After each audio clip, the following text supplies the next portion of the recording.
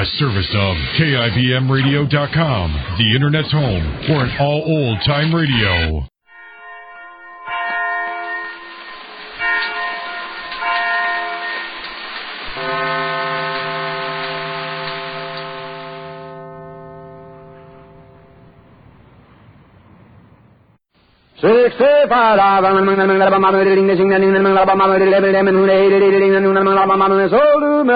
The Jack Benny Program, presented by Lucky Strike. Be happy, go lucky, be happy, go lucky strike, be happy, go lucky strike today. My Christmas list is quite complete. I wrote it with great ease. I simply said 100 packs of LSMFT. I'm Santa Claus, I'm working hard, I'm filling up my sleigh with milder, richer Lucky Strike to brighten Christmas Day. Be happy, go lucky, be happy, go lucky strike, be happy, go lucky strike today. Truly, this is the time of the year to be happy, go lucky. For Luckies give you all the smoking enjoyment you want in a cigarette. That perfect combination of real mildness and rich, true tobacco taste. You see, only fine tobacco gives you both perfect mildness and rich taste. And LSMFT, Lucky Strike, means fine tobacco. And remember, the gay Lucky Strike Christmas cartons, specially created by the famous designer Raymond Loy, make perfect Christmas gifts. So add to the joys of the season by giving your family and friends Lucky Strike cigarettes in their colorful holiday wrapping. Then everybody can be happy, go lucky. Be happy, go lucky, be happy, go lucky strike, be happy, go lucky strike today.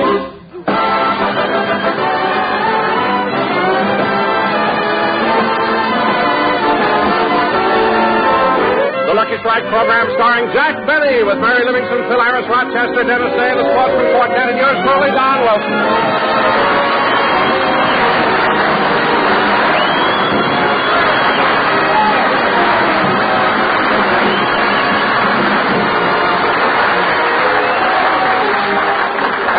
Ladies and gentlemen, let's go out to Jack Benny's home in Beverly Hills. At the moment, Jack is out doing his Christmas shopping, and Rochester's just leaving to do his.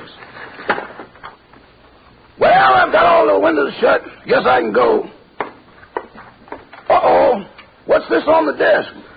A letter in Mr. Benny's handwriting. Dear Santa, Christmas is almost here, and it would make me very happy if you gave me a train. When Mr. Benny wants a train, he wants a train. This letter isn't addressed to Santa Claus, it's to Santa Faye.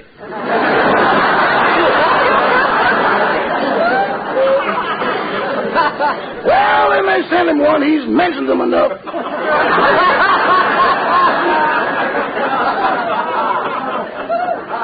Well, I'll mail the letter when there's the phone. Mr. Benny's residence, off stage screen radio, and we'll tell you what the thing is for 50 cents. Hello, this is the credit manager of the Beverly Hills department store. Yes? There's a Mr. Jack Benny in my office opening a charge account, and I'm merely calling to verify his identification. I'll be happy to answer any questions. Thank you. First, would you give me a general description of Mr. Benny? Yes, sir. He's got muscles like Burt Lancaster, shoulders like Clark Gable, and a chest like Victor Mature. Wait a minute. Does he look like that to you? Yes, but after Christmas he shrinks a little. I see what you're getting at. But now for his actual description. Is he about 5'9"?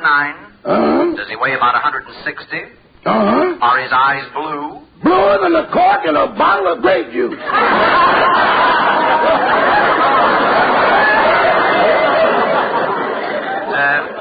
Just a moment. Say, they are! Now, just one more question. Does Mr. Benny have a savings account? Oh, yes, several. Where? California Bank, Security Bank, Farmers and Merchants Bank, First National Bank, Citizens Bank, and the Banks of the Wabash. Banks of the Wabash? He buried some there when he was a boy. Oh, well, I think I have enough information. Thank you. You're welcome. Goodbye. Goodbye. Well, Mr. Benny, it gives me great pleasure to present you with this credit card. We're very proud to have you as one of our customers. Well, thank you. Come on, Mary. Now I can do my Christmas shopping. And I'm going to buy your present first. Oh, thanks. Gosh, this store sure is crowded. There's a mob around every counter. Gee, look at the way those women are pushing. Yeah, you know, Mary, I can't understand one thing about women. All year long, they're so helpless. You have to open the door for them. They can't light their own cigarettes. They cling to your arm as you walk down the street. They're as delicate as butterflies. And then, about 2 weeks before Christmas, a mad glint comes into their eyes. Armed with umbrellas for gouging and handbags for slugging, they march down Wilshire Boulevard yelling, "Hit 'em again! Hit 'em again! Harder! Harder!" Jack, stop kidding. Kidding? Mary, I was in a department store yesterday, and a little gray-haired old lady, couldn't have been over 5 feet tall, put down her cane and yanked a washing machine right out of my arm. When I tried to stop her, she kicked my hat off. Well, Jack, it wasn't your washing machine. Why'd you try to stop her? It was a demonstrator, and my shirt was in it. Now, come on, let's do some shopping. Okay, I want to buy a Lady Esther makeup kit for my sister Babe and some gloves for myself. I'll see you later. Okay. Now, let's see. I think I'll buy Mary a watch. Yeah, that'll be nice. Back home again in Indiana. That's where I long to be. When I dream about the moonlight on the Wabash. Gee, I wonder if anybody dug around there lately. Oh, well. Let's see, where's the jewelry counter? I better find out. Oh, I beg your pardon, mister. Are you the floor walker?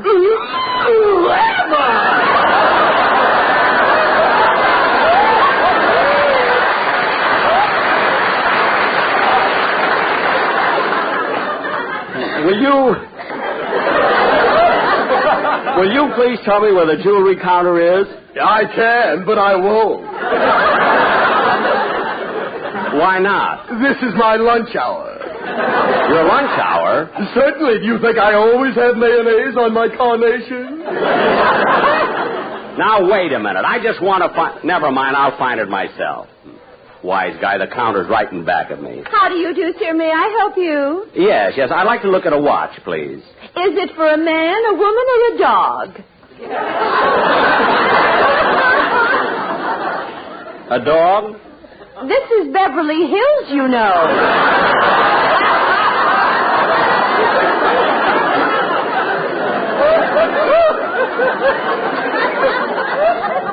Well, I want a lady's wristwatch. Not a rich one, a lady's wristwatch. I don't know any dogs. Well, let's see. Now, here's our new Senator McCarthy model. It has only one hand on it. One hand? Well, how do you tell time? Every hour it comes up and slugs you. Well, it's cute, all right, but I'd like something a little more practical. Say, here's an awfully nice one. I think Mary would really like this. That's $120. Oh. With that fly speck, I thought it said 12. They warned me about you. Put down that fly. Now, look, miss. Here's a nice watch for $12. Well, that's just what I want. I'll take it. Here's your money. Thank you. Oh, my goodness, I didn't mean to give you cash. I just opened a charge account. Well, it's too late now. I already rang it up. Well, all right. Say, this watch is a beauty. It certainly is. And it has an unbreakable crystal. Here, try it out. No, I'll take your word for it. Go ahead. Take this little hammer and hit it. No, I don't think I ought to, really. Go ahead. That's why we keep this little hammer here. Well, all right.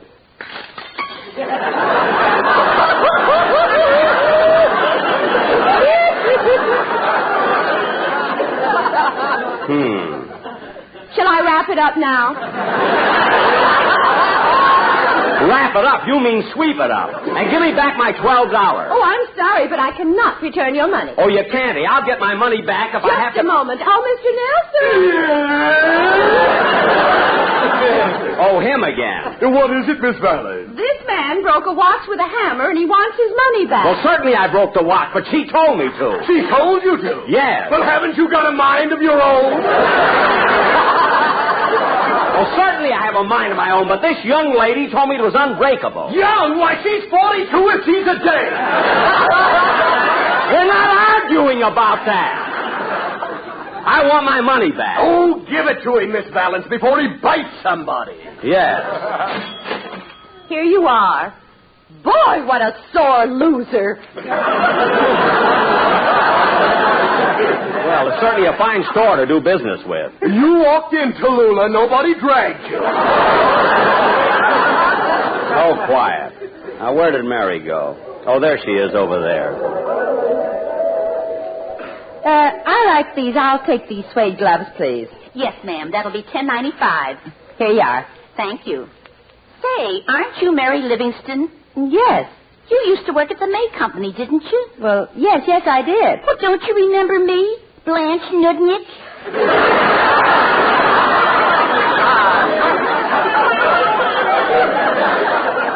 Oh, yes. You sold garbage disposal. That's right. How come you left? I had to quit. Sales girls were disappearing right and left. Anyway, Mary, since you left the May Company, you sure have gone up. I've gone, but you've got your directions mixed. Oh, Mary. Yes, Jack. Did you get my present? Not yet, Mary. I'm going to buy Don's present first, but I don't know what to get for him. Why, Jack, I thought that was settled. Last night when we were all at Ciro's, you put your arm around Don and said, Donzy, you've been such a pal to me that this Christmas I'm going to give you a pair of diamond cufflinks. Last night I had 4 glasses of sherry. I'm all right now, so where's the handkerchief count? Well, you go on, Jack. I'll meet you back here in 15 minutes. What time is it now? I don't know. I'll find out. Pardon me, can you tell me the time? Thank you. It's 3 o'clock.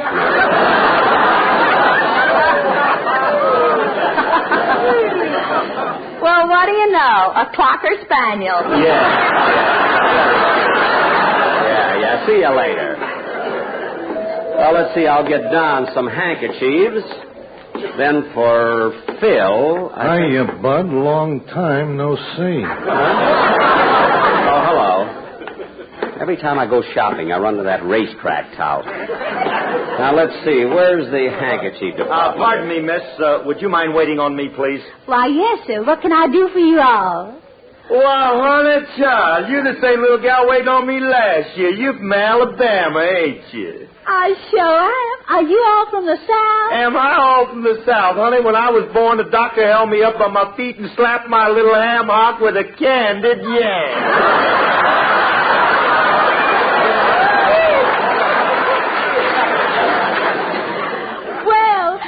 To Jefferson Davis if it ain't little old Phil Harris. Yeah, that's me.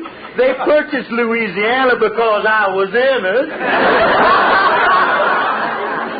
Now, let me see. What can I get for my wife? Have you any suggestions? Well, here's something very beautiful in a sheer negligee, ankle length and trimmed with lace. Hey, that looks all right. I'll take 2 of them and embroider them his and hers. You mean you're going to wear one? Yeah, I like to look nice around the pool.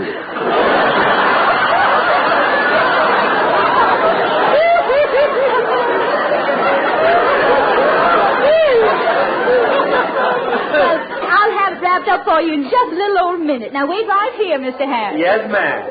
Oh, Mary. Oh, here I am, Jack. Say, Mary, I just thought of a wonderful gift for Don Wilson. You know, he's been playing a lot of golf lately. I know, Jack. As a matter of fact, I gave him the golf bag. Say, that's right. And Phil gave him the clubs. Well, Mary, the gift I'm thinking about will tie right in. Although I don't know whether to give him a dozen or a dozen and a half. Well, Jack, I think a dozen golf balls would be wonderful. Golf balls? I was thinking about tees. Oh, Jack, you wouldn't. Well, Mary, it's the least I can do. Not if you put your mind to it. Yeah, that's what I'll give him, golf tees.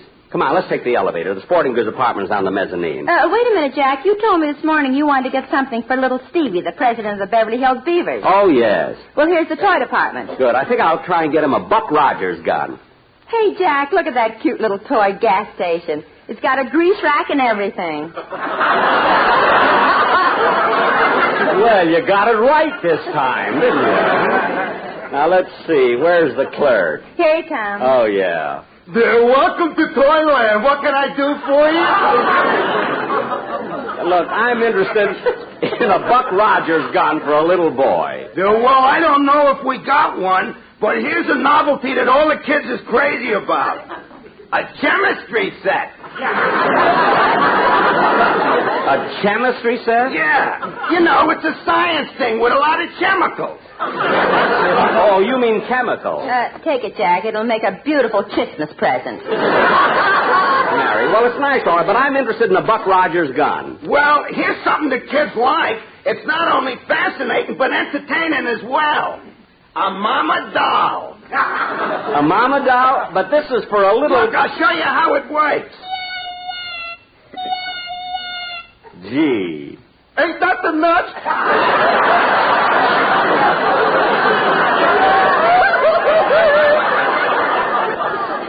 Yeah, a mama doll is a lovely gift, but you see, I want something for a little boy. So what? I used to have a mama doll when I was a kid, but me big brother broke it. And when I woke up the next morning, there was my poor little dolly with the head all smashed to pieces.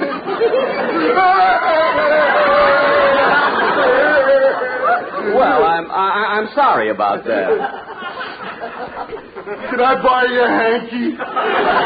Yes, here you are. Now, look, mister, what I really want is a Buck Rogers gun. If you haven't got it, just say so, and then I'll... Oh, Jack, here's one. Isn't this what you want? Yes, that's it. Look, Mary, you just pull back the lever like this, and then... Gee, that's funny. Hey, mister, what's the matter with this? It doesn't work. What's wrong with it? Well, I just pulled back this lever, and the spring snapped out of it. You broke it, and you're just going to pay for it. I am not going to pay for it. You is, too. No, I'm not, and you can't hold me responsible. Just a minute. Mr. Nelson!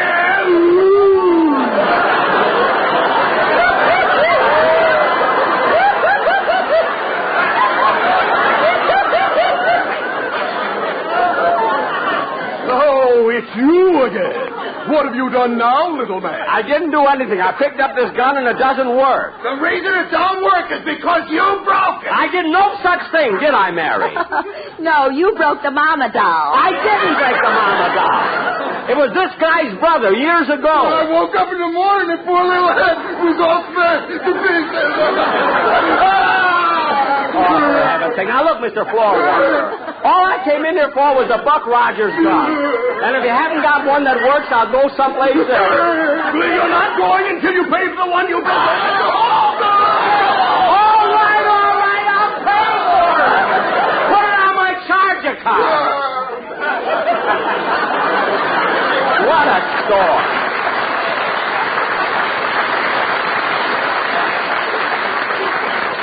I never saw a store like this. Come on, Mary. I want to get those golf tees for Don. They're on the mezzanine. I'll wait for you here. Okay, I'll take the elevator. See, all the elevators are up. Number 5 is coming down. I'll take that one. Hey, Bud. Bud. Oh, me? Yeah. Come here a minute.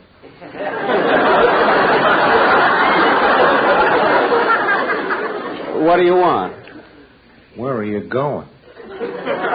Upstairs. Which elevator are you taking? Number 5. What? Take number 3. Number 3? It'll beat 5 to the top by 2.5 floors. But number 5 is about to go up. I know, but she's carrying too much weight. Well, I don't know what to do. What about number 1?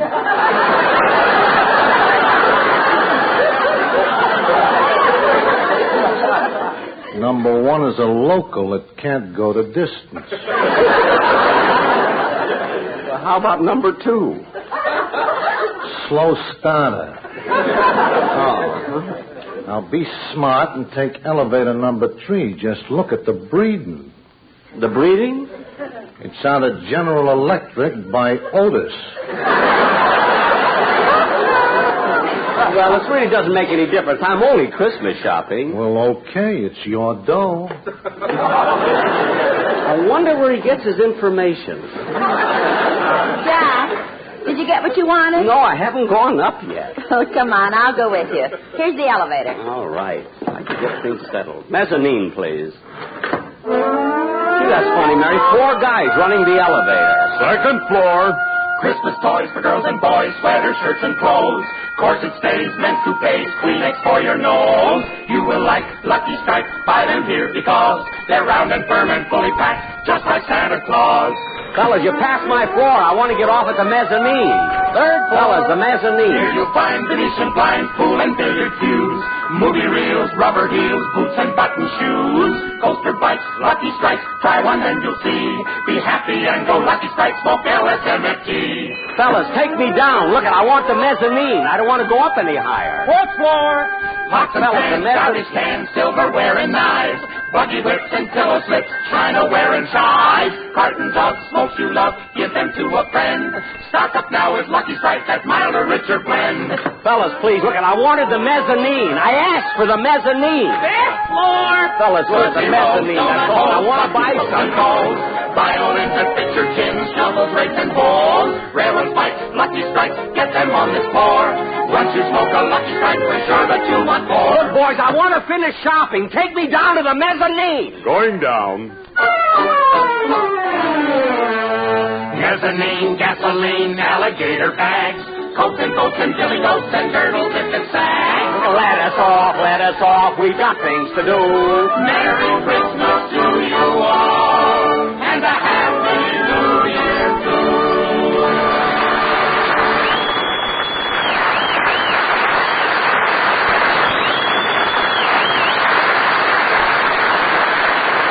Come on, Mary. Come on, I want to buy Don Wilson's gift and go home. Now, let's see. Where would we find the coffee? Jingle bells, jingle all the way. Well, hello, Mr. Kitso. Hello, Mr. Benny. Well, I see the Yuletime is catching up with you. You too, Miss Livingston. Yes. Are you doing your Christmas shopping, Mr. Kitzel? Look at this arm loaded with bundles. The things I am buying. What's in that big package there? Well, this is a beautiful fur coat, and I'm bringing it home to my wife. Well, that's nice. What is it, fox or sable? On the label, it's sable. In the box, it's fox.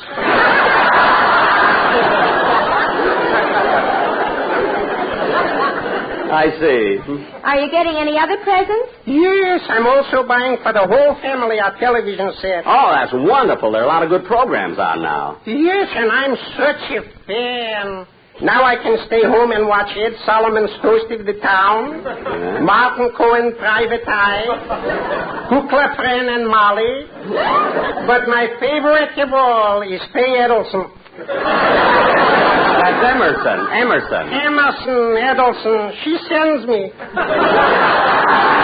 Well, I got to finish my shopping. I hope you have a nice Christmas, Mr. Kitzel. Thank you, and a happy Noel to you. You too, Miss Livingston. Thank you, Mr. Kitzel.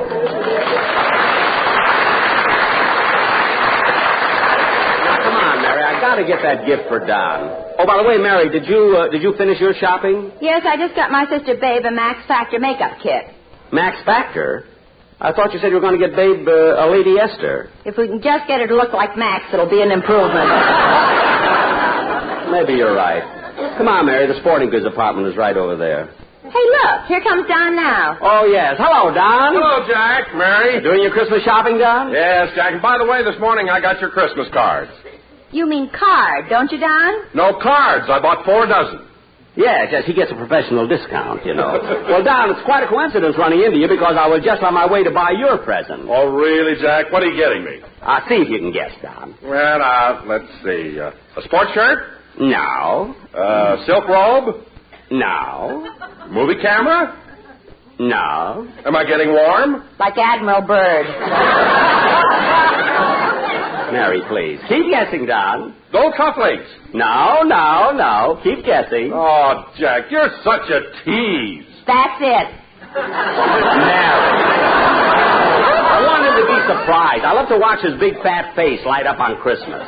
Come on now, we haven't much time. See you later, Don. Okay, bye. Gee, I wish I knew what to buy my mother for a Christmas present. For your mother? Yeah. Oh, I know. I'll get her one of these. What size is this one? 38. No, that'll be a little too small.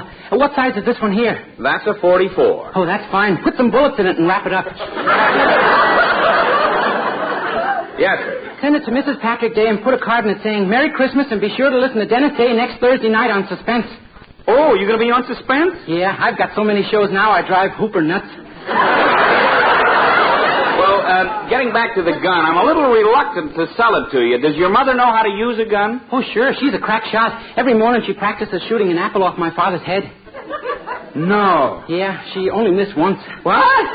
Now it doesn't make any difference if Papa sits in front of me while I'm watching television. I see. Now, is there anything else you'd like to buy? Oh, yes, I'd like to get something for Jack Benny. Something very expensive. Very expensive? Yeah, the poor old man only has one show. Oh, well, let's see if we can find something nice for him. Well, here we are, Mary. Here's a sporting goods department. Now, I'll get Don's gift and we can go home. Oh, clerk. Yes, sir? I'd like to buy some... Hey, your face looks familiar. Didn't I wait on you before? I don't know. Now, I'd like to buy... Now I remember you. Once you bought a pair of shoelaces from me. Yes. Now, I'd like to buy... It was 5 years ago. You couldn't make up your mind whether to get plastic tips or metal tips. Oh, are you the fellow? Yes, I recovered, but my hair never did come back in. Now, what can I do for you? Well, I'd like to buy some golf tees. Golf tees? Certainly. Here you are. Well, and they're gift wrapped, too. Yes, and you'll find the celluloid tees are every bit as good as the wooden ones. Oh. Are there two kinds? I had to tell him yet. Gee, I don't know whether to get the wooden ones or the celluloid ones. Look, mister. The wooden ones break easily, but then the celluloid... Please, mister, don't do what you did with the shoelaces. Huh? I remember how you kept coming back. First you get plastic tips, then you changed to metal tips, the plastic tips, to metal tips. Well, it was a hard decision to make. Now, mister, Plastic tips, metal tips, plastic tips, metal tips. Jack, let's go. The rest of his hair is falling out. Wait a minute. And you came back again and again and again. Mister. All the other clerks went home, but I had to stay. Look, mister, But you're not going to do it to me this year. Jack. Plastic tips, metal tips, plastic tips, metal tips. Mister. Get out of here. Get out of here. Get out. Mister, look. Plastic tips, metal tips. Mister, I'm not getting it this time. Everybody else had fun, but here I had to stay. Come on, Mary. Plastic tips, metal tips. Listen, I didn't mean... All the way.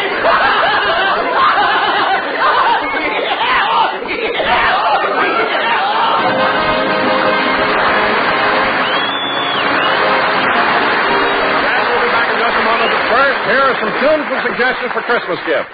Be happy, go lucky, go lucky strike, be happy, go lucky strike today. If you have smokers on your list, then take a tip from me. In cigarettes, tobacco counts, and LSMFT. Give lucky cartons to your friends. They're gaily decked with holly and filled with greater smoking joy to make this Christmas jolly. Be happy, go lucky strike, be happy, go lucky strike today. Believe me, friends, those Lucky Strike Christmas cartons, specially created by the famous designer Raymond Loy, are a wonderful way to say Merry Christmas to your family and friends. Everyone will enjoy Lucky's happy blending of perfect mildness and rich taste. Perfect mildness? Scientific tests confirmed by 3 independent consulting laboratories prove Lucky Strike is milder than any other principal brand. And as for rich taste, well, only fine tobacco gives you rich, true tobacco taste. And LSMFT, Lucky Strike means fine tobacco. So to add to the joys of the holiday season, put Lucky Strike Christmas cartons on your shopping list. And be happy, go lucky. Be happy, go lucky strike, be happy, go lucky strike today. Good night, everybody. Be sure to hear Dennis Day and the Day in the Life of Dennis Day. Stay tuned to the Understand the show that follows immediately. This is CBS, the Columbia Broadcasting System.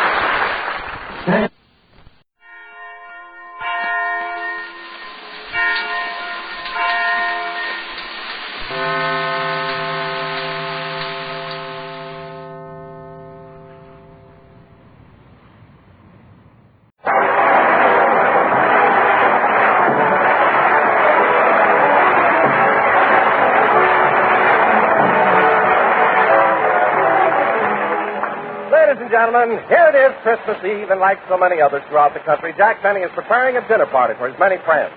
At the moment, he's setting the table in his living room. Rochester is helping him. There. Gee, the table sure looks nice, doesn't it, Rochester? Uh-huh. And I like the way the house is fixed up, too. Especially the tree. You know, Rochester, that's the biggest Christmas tree we've ever had. Yeah, it must have grown a foot since last year. Oh, more than that. You sure went through a lot of trouble decorating the house this year. Yes, but it's worth it, Rochester. Everything looks so, so Christmassy. Especially the service porch. You've got a wreath of holly in the window of each bender. I think it's nice, and during the holidays, the soap is on the house,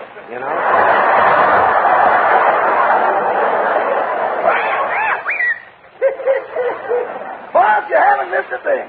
You even got a little sprig of holly in Polly's cage. Uh-huh. Hello, Polly. Hello. Come on, Polly. What did Daddy teach you to say tonight when the people come in? Mary. Come on, the rest of it. Mary. Mary what? Mary Livingston. No. Now, come on, try it again. Come on, Polly. Mary. Been acting awfully independent since the price of eggs went up. Now, come on, Polly. You can say it. Mary. That settles it. Rochester, this year Polly will get no eggnog during the party. Merry Christmas. Happy New Year. Season's greetings.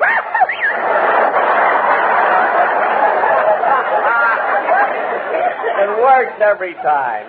She's a sort of a feathered Phil Harris. By the way, boss, I wonder what's keeping Miss Livingston. Well, she said she'd come over and help us. She'll probably be here pretty soon.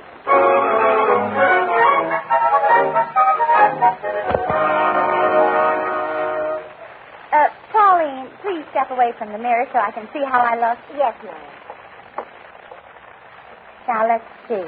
Oh, Miss Livingston, you look simply beautiful in that evening gown. Oh, thank you, Pauline. But don't you think it may be a little daring for a Christmas Eve party? Well, all I can say is that if Santa Claus comes down the chimney, he'll hang around for a while. Well, it is sort of low cut. Now, Pauline, when you put away my Christmas presents, I want you to be especially careful with that glass fruit bowl my sister Babe sent me. Why? Is it very valuable? No, it's not expensive, but she blew it herself.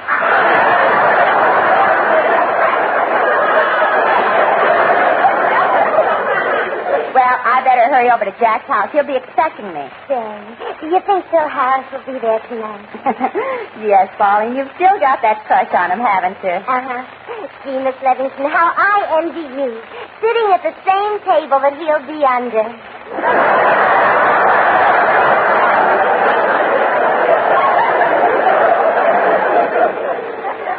Well, if he looks up, I'll give him your regard.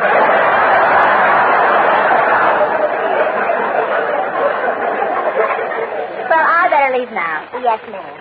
Miss Livingston, will you wear your mink, sable, or ermine coat? You can lower your voice, Pauline. The neighbors are out. So just give me my Mackinac, I'll go. Here you are, and enjoy yourself. Same to you, Pauline, and a Merry Christmas. Merry Christmas.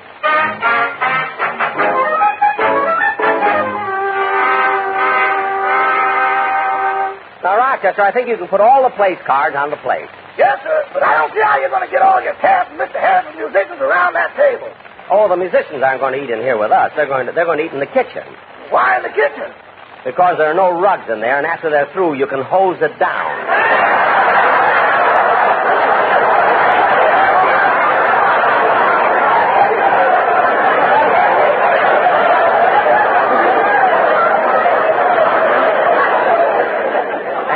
Use a little sweet air, too. Will Mr. Harris eat with his musicians? No, he'll eat in here. And I think we better have Remley in here, too. If I put him in the kitchen, it might hurt his feelings. He's so sensitive, Mr. Remley sensitive? Oh, he is, Rochester. Once during our program, I made a crack about him, and it got him so upset that he dealt the piano player 6 cards. Anyway, I hope they come early. I told Phil not to be late.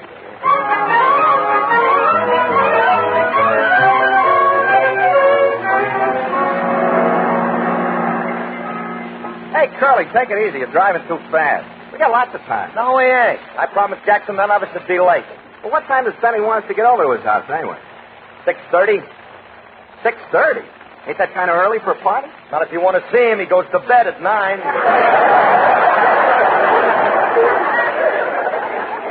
Well, I don't understand what... Hey, Curly, stop the car. Look at that cute little number standing on the corner. Look, Remley, we're late. I can't. Don't worry. Stop the car. Okay. Hey, honey, how would you like a lift? Uh-oh, drive on, Curly. What's the matter? Don't ask questions. Just drive on. Well, why? What's the matter? She's my aunt. Oh.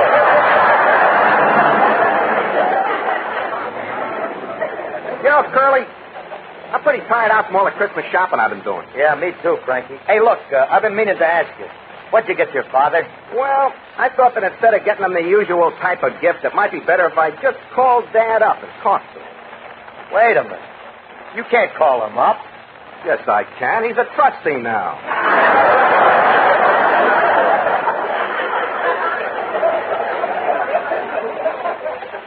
Gee, you must be proud of him. Yeah. Now, look, Remley, when we get to Jackson's house, I want you and the other guys to behave. Jackson's still mad because of the way you carried on to his party last New Year's Eve. Is he still upset just because we threw the trumpet player into his swimming pool? Yeah, and tonight, if we can find him, let's fish him out. Now, look, Frankie, I'm going to hold you responsible for all the boys tonight, especially Sammy. Oh, Sammy won't be there. He had a tough day at the dentist today. He broke his 2 front teeth. Again? Remley, I've been telling you guys for years, get a bottle opener. Get a bottle. One little bottle opener.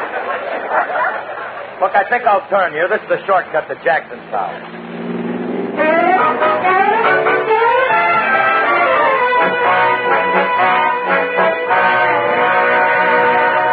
Well, everything is ready. I hope they get here soon. Say, boss, is it all right if I leave tonight as soon as I finish serving dinner? I've got a date. Oh, for heaven's sake, Rochester, why'd you make it tonight? You knew I was having a party. I couldn't help it, boss. Well, couldn't you make it some other night? I can't take that chance. What do you mean, can't? Her boyfriend is a porter on the Super Chief, and I lost the schedule.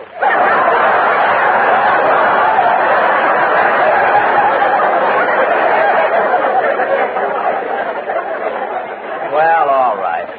Only I thought you told me you were through with women since your last girl ran off and married another man.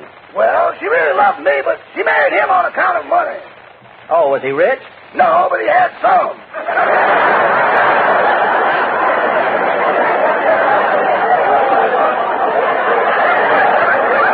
Well, Rochester, I think that I'll answer the door. I just see that there are plenty of ashtrays and luckies around the room. Jingle bells, how the snowflakes drift. I don't know who that is, but I hope they brought a gift. Jingle bells, jingle. Oh, hello, Mary. Hello, Jack. I hope I'm not late. No, come on in. Rochester and I were just... Hey, that sure is a sensational dress you're wearing. Wow. I know, Jack. I really couldn't afford it, but it was so beautiful I bought it on the installment plan. Really? How many more payments do you have to make before they give you the rest of it? Oh, Jack. Come on, Mary. Let's go into the living room. Hold it, Mary. What's the matter? I got you under the mistletoe. Pucker up. Oh, okay, Jack. You deserve a kiss on Christmas Eve. Wow. Hey, that was a good one. You know, I like those romantic kisses, you know.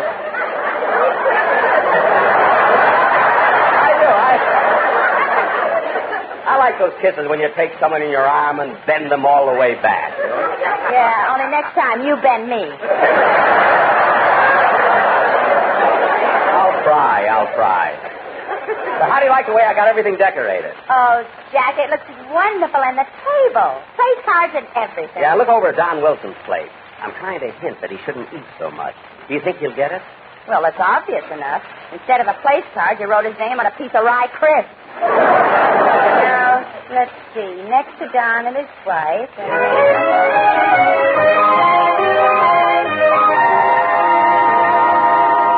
There, that does it, honey. What do you think? Oh, darling, you look so cute. Yeah. Oh, won't Jack be surprised when I come in dressed as Santa Claus? I really look the part, don't I? Yes, Don. Gosh, when I look at you, I feel sorry for all the girls married to skinny fellows. You really love me the way I am, don't you? Mm-hmm. I'll never forget our honeymoon in Hawaii. Oh, it was so divine, lying there on the beach at Waikiki, watching the moon come up over your stomach. Oh, that must be the Sportsman's Quartet. They're picking us up. I'll tell them we'll be right out. Merry Christmas, fellas. We'll be out in a minute. Merry Christmas to you both, and what a happy day. It makes us feel so very good that we just have to say, be happy, go lucky, be happy, go lucky, strike, be happy, go lucky, strike today. Mr. Benny's dinner parties are a thing to see. His table's fair, but you won't care, there's LSMFT. Be happy, go lucky, be happy, go lucky, strike, be happy, go lucky, strike today. Jack is such a perfect host, and he'll play Love is Blue. And Phil will sing about that thing and drive us from the room. Be happy, go lucky, strike, be happy, go lucky, strike today.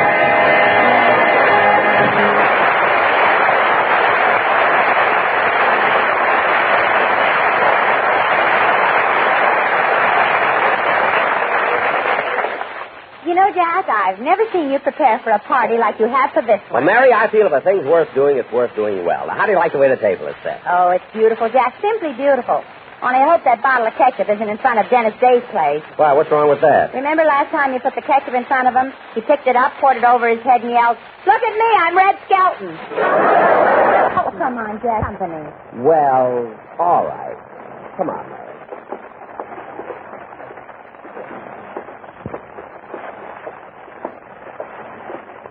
Follow me, Mary.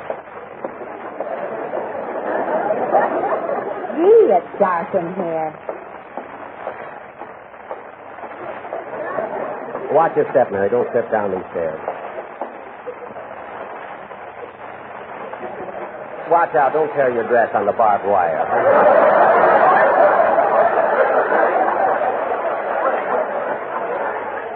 I'll watch it. Careful crossing this bridge. Don't fall in the moat. Careful. Jack! Jack, look at that crocodile! Yeah, I'm going to have to get a new one. This one's losing its teeth. Down, Gummo.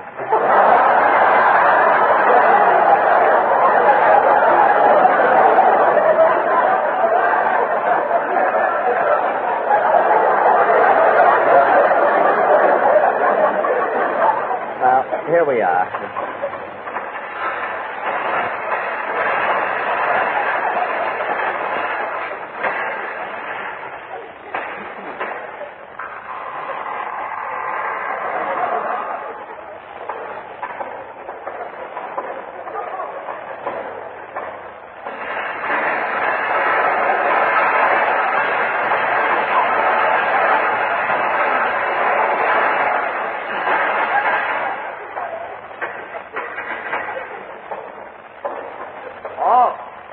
goes there?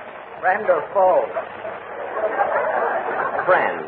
What's the password? Poodly-poo-poo-poo-poo. Oh, it's you, Mr. Benny. That's right. Come on, Mary. Mr. Benny. Mr. Benny, who's that with you? Oh, this is Miss Livingston. Miss? Yes. Yes, she's a girl. Girl? Yes, that's the opposite sex. Sex?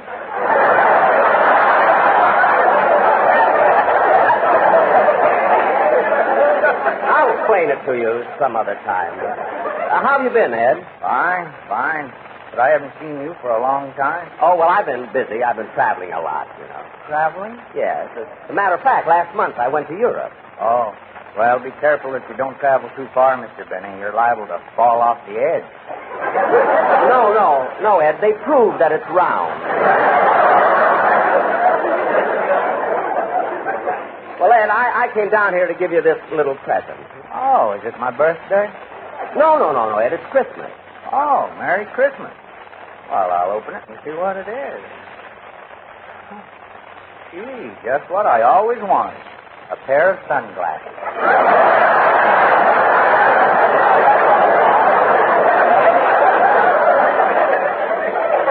No, Ed, they're reading glasses. Thanks a lot. Well, goodbye, Ed. See you again soon. Bye, Mr. Benny. Now, come on, we better get upstairs before the guests arrive. Okay. By the way, who else is going to be at the party besides the cat? I invited the members of the Beverly Hills Beavers Club. Yeah, I bet those kids are plenty excited.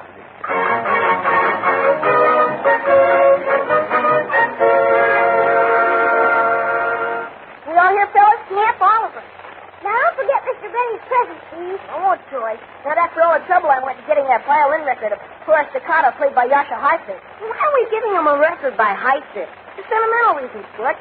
After all, Mr. Benny was his teacher and taught him all he knows. Mr. Benny taught Heifetz?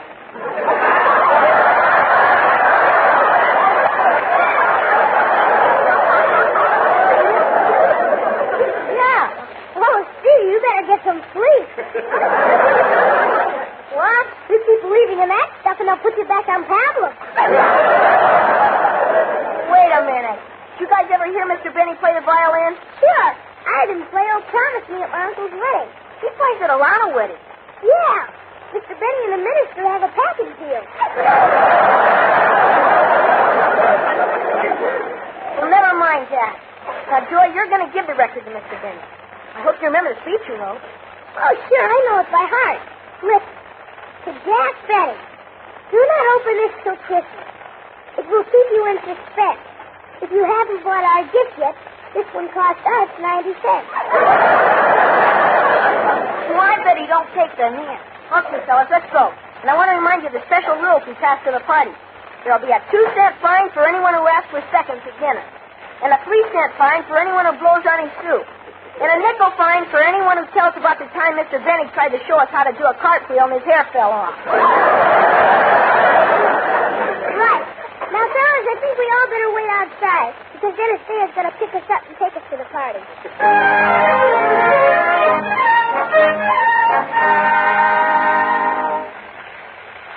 Dennis, you better hurry or you'll be late. Oh, I'll be ready soon, Mother. I'm saving with that new electric razor you gave me for Christmas. What's taking you so long? The lather keeps clogging it up. I'm almost done, though. Oh, for heaven's sake, Dennis. You're not supposed to lather up when you use an electric razor. I'm not? No. Now wash the soap off your face and put my brush away.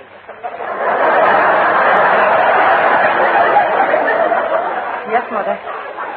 Now, son, I want to remind you of a few things to do at the party. Remember, it will be Christmas Eve. Mr. Benny will be in a good mood. And maybe you can get him to drink a glass of wine and then ask him for a raise. Oh, no, Mother. Last Christmas I tried that, but he beat me to it. What do you mean? He made me drink the wine and I took a cut. Anyway, I'm going to keep away from him. I'm going to spend all my time trying to get Mary Livingston under the mistletoe. Dennis, don't annoy Mary too much. Well, what do you mean annoyed? She's nuts about me. She is not. She is, too. Last month on my birthday, she kissed me. Did she kiss you on the forehead or on the lips? Both. I was on a pogo stick. Dennis, son, look at me. Yes, Mother? Dennis, sometimes you act a little silly, and I must confess it's probably my fault. Your fault? Yes, Dennis. Many years ago, when you were a little baby, I was bathing you, and I dropped you on your head. Well, that's nothing. Lots of mothers drop their babies on their heads. From the 3rd floor? Oh, I should have known there was something wrong when you bounced back up again.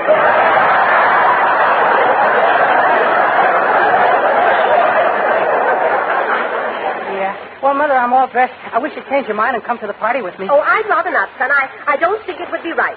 Mr. Benny isn't expecting me. Oh, yes, he is. I told him I was bringing you when I bought the tickets. Oh, well, in that case, I'll go.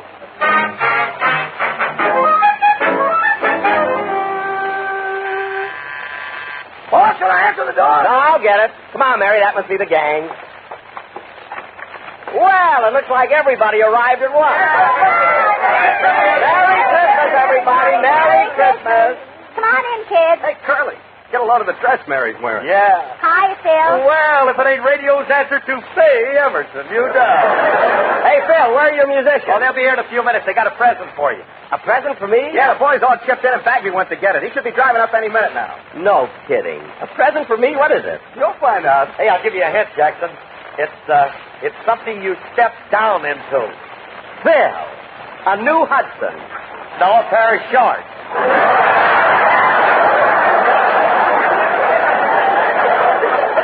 Well, they're nice, too.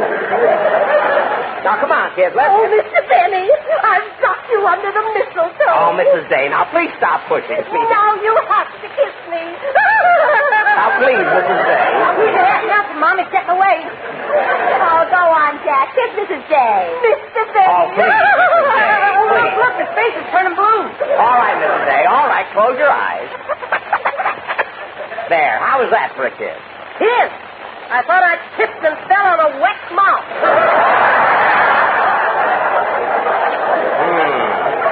All right, folks, here you are. Merry Christmas. Hey, look at me. I'm the mean rooted kid. Cantor, put down that ketchup. Now behave yourself. Hey, hiya, Polly. Get out of here with that. Hey, don't come back no more. Isn't she cute? Now look, kid. Christmas to everybody. Merry Christmas. What's the matter with Don? He's stuck in the chimney again. Oh. Well, we'll get him out later. Hey, Jack, how about serving the grub? How about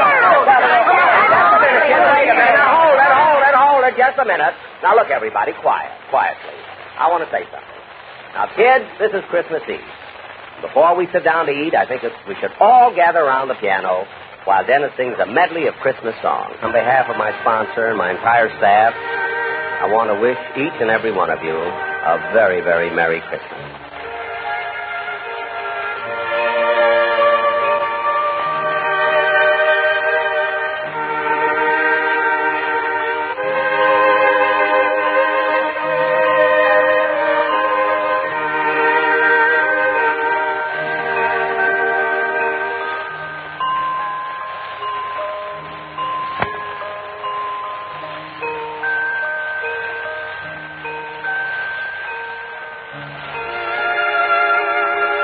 Transcribed, this is CBS, the Columbia Broadcasting System.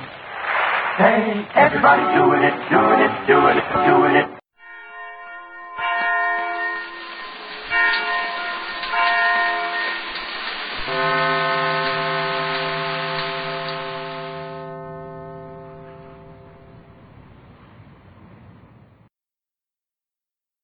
I gave you a big build-up.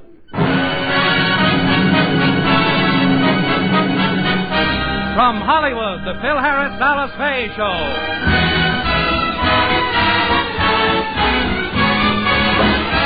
For your enjoyment, here is the Phil Harris Alice Faye Show. Written by Ray Singer and Dick Chevrolet, with Elliot Lewis, Walter Tetley, Robert North, Janine Roos, Ann Whitfield, Walter Sharp in his music, yours truly, Bill Foreman, and starring Alice Faye and Phil Harris.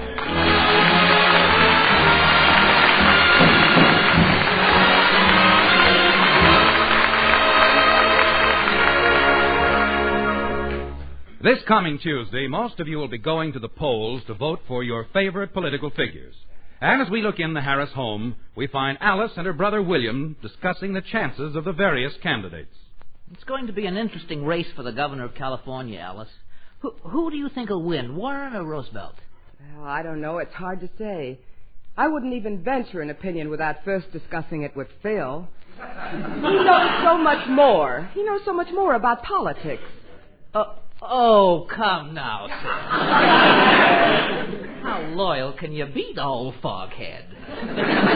Why, he knows absolutely nothing about politics. In the last 4 presidential elections, he voted for Jefferson Davis. Oh, well, he gets confused once in a while. But usually he knows what he's doing. And I'll prove it. Phil! Oh, Phil, will you come here a minute, please? Okay, honey. Yeah, what do you want? I want your opinion on something. Fire when ready, Gridley. The brain is at your service. Phil, Warren is running this Tuesday. What do you think of his chances of winning? Well, that depends. What's the distance and how much weight is he carrying?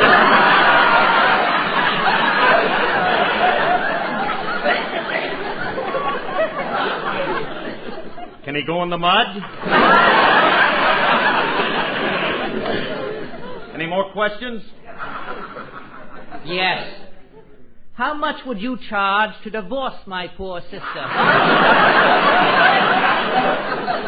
Phil, honey, we're talking about politics. Oh, politics, huh? Yeah, I'm glad you brought that up. Happens to be my business. Philip, this Tuesday we're having a gubernatorial election. What's wrong with the goober we got now?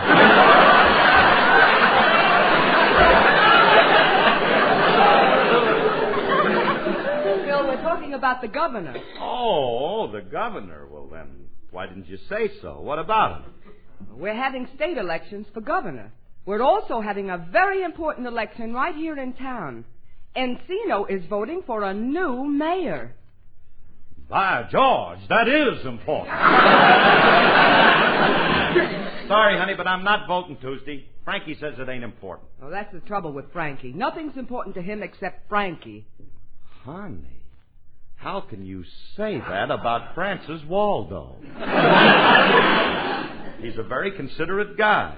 Look, do you remember when he was over to the house for dinner Wednesday night? He was over Tuesday night. No, it was Wednesday. I'm sure it was Tuesday. How can you be so sure? Because when I went to polish the silverware Wednesday morning, it wasn't there. Now, just a minute. Frankie wouldn't heist nothing from his best friend's wife. He thinks a lot of you. In fact, when you said that you were unhappy with your chinaware, he told me that he was going to buy you a new set for Christmas. Oh, isn't that sweet of... Wait a minute. Where is he going to get the money? I don't know. Where's he going to get the money? I don't know. Said something about he'd find some way to raise it, and Look, if you'll excuse me, honey, I got to go down to band rehearsal. I'm going with you. I want to talk to the boys in the band and get them to vote, too. But, honey, them guys can't vote. Why not? They're old enough. I know that, but they haven't been able to pass the legitimacy test. Well, come on. I'm going down to rehearsal with you and give them a little pep talk. All right.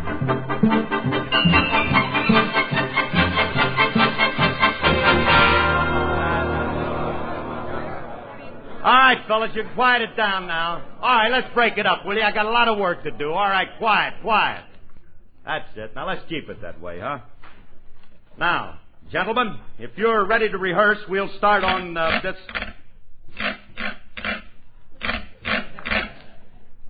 Remley, what do you think you're doing? I'm tuning up my guitar.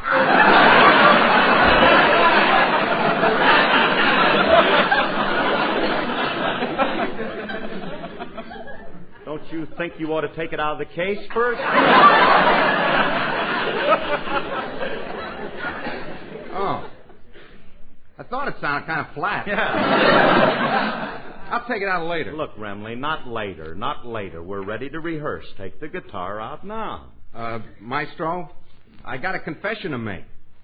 I don't have my guitar in my case. Well, what have you got in there? My laundry. Well, take that out and strum it. It's got to sound better than your guitar.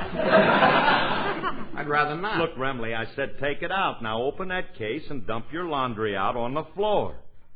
Okay.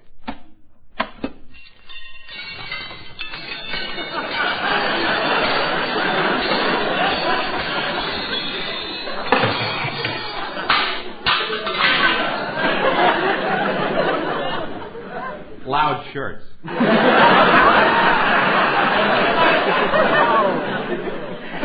I would say it's time you had that stuff laundered. Frankie, what did you have in that... Frankie, that's my silverware. Can you prove it? Of course I can. If you look at it, you'll notice it has my monogram on it. Go on, read it. What does it say? U.S. Navy. Oh, yeah, sure. I remember. That's the set I bought you when I was in the Coast Guard, dear. That's all. Oh, now, never mind that. Some of my good sterling silverware is in there, too. Frankie, how could you? I did it for Alice. You said she wanted chinaware for Christmas. What's that got to do with taking my silverware? Well, I had to hock something to get the money to pay for the china. That figures, Alice. Frankie, you returned my silverware. Yeah, and don't forget my artichoke knives. All right, now, let that matter drop. All right, fellas, let's get on with the rehearsal, before you start, Phil, I want to talk to the boys about the election. Gentlemen, this week an important event will take place. Do you know what it is? Yeah, you're opening at the Main Street Burlesque, boo-boo. I am not. I'm talking about the election. Surely Election Day must mean something to you fellas. Sure it does. What does it mean? The bars are closed till 7 o'clock. The bars are closed, so it'll give you fellas a chance to go out to the polls and vote. Vote? They don't even get out of bed on that day. Now, look, fellas, it's your duty to vote. Every good citizen should get out and vote Tuesday. You want good government, don't you? We got good government. Why vote and change it? The man we got in there now is doing a good job, and I say as long as he's doing a good job, let's keep Coolidge there. Frankie, we're voting for a governor, not a president. There ain't nobody wants to get Coolidge out.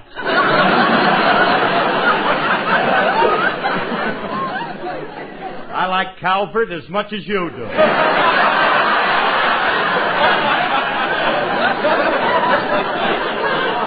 Now, look, fellas, all I want you to do is go out and vote Tuesday. Will you do it? No! Alice, look, you don't ask these guys, you tell them. Now, look, gentlemen, I never thought the day had come that I'd have to use this on you, but, are you going to vote, or do I tell the immigration authorities where you are? Looks like he's got it, fellas. We'll have to vote. Thank you. Well, now that that's settled, I'd like to rehearse my song. Okay, start singing. Start playing. You start first this week. We started first last week. Maybe you better start first, honey. That's the only way it ever comes out even.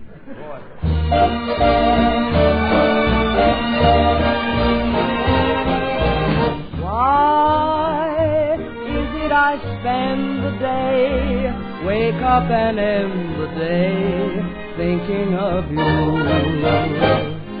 Oh, why does it do this to me? Is it such bliss to be thinking of you? And when I fall asleep at night it seems you just tiptoe into all my dreams. So I think of no other one ever since I've begun thinking of you.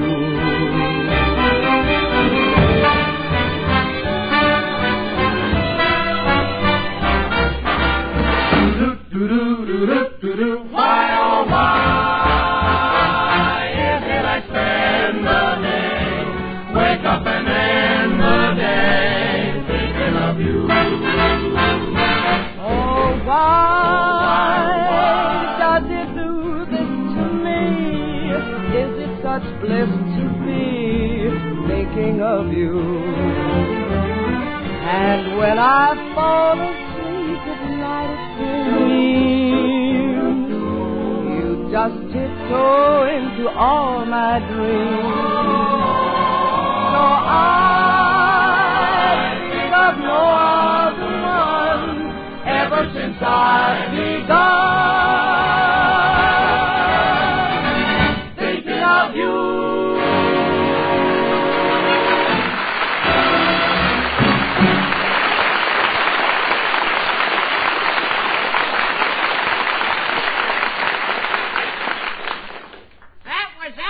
Boo-boo. Thank you, Artie. Now remember, boys, on Tuesday, when you vote for the mayor of Encino, there are two candidates running, Johnson and Conley. I happen to be campaigning for Conley, so if you'll vote that way, I'll appreciate it. Just a minute, Alice. What makes you think you can tell us how to vote? I sign your paychecks every week. You can't intimidate me with that. I'll vote for whoever I please. And how do you spell Connolly? I'm not telling you how to vote. I'm just asking you to vote for Conley. And if you do, you won't regret it. She'll make a wonderful mayor. And if Alice says that she'll make a tilt... Did you say she? Yes. Myrtle Conley. Oh. She's a fine woman. Her character is beyond reproach. She doesn't drink, smoke, gamble, or go out with men. Ooh, I can't wait to meet her. Neither can I. Come on, Remley. We'll get a couple of shovels and dig her up. Now, don't be sarcastic. Myrtle is a very brilliant woman. What the world needs is more women in politics. Look at the shambles you men have made of this world, Phil. It's all your fault. Well, I'm sorry, honey. I didn't mean to do it. It's just that I got up early this morning and didn't know what to do with myself. Now, look, Alice, we ain't voting for no square like that. She's not a square.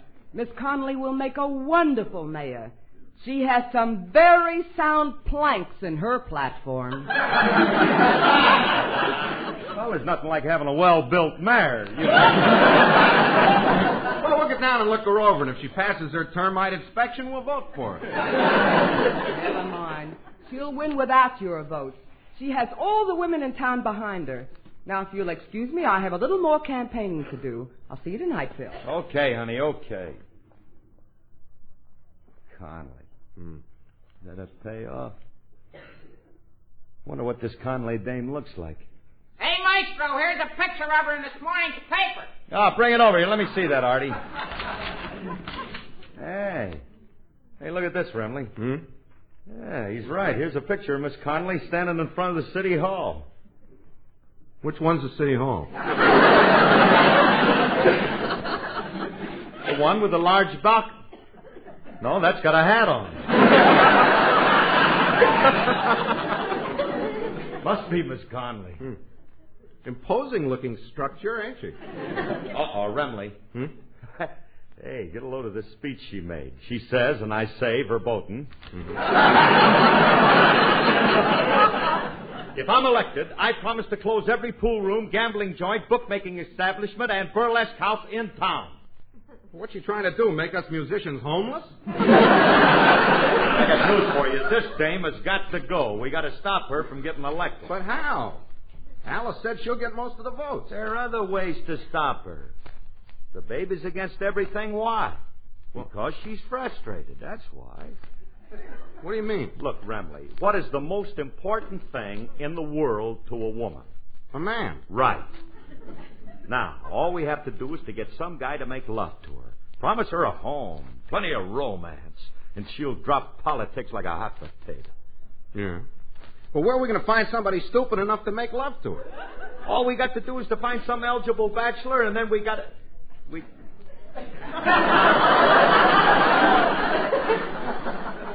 Lover boy Remley. Wait a minute, Curly. Bend over while I strap your knee pads on. You got some proposing to do, lad. Now, let's get over. We want to take a look at your lady love. Oh, no, you don't. I ain't making love to no dame that looks like City Hall. Now, will you come on? She may not be so bad, Remley.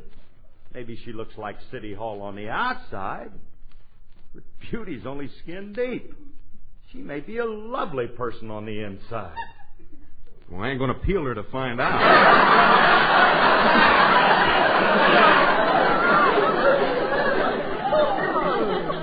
You have to do a little peeling sometimes. That's the only way you can find out what's on the inside. Now, take the thing, for instance. What's the thing? I'm glad you asked that, son. I just happen to have my latest Victor recording under my arm. I'll spin it for you. Spin away.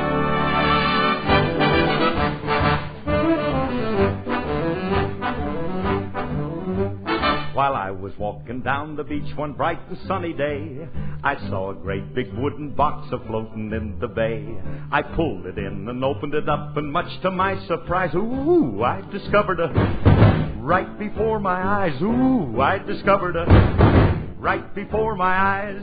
I picked it up and ran to town as happy as a king. I took it to a guy I knew who'd buy most anything. But this is what he hollered at me as I walked in his shop. Oh, get out of here with that before I call the cop. Oh, get out of here with that before I call the cop.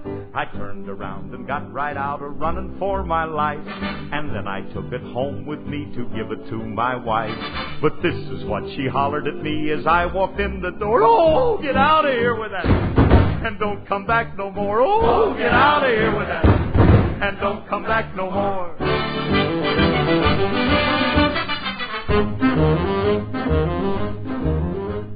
I wandered all around the town until I chanced to meet a hobo who was looking for a handout on the street. He said he'd take most any old thing. He was a desperate man. But when I showed him he turned around and ran. Oh, when I showed him he turned around and ran. I wandered on for many years, a victim of my fate, until one day I came upon St. Peter at the gate. And when I tried to take it inside, he told me where to go. Oh, get out of here with that, and take it down below. Oh, get out of here with that, and take it down below. The moral of this story is, if you're out on the beach, and you should see a great big box, and it's within your reach, don't ever stop and open it up. That's my advice to you, 'cause you'll never get rid of them, no matter what you do. No, you'll never get rid of them, no matter what you do.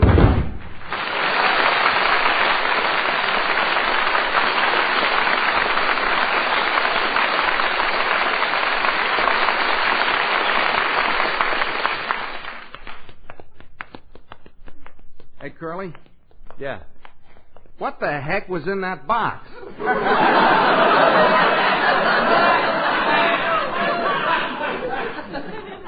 The thing. What thing? Look, we're busy. Tune in next week and find out.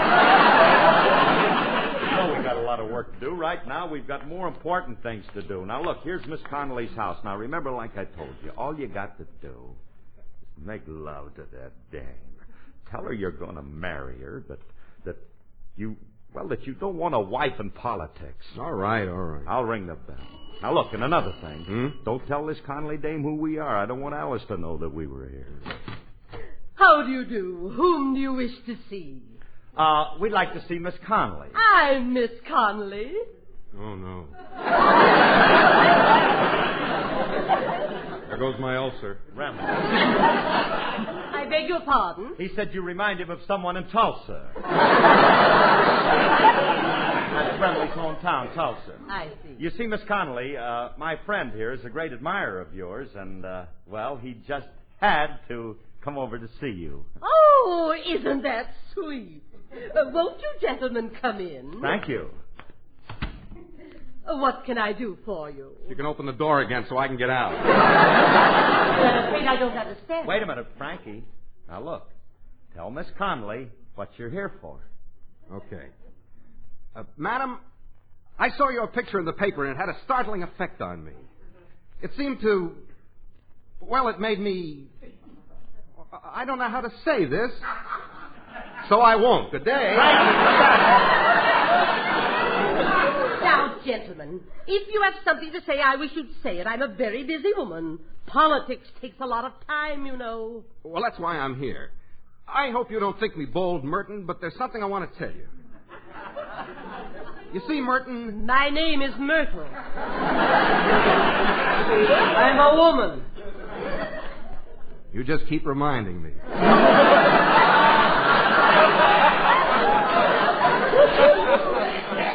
I've seen a lot of women in my time, but you're different. You're so, what's the word I'm trying to think of? Pretty? No. Beautiful? You're going in the wrong direction.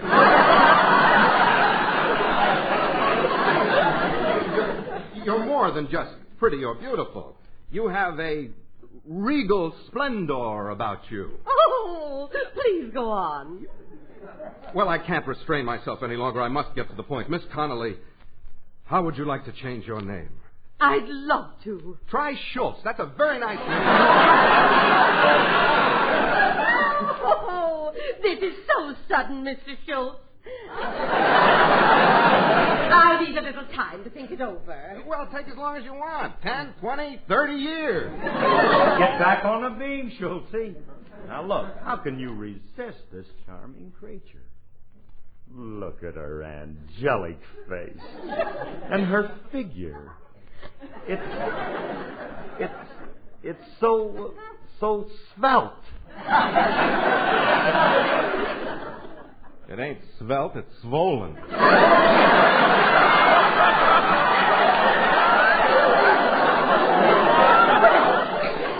I think I've heard enough. I'll thank you to leave my house. Please don't get excited now, Mrs. Conley. Calm yourself now. Frankie. How in the world can you say that about Myrtle's build? She has a lovely build. Now take another look at her. Go ahead, walk her around her and take it all in. My feet hurt. I'll wait for the next bus. Wait. Now, that's as much as I'm going to take from you, young man. Get out of my house. Get out. Get out. Now, wait a minute. Don't lose your temper, Myrt. Look, Myrtle, will you excuse me for just a moment? Right. What? Right. What are you trying to do? You're lossing everything up. Now go back and make love to her. I can't do it. Then I'm going to do it for you. You can't do it. I'll plead your case, and in 5 minutes I'll have that dame swooning. You think you can do it? Are you kidding? This is my racket. Now wait outside and leave me alone with City Hall. Righto. What are you two whispering about? Oh, Mrs. Conley, I know that you will pardon us, but you see, my friend, Mr. Schultz, wants me to speak to you on his behalf. About what? About love. Love. That deep, tender, soul-searing, passionate love that I... You better sit down, Myrt. I don't think you can take this standing up. Well, what are you trying to say? Just this, Myrtle. My friend has fallen madly in love with you and wants to marry you. Oh, that's ridiculous. I don't even know him. With Frankie, it's better that way. Look, Myrtle, a girl with your charm shouldn't waste her time in politics. I shouldn't? Of course not. When a woman reaches your age, she should be in a home. What's that? I mean a home of your own. You know, with children and stuff like that, you have everything that a man desires in a woman. Loveliness, tenderness, sweetness. Why, I envy Frankie. If I could but have you for my own. Oh, I think that could be arranged, Curly. I talk too much. Now look, Myrt, about Frank. Oh, let's forget him. You're much more charming. You have a lot more appeal for a woman. True.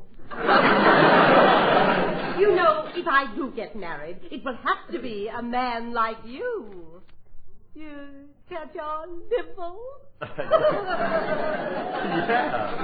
Yeah, and I couldn't think of a woman I'd rather marry, but, well, you see, we're not really mated for each other. There's a big difference in our ages. I know, but I prefer an older man.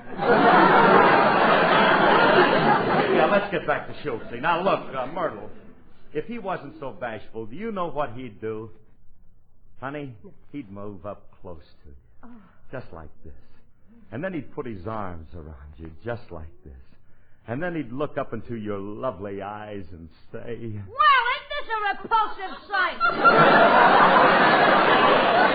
Julius, what are you doing here? I'm delivering the groceries. What are you peddling, Mac? I'm not peddling nothing. I was just teaching Miss Connolly the tango. Well, go ahead. You two make a very pretty picture. We do? Yeah, you look like Sabu leading his elephant to a water hole. You two wasn't dancing when I come in. What were you up to? We have nothing to hide. He was making love to me. He was making love to you? Mm-hmm. Oh, this guy must have switched to kerosene.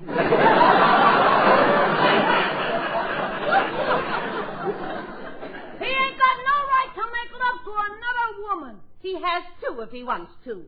Another woman? Curly, you're not married, are you? Oh, Mert. How could you think such a thing? If you don't believe me, just ask Julius. I ain't married, am I, Julius? No, he's not married. And if you don't believe me, ask his wife and 2 kids. You have a wife and 2 children? Well, in a way, yes. You see, the children are from my wife's former marriage. And your wife? She's adopted. Adopted? Yes, but it makes no difference. I treat her just as if she was one of my very own, you see. Now, let's get back to Frankie. As I was saying, Myrtle, if he were here right now, he'd put his arm around you just like this.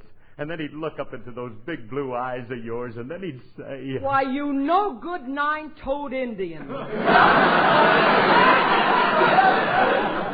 Miss Connolly, what are you doing in my husband's arms? Curly, is this true? Explain yourself.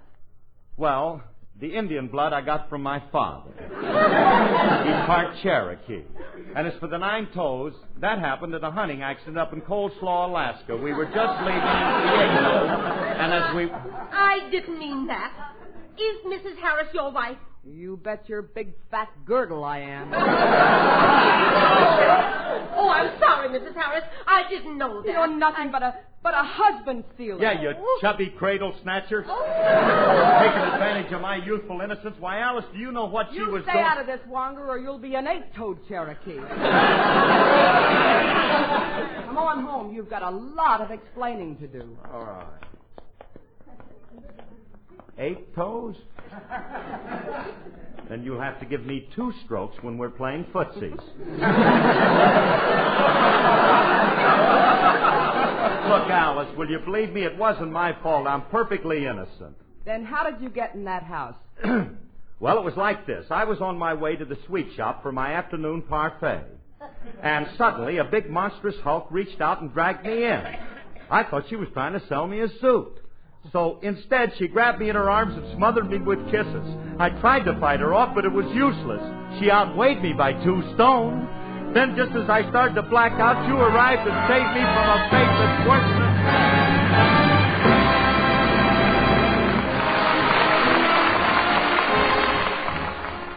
than... Joel McRae stars next in Tales of the Texas Rangers on NBC.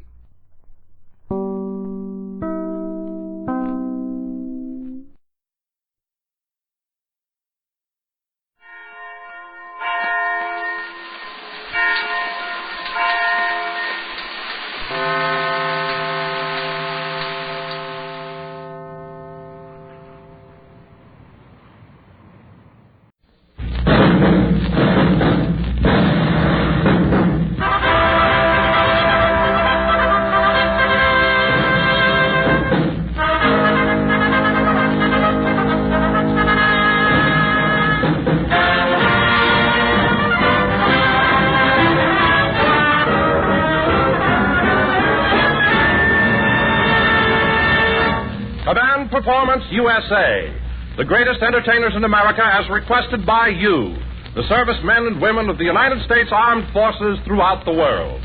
Command Perforamnce, presented this week and every week till it's over there.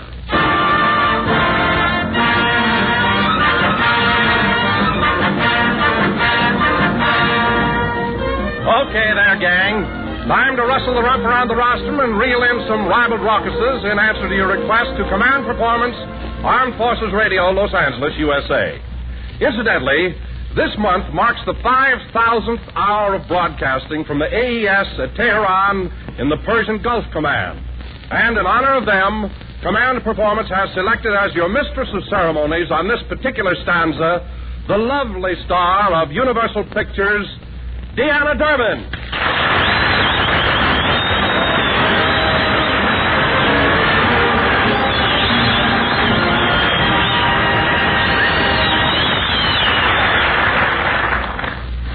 Thank you, Don Wilson, and hi, fellas. Pardon me, Deanna. What is it, Don? Well, Deanna, I hate to bother you, but something has just come up, and I think you ought to know about it. Really?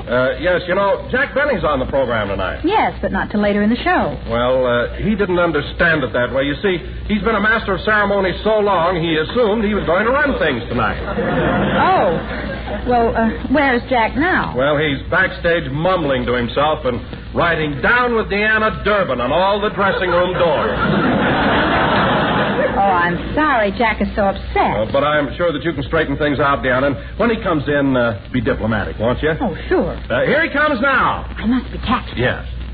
Gentlemen of the AEF, meet the great comedian who has entertained you in person in almost every theater of operations, Jack Benny.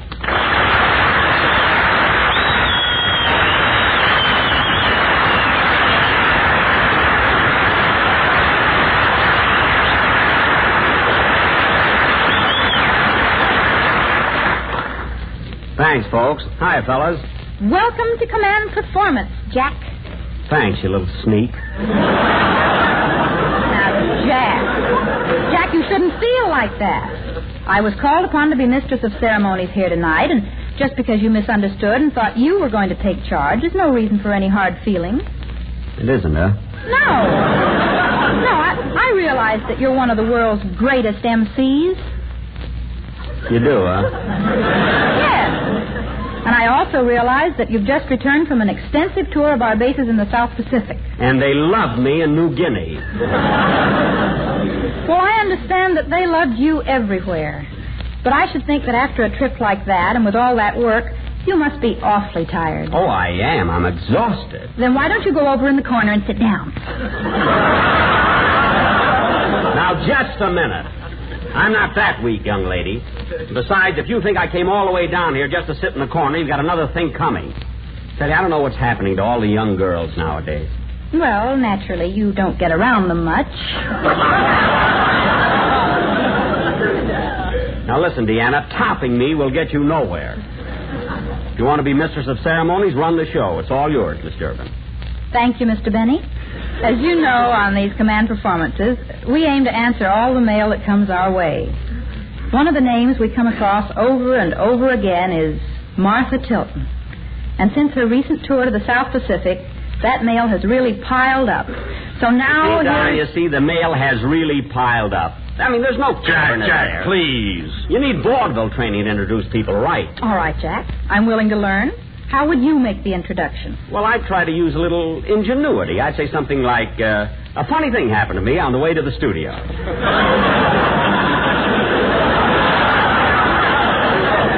That's not even the joke yet. I stopped in at the drugstore, and there was a girl playing the pinball machine. And she would have won except for one thing. What was that, Jack? She was Tilton. Martha Tilton.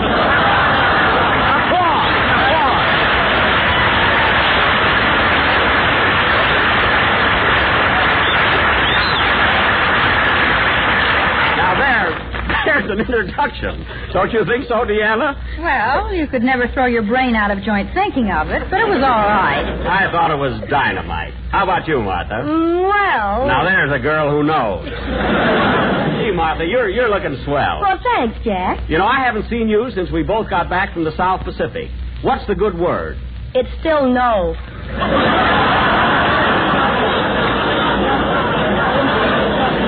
What Martha's going to sing. I'm getting nowhere. Okay, Jack.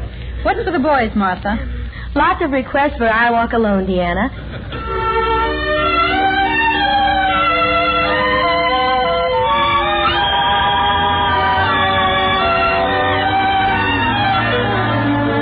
I walk alone because to tell you the truth, I'll be lonely.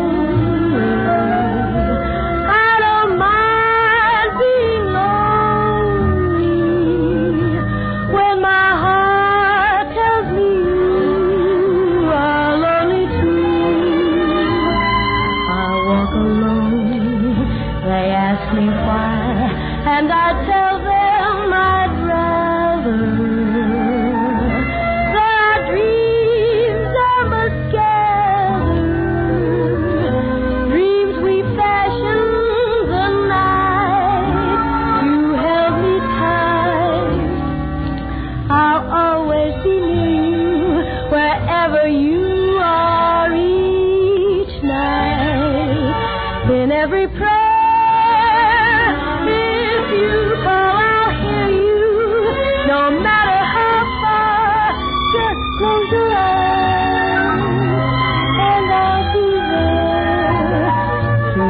walk alone and send your love and your kisses to guide me. Till you're walking beside me, I'll walk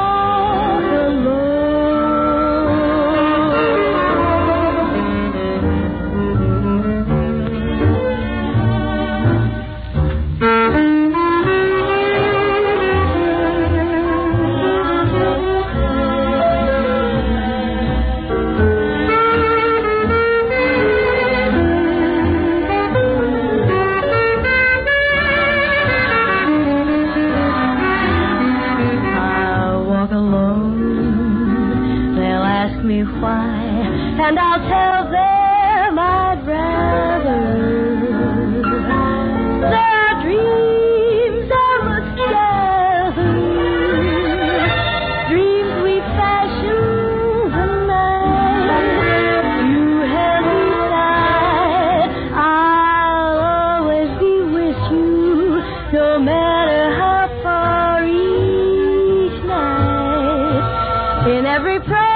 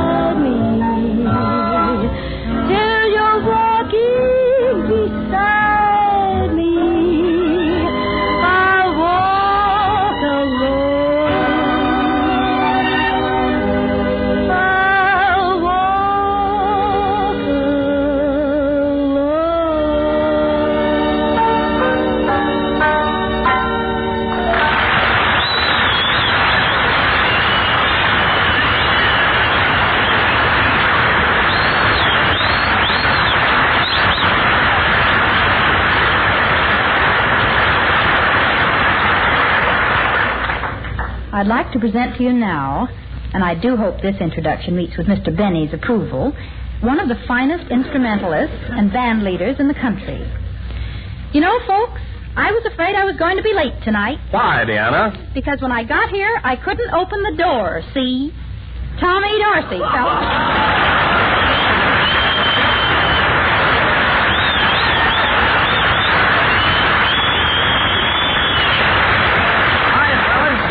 Thanks, Deanna. Tommy, I'd like to explain that introduction. You see, it comes from the Jack Benny School of Comedy. Jack Benny?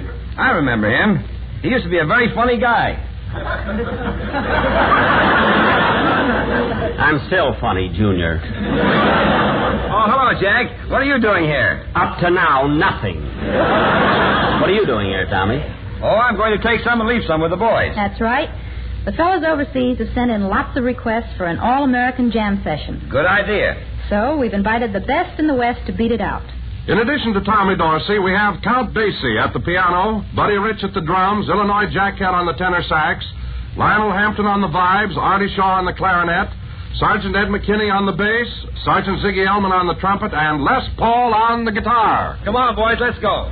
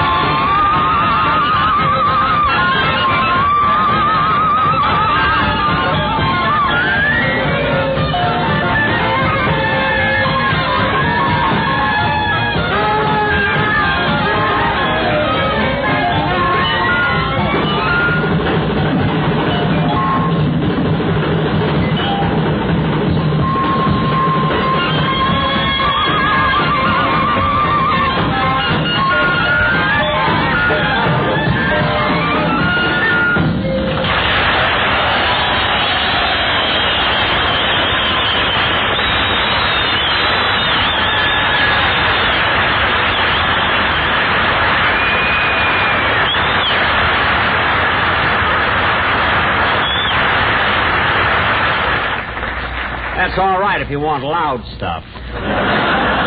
Fellas, let's give Ida sweet as apple cider.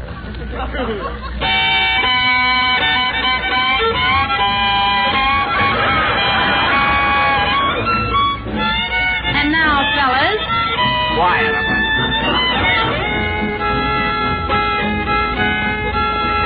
Get this. Boy, am I hot. I got it, haven't I?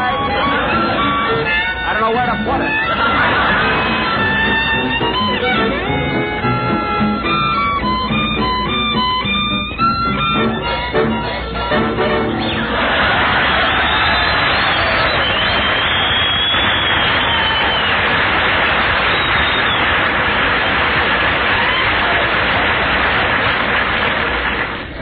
Thank you, Guy Lombardo. Now cut that out. Listen, Deanna, I don't mind a little kidding, but when I play a beautiful violin solo, give me the credit for it. Nobody else. Well, Jack, I was just trying to have a little fun. Be clever, like you said. There's nothing funny about my music, Deanna. Oh, Jack, calm down. Calm down. Calm down? If you and Deanna have a difference of opinion, settle it. But stop bickering. Settle it? How can I hit a woman? You don't have to hit anybody. Well, I'm not the kind of a guy that settles things with words. I'm a two-fisted guy. What's come over you? You want to know something, Don? I beat up Jimmy Cagney on the way to the studio tonight, and he's plenty tough. You beat up Cagney? Look, gentlemen, are we going to get on with the show, or are we going to stand here and listen to Mr. Benny slap his gray chops?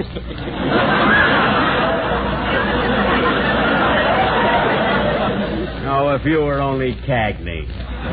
Jack, stop dreaming. You wouldn't sneeze if Jimmy Cagney threw a handful of pepper in your face. No, I wouldn't, eh? Well, it just so happens that on the way down here tonight, Cagney bumped into my car, and that's all I needed, brother. Still sounds fantastic. That's all. I'll tell you what. Ginger Rogers was driving along. She saw the accident. You call her up tomorrow and ask her. She'll tell you how tough I was. Well, we don't have to wait to call her tomorrow, Jack. It so happens she's standing in the wings right now. Come on out, Ginger.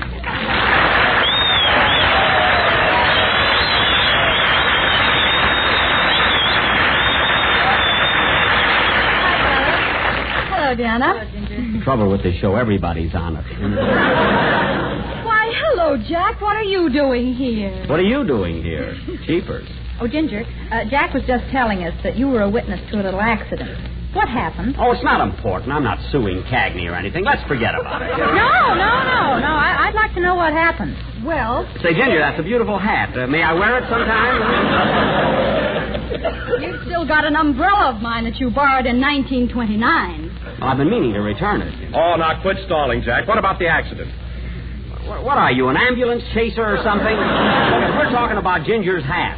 Come on, Ginger. Tell us about the accident. Well, we were all driving east on Sunset, and Jack was waving at me and giggling and honking his horn. Well, sure I was giggling. I mean, the springs in my front seat are all sticking through. And naturally, Jack's car got out of control, and he smacked into Cagney's fender. That'll be decided in court, Miss Rogers. Then things started to happen. Jack was really mad. He jumped out of his car. Cagney jumped out of his car. Jack jumped back into his car. But fast. Well, I bawled Cagney out. You can't deny that. Well, that's right. He really dressed Jimmy down. You're darn right I did. Well, of course, Jack locked the door and rolled up the windows first. I did not. There's not a window in my car. Not now, there isn't. I'll never forget the look on Jack's face when he saw Jimmy's fist coming through the windshield. Well, he didn't hit me. Oh, could he? You had your head in the glove compartment.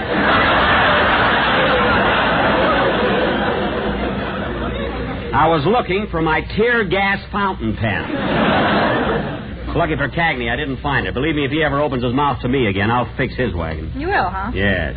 Well, Jack, what would you say if I told you that right now Jimmy Cagney was standing right in back of you? Well, that's just the... Yikes!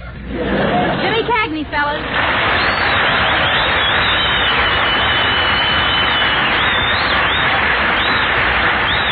Well, hello, Ginger. Deanna? Hello, Jimmy. Well, if it isn't Barney Oldfield.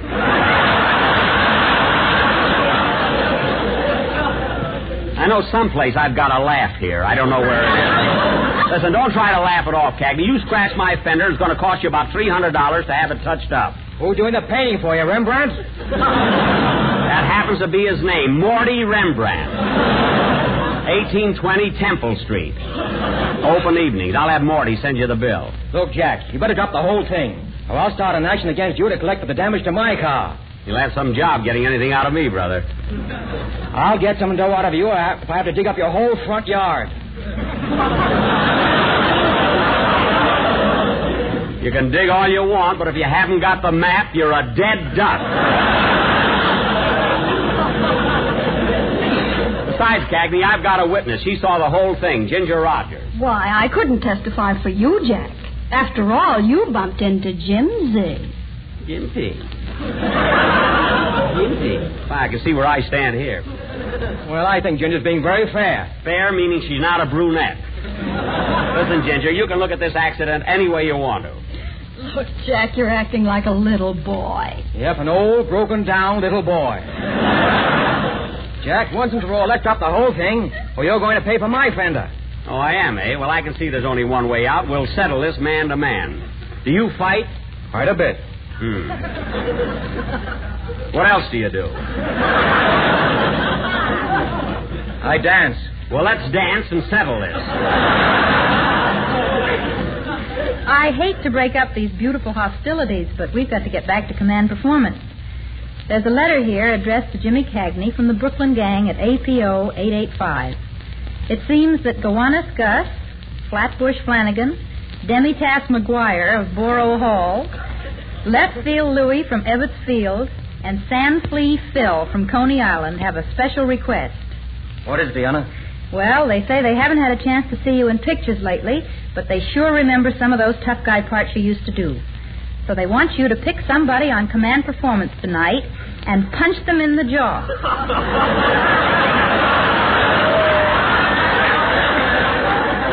Well, let's see now. Who all's on the show? Well, there's me, Martha Tilton, Ginger Rogers, and Don Wilson. Good old Don. And then, of course, there's you, Jackie. Now she gets friendly. Well, I'd like to oblige the boys from Brooklyn. It looks like you're it, Jackie. I'm game if you are. Who goes on the game end? Why can't I do the punching? I've been in some pretty tough pictures myself, you know. Brutal is the word. Don't evade the issue. Why can't I hit you? Because this is command performance, and we've got to answer the requests exactly as they come in. Very well. I'm ready. First, there's something I'd like to say.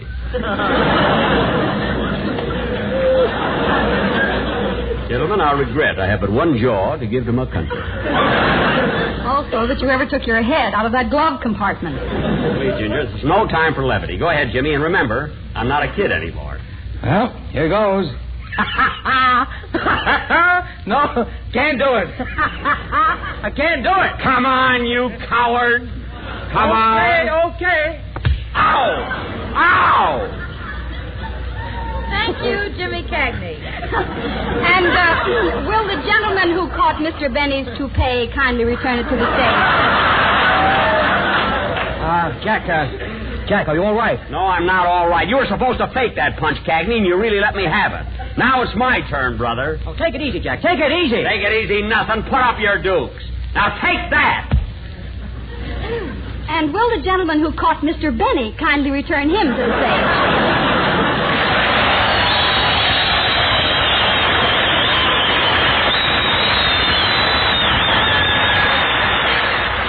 While the ushers are reviving Mr. Benny, this seems a good time to say that we've had an awful lot of requests to have Jimmy Cagney sing some of the songs from Yankee Doodle Dandy. How about it, James?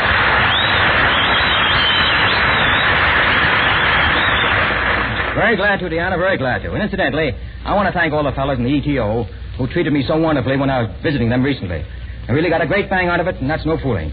And for me to tell you that you're doing a great job is like telling Abbott and Costello who's on first. Anyhow, with a bow to George M. Cohan, here it is.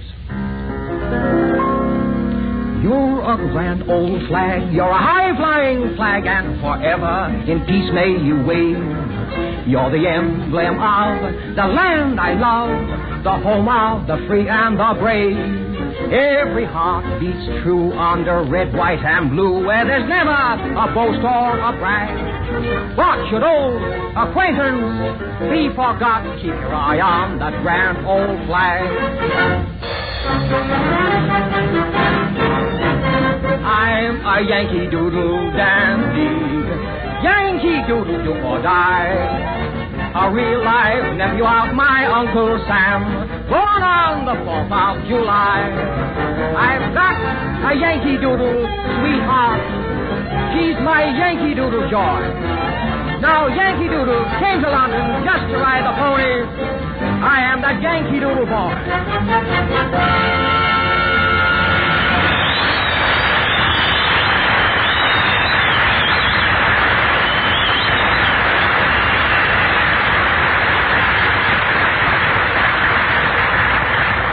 Well, gang, that kind of wraps up another bundle of whatever you want to call it. Incidentally, we'd like to hear from you if you have any extra special people or things you'd like to hear. We got that note from you guys down at the Durbin Hotel in downtown Guadalcanal.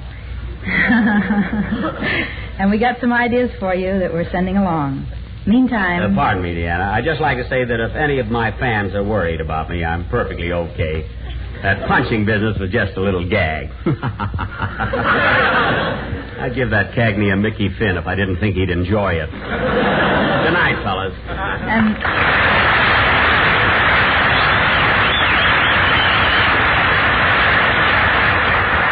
And this is Deanna Durbin saying, the best of the best from the USA.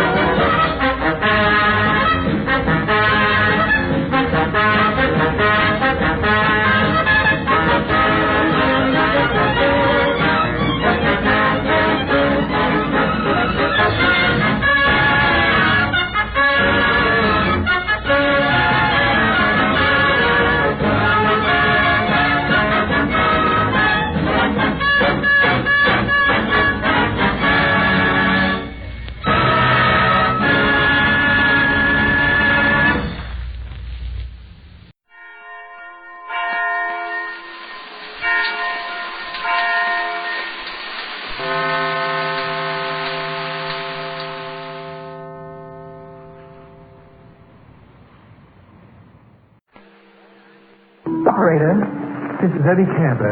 Connect me with Fink's Drugstore. I'm dreaming of a white Christmas. Fink's Drugstore. Hello. Would you please run across the street and call Jack Benny to the phone? Well, Mr. Benny happens to be here now, but you'll have to wait a minute. He's talking to the manager at the pinball machine. That was a lucky one. 2 nickels, please. We don't pay off on tills.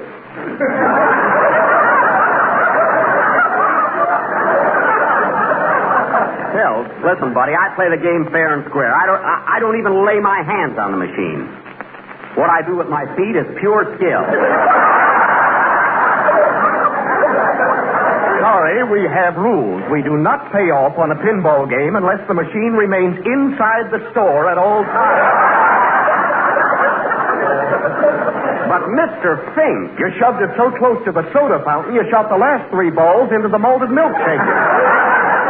Look, if that's the way you want to run your drugstore, I'll go elsewhere.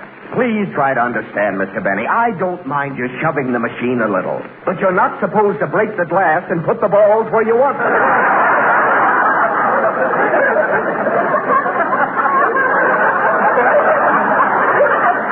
That was an accident. I dropped my handkerchief on it. Your handkerchief? Yes, I had my lunch in it.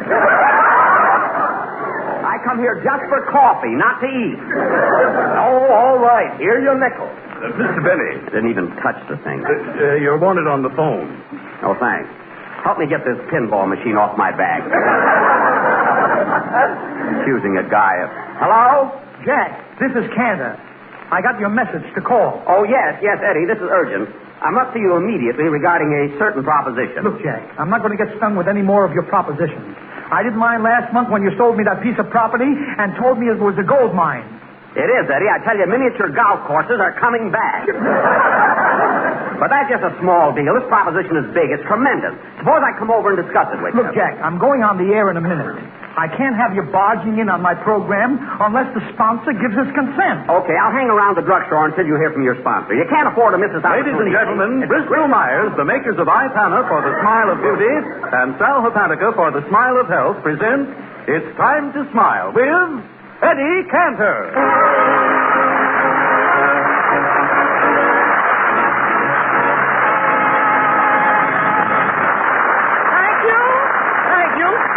Everybody, how are you, Harry? Say, Eddie, I overheard your conversation with Jack Benny. You know you don't need the sponsor's consent. Now, why don't you let him come on the program? Harry, we've got a good thing here, haven't we? Yes. We're both eating regularly? Yeah. We get paid every week? Well, what's all that got to do with Jack coming on our program? Listen, if our sponsor finds out people are supposed to laugh, we're through, you know.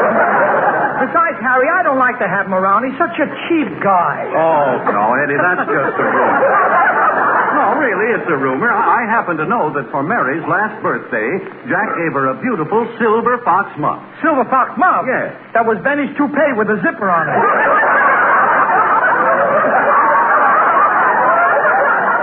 Eddie, you're exaggerating. I'm not. That guy is really tight. Wednesday, he goes into a butcher shop and gets some liver for his dog. Thursday, he gets some hamburger for his dog. Friday, he gets bones for his dog. Yeah, well, what's cheap about that? Harry, he's got no dog.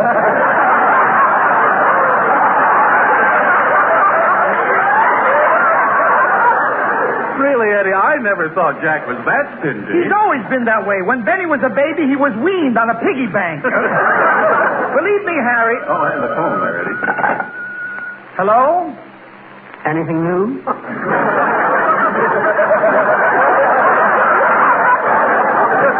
No, Jack. The sponsor hasn't called yet.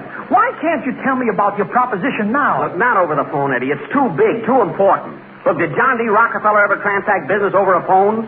Did Rockefeller ever discuss million-dollar deals over a phone? Yes, he did. Well, who do you think I am, Rockefeller? Don't be ridiculous. Yeah, but Jack, I'm busy. Will you call me back? Okay. I don't know what to do with that guy. He is the... Oh, hello, Miss Cantor. Well, it's Hattie McDaniel.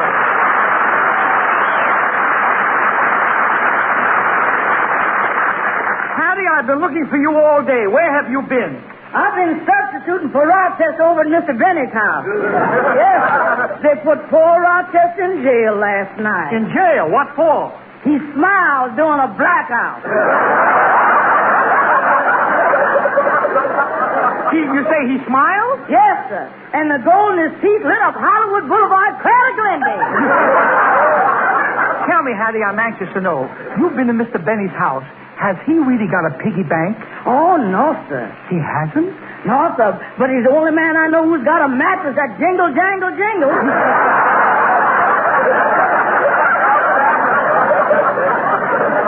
Well, Mr. Cantor, I'll be running along now. All right, goodbye, Hattie. So long. I'm dreaming of a white Christmas.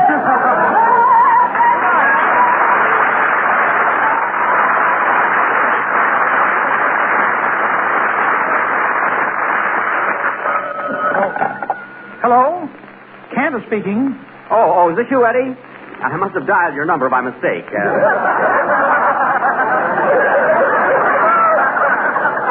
However, since you're on the phone, anything new? No, not yet, Jack. Well, I hate to bother you so much, but don't worry about the sponsor. I'll drop over later on. So long. So long. Harry, I can't understand that, Benny. He is so... Come in. Anything new? Jack, why, it's Jack Benny.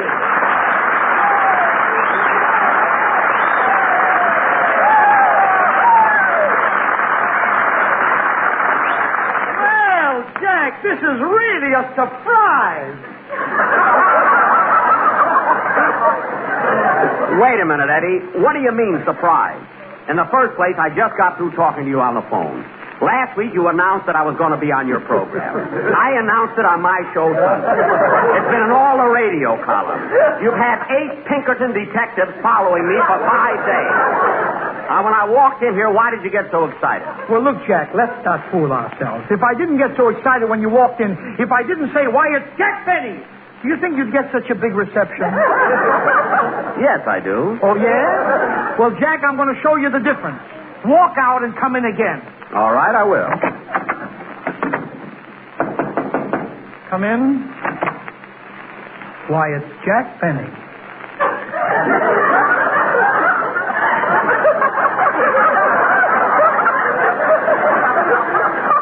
Now, about this proposition.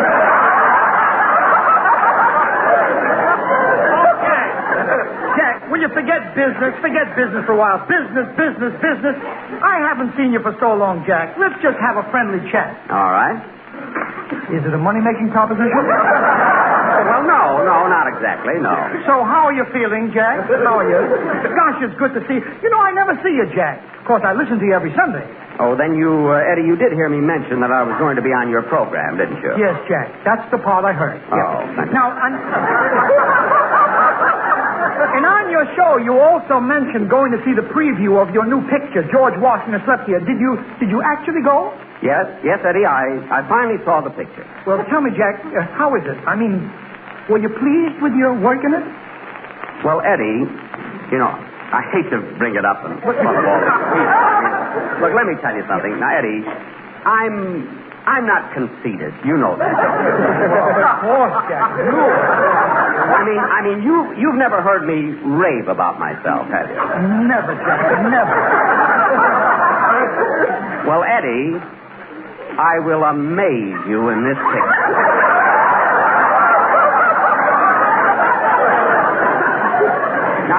Now, look.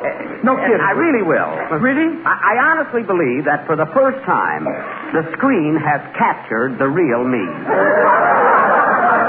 Well, I'm glad to hear it, Jack. And you know I'm not egotistical. No. After all. Now, well, tell me more about it, Jack. I'm really interested. No, Eddie, I'd rather not talk about it. I mean, people might think I'm swell-headed and over-enthusiastic, so let's drop it. Okay. By the way, Jack, how is Mary? Mary? Why, she's not even in the picture.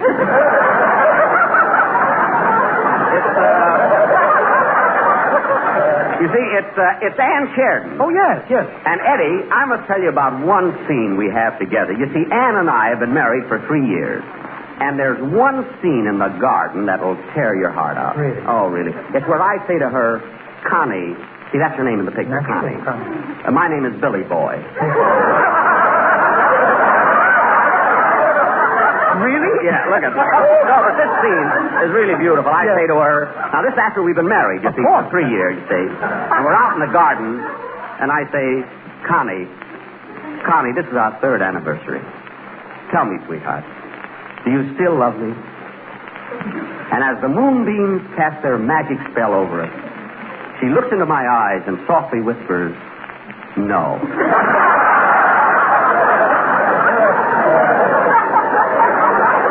Well, Eddie, I saw it and cried. Yeah. Really? And when a fellow as tough as I am can cry at his own picture, well... Well, that must be a real dramatic highlight, Jack. Oh, it is. Oh, well, enough about me and everything. Now, listen, how's Ida? Did she see my picture? She didn't. Tell me, Jack, how do you look on the screen? I mean, how do you photograph? How do I photograph? On the screen. I'm glad you brought that up. Now, Eddie, I mean, you know me well. You know I never brag. I mean, you know that. I know that, Jack. Come here a minute. Yeah. Now, don't misunderstand what I'm going to Jack, say. You know. Now, look at you've seen Robert Taylor on the screen, haven't you? Uh-huh. Well, let's not talk. Let me hear I'm your friend. No, Eddie, I'm acting like a kid. No! Jack, it's all right. Let's drop it, Eddie. No, let's kick it around some more. Then, Jack, from what you just told me, you really feel that you've established yourself as a great screen lover? Definitely. To tell you the truth, Eddie, I was so good in those love scenes that in my next picture they're just going to give me a leading lady and a rumble seat. Jack, I'd like to ask you something. You and I have been friends for a great many years, haven't we? Oh, we've been pals, kid. Well, I'd like to ask you something, brother. What is it, kid? Who's going to play the part of the rumble seat? Listen, Eddie, not changing the subject, but look, I was awfully thirsty when I came in here. Is there any water around here? Yeah, right out in the hall, Jack. Thanks, Eddie. I'll be right back. What a ham. Harry, will you come here a minute? Now, what, Eddie? Did you ever hear a man rave so much about himself? Did you ever see such a display of egotism? No, Eddie, I must admit I never did. Well, let me tell you something. What? I didn't want to mention this to Jack, but I saw George Washington slept well. You really saw? Well, look, how does Jack photograph, Eddie? How does he look? Harry, come here a minute. Yeah. You've seen Robert Taylor, haven't you? Oh, sure. I've seen him in lots of pictures. Then you know it can't be the camera.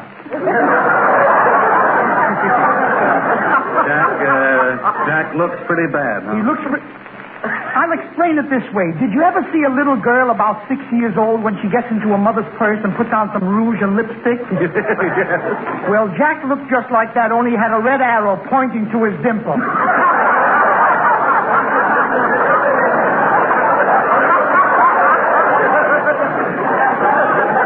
Anyway, Harry... Oh, Jack! Jack, I was just telling Mary how anxious I am. Harry. I was just telling Harry how anxious... Mary is home listening to the program. I've been telling her to... Listen. I've been just telling Harry Von Zell how anxious I am to see you in your new picture, Jack. Really? Yeah. Well, that can be arranged, Eddie. I'll leave a couple of passes for you at the box office. Passes? Yes. It won't cost you a cent. You just have to be there at the theater any time between 5 and 6 in the morning, and you can see the picture. It's a sort of an early bird matinee. Look, Jack, I'd like to see George Washington slept here, but I don't want to get there so early I have to wake him up. All right, Eddie, I'll give you 2 swell tickets for tonight. You'll give me? Well, in return, I'd like to ask a small favor. Remember me telling you over the phone about a certain proposition? Yes, that's it. Come. Well, here's what it is. I am going to New York in a couple of weeks. You see, I want to see the Brooklyn bombshell there. And I'm going to New York in a couple of weeks, and I'd like to take your whole cast with me. That's his favor, you? Yes. Your whole cast. Don't be ridiculous, my whole... I'm sorry, Jack, but it's no deal. Listen to me, kid. You keep your show and I'll keep mine. Well, I just thought I'd ask. If you say no, that's the end of it, Eddie. Glad we understand each other. Now, look, Jack. Oh, Mr. Cantor. Why, yes, Dinah. Come in, Dinah. You're wanted at the stage door, Mr. Cantor. Thanks, Dinah. Jack, you know Dinah Shaw. Oh, sure. Hello, Deanna. Hello. I got to run. Can't let you have any of my cash, Jack. You asked me and I told you, and that's the way it... Shall it be that way? You told me not to. I'll see you later. Dinah. Yeah. Dinah. Uh-huh. Come here a minute, will you? Okay. Look, Dinah. Yes? Dinah. Uh-huh. Dinah, are you happy here? I mean, are you satisfied with what you're doing and for whom you're doing it? Oh, what do you mean, Jack? I mean, wouldn't you rather broadcast on Sunday than on Wednesday? Well, what's the difference? Well, look what it does to your whole week. But when you broadcast on Wednesday, let me show you. You broadcast on Wednesday, then all of a sudden comes Thursday and Friday. The first thing you know, your weekend is shot. Then all of a sudden comes Monday and Tuesday and you're working again. Whereas, when you broadcast on Sunday, you've got Monday, Tuesday, Wednesday, Thursday, Friday, and Saturday all to yourself.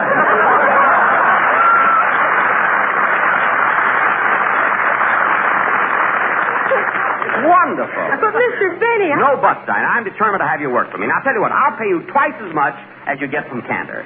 Now, how much does Eddie pay you? Well, I know how you feel, Ida. I know how you feel. Just whisper it to me. How much does he pay you? he pays me,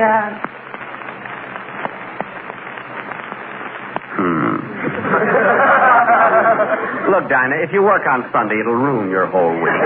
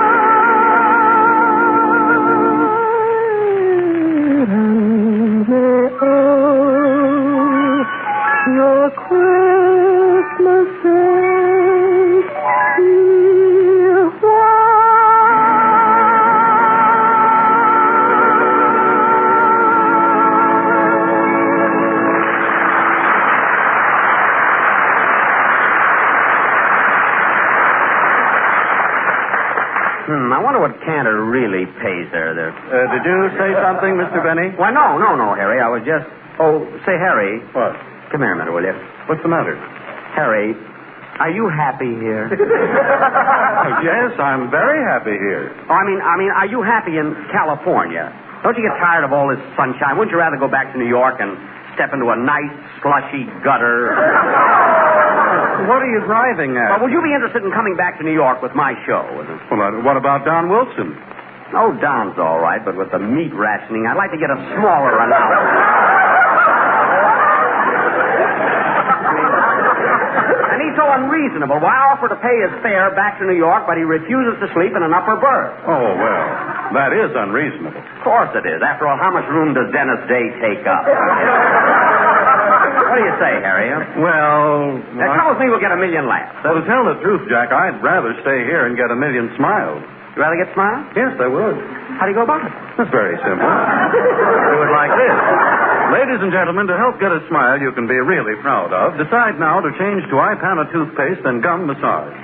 Because firm, healthy gums are mighty important to sound teeth and sparkling smiles. And Ipana toothpaste is not only unsurpassed for cleaning and brightening teeth, but when used with massage, it's especially designed to help stimulate and strengthen gums, to help keep them from becoming susceptible to gum trouble. So, ladies and gentlemen, why don't you follow this simple, healthful routine? Regularly brush your teeth with Ipana toothpaste. And every time you do, put a little extra Ipana on your brush or fingertips and massage it on your gums. So get a tube of Ipana from your druggist tomorrow. And remember, the government says we can't buy toothpaste of any kind without turning in an empty tube. So don't forget to take an empty metal tube of some kind with you when you ask for your Ipana toothpaste. Oh, Dinah, where's Jack Benny? He went into your dressing room to comb his hair. That's silly. Could have left it here and I'd have combed it. Mr. Cantor, maybe I shouldn't mention this, but Well, Jack Benny's been trying to hire me for his program. What? And Harry, too. No. Yeah. After I won, I'll fix him, and I'll fix him good. What are you doing, Mr. Cantor? You said he's in my dressing room? Yeah. I'm going to phone in there and pretend that I'm Rochester. Hello? Hello, Mr. Benny. This is Rochester, boss. I'm quitting. I got a very lucrative offer from Eddie Cantor. All that cheap tricks. The minute my back is turned, tries to steal my cash. You can't trust anybody these days. Ain't it the truth? Roger, you're making a big mistake going to work for Cantor. Why, he'll never pay you as much as I owe you. Rochester, working for me, you got a future. Why do you want to leave? Frankly, boss, I'd rather work for a younger man. Younger? Why, Cantor's old enough to be my father. And if I was a girl, he probably would be. Rochester, your mind's made up. I mean, you finally decided to leave me? That's right. Goodbye, Mr. Benny. Goodbye, Cantor.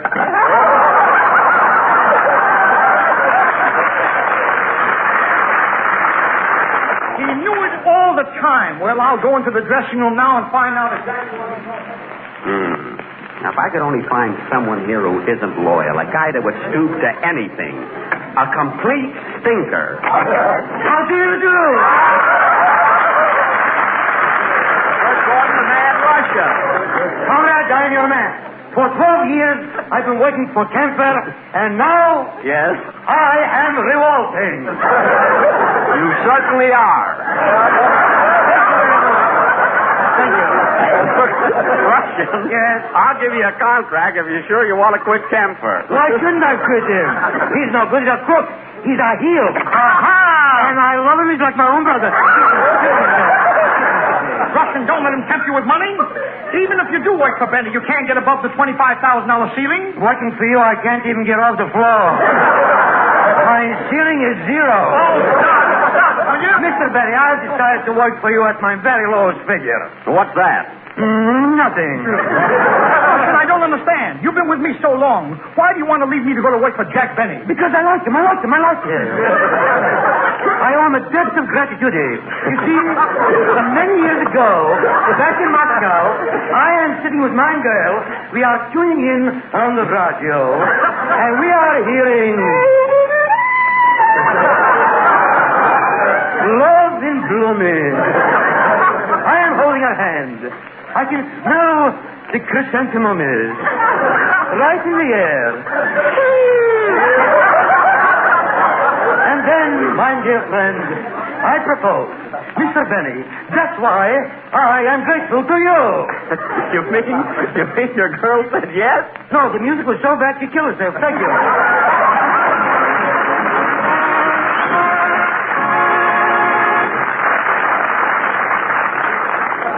Harry. What's the matter? What's wrong? There's nothing the matter, Eddie. Don't you get it? Now listen to me here. What is it, an imitation of Donald Duck? No, it's not either. I'm practicing to be a ventriloquist. Shirley's been teaching me. Oh, you mean Shirley Dinsdale, a little 15-year-old ventriloquist? Yeah, and when she comes back next week from San Francisco, she's going to give me my second lesson. And after that, I'll come up to the microphone, and without even moving my lips, I'll be able to say, ladies and gentlemen, it's worth your while to know how much faster Sal Hepatica helps you feel better when you wake up in the morning feeling headachy and out of sorts due to the need of a laxative. Because then Sal Hepatica brings speedy, gentle relief, usually within an hour. So you don't have to put off till night taking the laxative you need in the morning. You don't have to risk feeling miserable all day. Sparkling Sal Hepatica has this advantage, too. Sal Hepatica also helps sweeten an upset stomach by helping to reduce excess gastric acidity. So get a bottle of Sal Hepatica from your druggist tonight or tomorrow. And anytime you need a laxative, morning, noon, or night, see how much faster you feel better when you take gentle, speedy Sal Hepatica.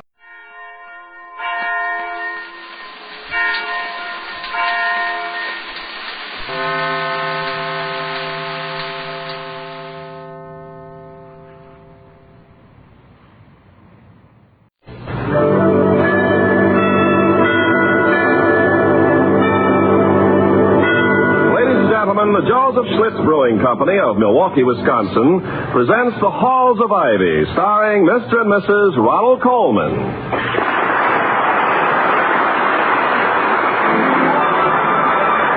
curious. I tasted it. Now I know why Schlitz is the largest selling beer in America. No wonder it's the beer that made Milwaukee famous. If you like good beer, you'll find it pays to be curious and learn about Schlitz for yourself. And now, the Halls of Ivy.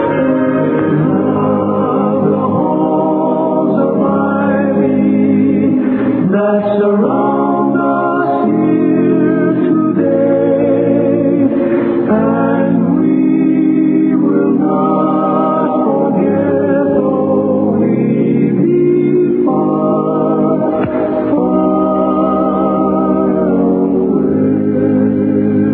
Welcome again to Ivy. Ivy College, that is, in the town of Ivy, USA. It's a quiet day, a day of contentment, if not fulfillment. Even the flies muffle their buzz in respect to the general repose.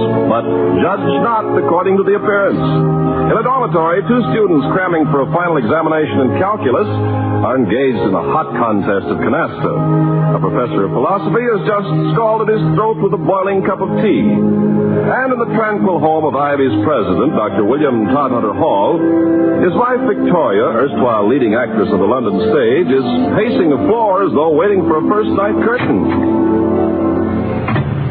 Toddy, is that you? Hello, darling. Am I late? No, but I just couldn't wait for you to get back today. Well, why today more than any other day? Because I have something for you that I think you wanted for a long time. Has there ever been a moment that you haven't had everything I've wanted for a long time? Yeah, there you are. For Dr. Hall, with the compliments of Mrs. Hall. Oh? Well, go on. Unwrap it. First, I'd like to make a little speech about how my gratitude runneth over. You open it. Do open it. No. Yes. It looks like it's... and it is a book. Vicky. You're welcome, Toddy. Oh, but Vicky, how in the world... John Donne. Is it really the first edition? I wasn't too sure. Yes, it's the quarto. Look. Here we are. Look, the poems by J.D. with elegies on the author's death. London. Printed by M.F. for John Marriott and are to be sold at his shop in St. Dunstan's Churchyard in Fleet Street, 1633. Yeah, it's what you wanted. Oh, Vicky, my angel. I've been searching for this slim little treasure for some 15 years. I've accumulated enough dust from bookshelves both sides of the Atlantic to fill up the Pacific. I've ransacked every seductive cellar and attic, from the Hebrides to Halifax, and you... where in the world did you find it? I don't think that's a fair question. Why not? Don't you know, darling, that every woman must have at least one secret to be a woman? It's a hangover book. I see. So it's none of my business. All right. Wheresoever, howsoever, and howsoever much I will thankfully receive. Forgive me, my darling. I haven't even kissed you for it. I'm entirely and everlastingly indebted. Again, and again, and again. Ooh, Toddy. All that for just one little book. For Christmas, I'll give you Dr. Eliot's 5-foot shelf. Well, there's more where that came from, but... Vicky, wait. Look, where's the poem I want? You know, it's somewhere near the... here it is. Yeah, do you remember? The Good Morrow. I wonder, by my troth, what thou and I did till we loved. Were we not weaned to... Unquestionably someone who hates love and poetry. Well, we did dispose of him in short order. Excuse me, darling. Hello, Dr. Hall speaking. Hello, Doctor. This is Merriweather. Oh, it's nice to hear from you, Mr. Merriweather. Yeah, well, I'm sorry to bother you, but I thought you should know that Clarence Wellman's in a tizzy again. Again? Well, that's a chronic condition, isn't it? Well, it's nothing that concerns you, Doctor, but whenever there's trouble, leave it to Clarence to tie it on your front steps. His bomb sight is permanently focused on your doorknob. What now? His cousin, George Maypole. You and the rest of the board appointed him college librarian. I washed my hands of it with a good, strong soap. Yeah, well, it really isn't Maypole. Well, then who is it and what is it? Wellman says that there's a criminal rampant on the campus. Well, in the first place, Mr. Wellman doesn't know the word rampant. And if he does, I'm sure he thinks they're trousers for lamb chops. Secondly, what has that got to do with Maypole? Or do you mean that Maypole is running rampant? Well, it could be, Doctor. It could be. Well, it seems a brand new old book is missing from the library. Oh. According to Maypole, as reported by Wellman, this book is worth a lot of money. The college library got it with a new Breckenridge donation. Hasn't even been cataloged yet. Wellman's threatening to send for J. Edgar Hoover. Mr. Merriweather, do you know the title? Well, hasn't got it. He doesn't know a book of poems. Well, the name of the author? He couldn't have thought much of his stuff. He just signed his initials, J.D. Did Rockefeller ever write any poetry? Are you still there, Doctor? Yes. I'm here, and then again, I'm not quite sure. Well, I don't see how Wellman can possibly pin this on you, but I just wanted to let you know. Don't let him worry you, Doctor. Oh, I'm not worrying about Wellman. Good. Oh, thanks. Thanks very much, Mr. Merriweather. Goodbye. Victoria, in the first surge of excitement, I may have misunderstood you. You just brought me this book to look over. Was that it? No, silly darling, it's yours. I bought it just for you. Yes, I understand. That is, I didn't misunderstand. You did buy this book? Well, of course I bought it. I told you that. Well, are you bothered because I didn't tell you what I paid for it? Well, it would help to know. Well, then, I paid exactly 50 cents for it. Ouch. Well, what's the matter with that? Isn't it good? Oh, good. My dear Mrs. Hall, the last list price on this rare and precious volume was $1,450. Why, Vicky, that's the first time I ever heard you whistle. For $1,450, I just learned how. Where did you get this remarkable bargain? At the campus bookshop on the remainder table. Would you mind if I called them? Well, sure, should I?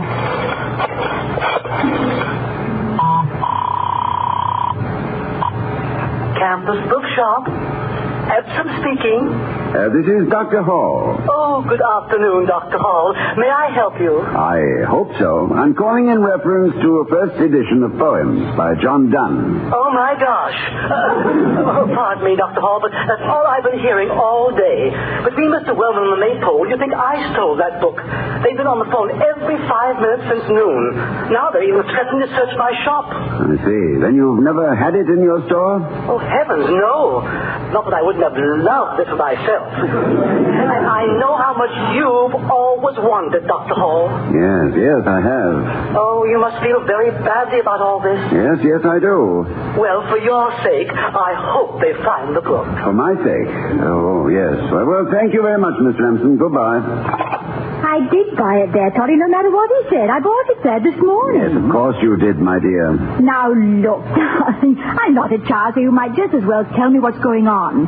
It all started with that telephone call from Mr. Merriweather, didn't it? Well, come on, Toddy, come on, I can take it. By a remarkable coincidence, a rare book has disappeared from the Ivy Library. Oh. A first edition of poems by John Donne, which I bought at the campus bookshop today, only they never had it? That is approximately the situation. You must face the truth, Vicky. This is a hot book. Well, does that make me an accessory after the fact or something? If you are an accessory, my dear, you're the most indispensable one since the self-starter. You would defend me, I know. But you remember who sold you the book? I don't know his name. It was a young boy. He must be new at the bookstore. I don't think I've ever seen him there before. Well, by some agency, whether natural or supernatural, this book was transported from the library to the bookshop where you found it. And we'll have to return it at once. At once. and with an apologetic footnote to the good Dr. Dunn. Seek not to learn for whom the cash register tolls, Doctor. It tolls for thee.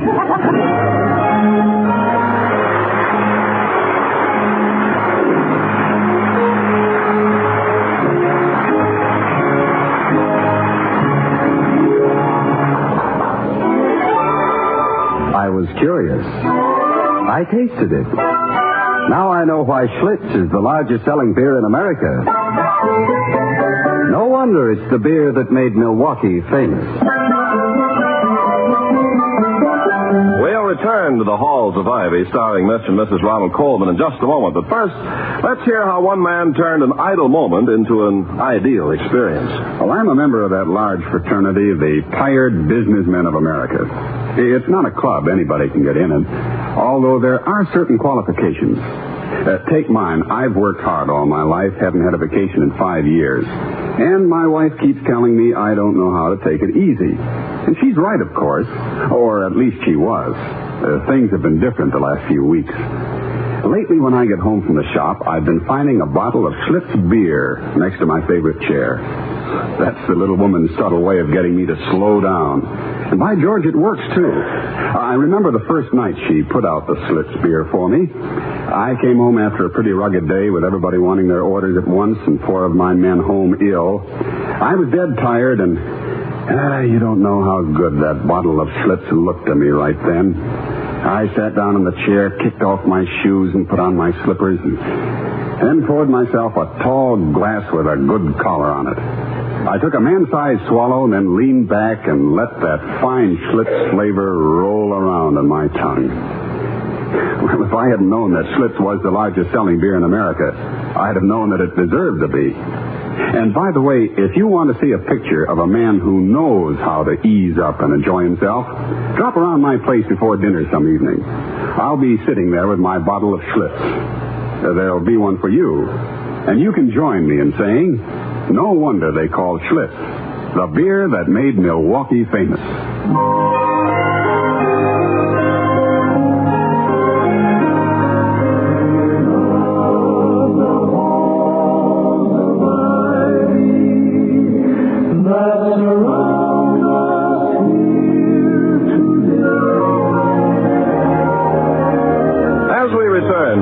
Of Ivy, we find them preparing regretfully to return their precious first edition to its rightful owner, the Ivy College Library. Toddy, the binding's falling apart. We could take it back page by page. No, darling. All or nothing. Just blindfold me, tie my hands and arms, tuck John Dunn under my elbow, and we'll be on our way. Shall I untie you so you can answer the door, dear? Oh, no, you remain seated, Mrs. Hall, just in case it's Wellman. I could swallow the evidence leaf by leaf. $1,450 worth, A rich dish. Come in. Good afternoon, Dr. Hall. I'd like to talk to Mrs. Hall for just a minute. It's terribly important. Oh, you sound important, Mr. I'm Tucker Milser. I'm a freshman. I'd never have guessed this. Come in, Tucker. Vicky, Mr. Tucker Mills to see you. Why, William, this is the boy in the bookshop. Please, Mrs. Hall, could I speak to you privately? I mean, personally, on business? Well, I would have to be obtuser than I am not to perceive and act upon a hint as broad as that. Please excuse us, William. I'll take a long stroll into my study, and I want to look up a word, obtuser, as a comparative adjective. Mrs. Hall, do you remember you bought a book from me this morning? Indeed, I do. I'll give you $1 for it. Tucker, I only paid 50 cents. I wouldn't want to make a profit. It was a purchase, not an investment. Will you take 50 cents, then? It isn't mine to sell. I gave it to someone else. Oh. Well, do you think you could get it back? I doubt it. Would you tell me who it is? Maybe I can make a deal for $1.50. Well, why are you so anxious to buy this book back, Tucker? Oh, a friend of mine wants it. Well, a friend of mine has it. A very dear friend. Well, there's got to be a way. There's just got to. Well, if it means so much to you, perhaps if you explain to Dr. Hall. Oh, that's all I need. The present. Dr. Hall may have his forbidding aspects, but he's really a rather wise and compassionate man. And besides, he's the one that has the book now. Oh, I'm cooked. Gee, I didn't want to tell you, Mrs. Hall, but you're in awful trouble. I am? And I got you into it. Do you know what that book was that you bought from me? Yes. A first edition of poems by John Donne. Why didn't you tell me? If you know what it was, why did you let me sell it to you for only 50 cents? Gee, it's worth an awful lot more than you paid for it. I know. I'm told it's worth almost $1,500. What? Oh, brother. Who told you that? Dr. Hall. I'm dead.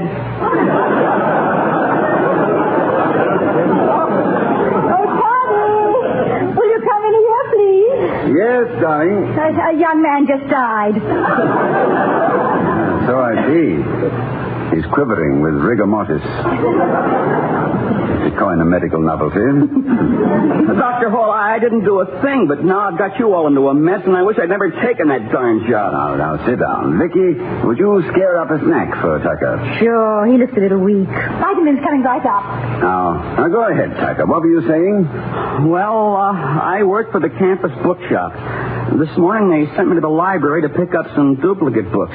You know, whenever the library gets a new shipment, they weed out the shelves and sell all the extras to the store, and we put them on the bargain table. Well, there was a whole pile of them in the library office today, so I just took them.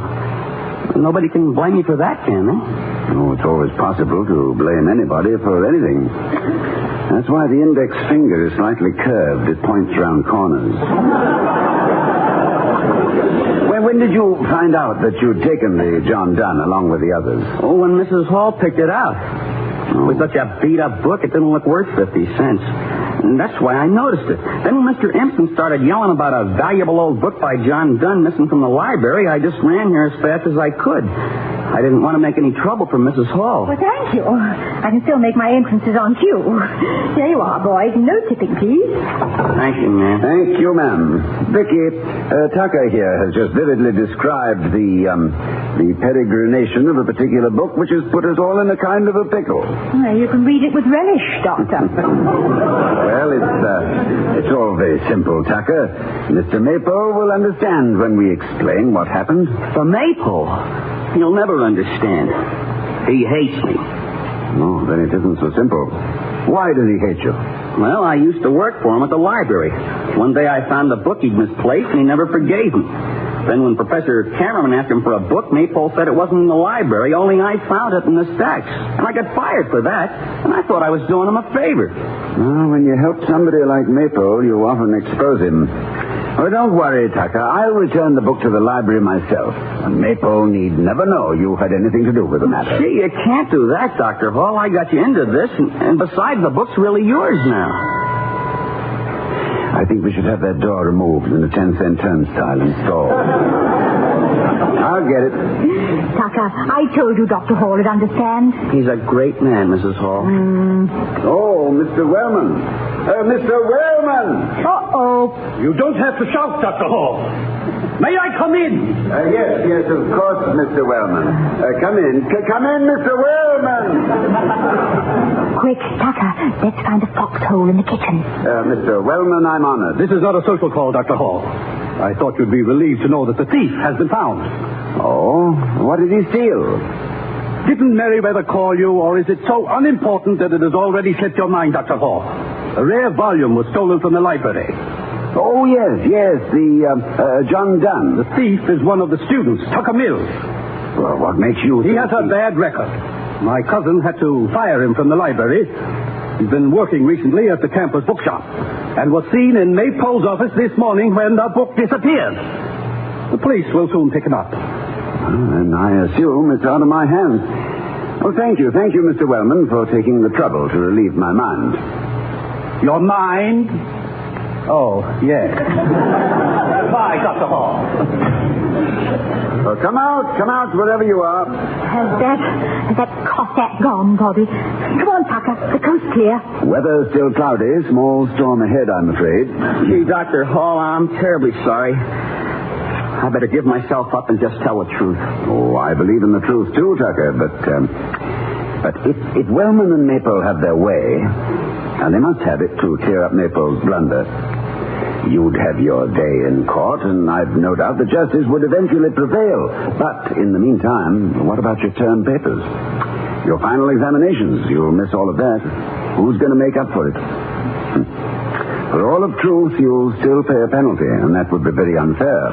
Gee, Doctor, and besides that, I'm causing you an awful lot of trouble. Oh, you weren't the cause, Tucker, but you could be the innocent victim. And you will be unless we find a way to silence Wellman and Maple. For instance, if the missing book were to be found in the presence of witnesses right on Maple's desk where it was all along, or should have been, well, then I think they'd be glad to let the matter drop.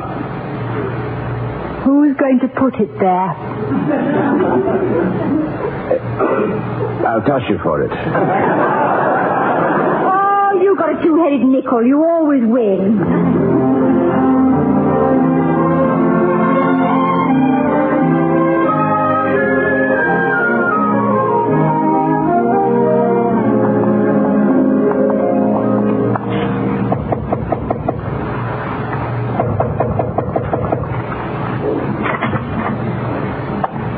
Not a maypole in sight. We're in luck. Put the book on his desk. Quick. It's done. Excelsior. Never mind, dear. I'll keep looking for another one, and someday I'll find it. Maybe at an old rummage sale or the cut-rate drugstore somewhere. You know, Vicky, so often the end of a search is the beginning of disillusion. But I remember one occasion when it was the beginning of everything. When was that? Oh, not too many years ago in London. I, usually so full of words, in an excess of adoration, sought another voice. I rushed you to the British Museum Library, found the volume I wanted, so that another might speak my heart for me. You remember the quiet of that library as I read to you from John Donne? I wonder by my troth what thou and I did till we loved. William, you always part your hair on the right side. Yes. Shall I start over? And does the iris in your eyes always flash little sparks? No, I don't think so. I'm sorry, darling. Go on. I wonder by my troth what thou and I did till we loved. Were we not weaned till then? But sucked on country pleasures childishly? Or snorted we in the seven sleepers' den? 'Twas so. But this all pleasure's fancies be. If ever any beauty I did see, which I desired and got, 'twas but a dream of thee.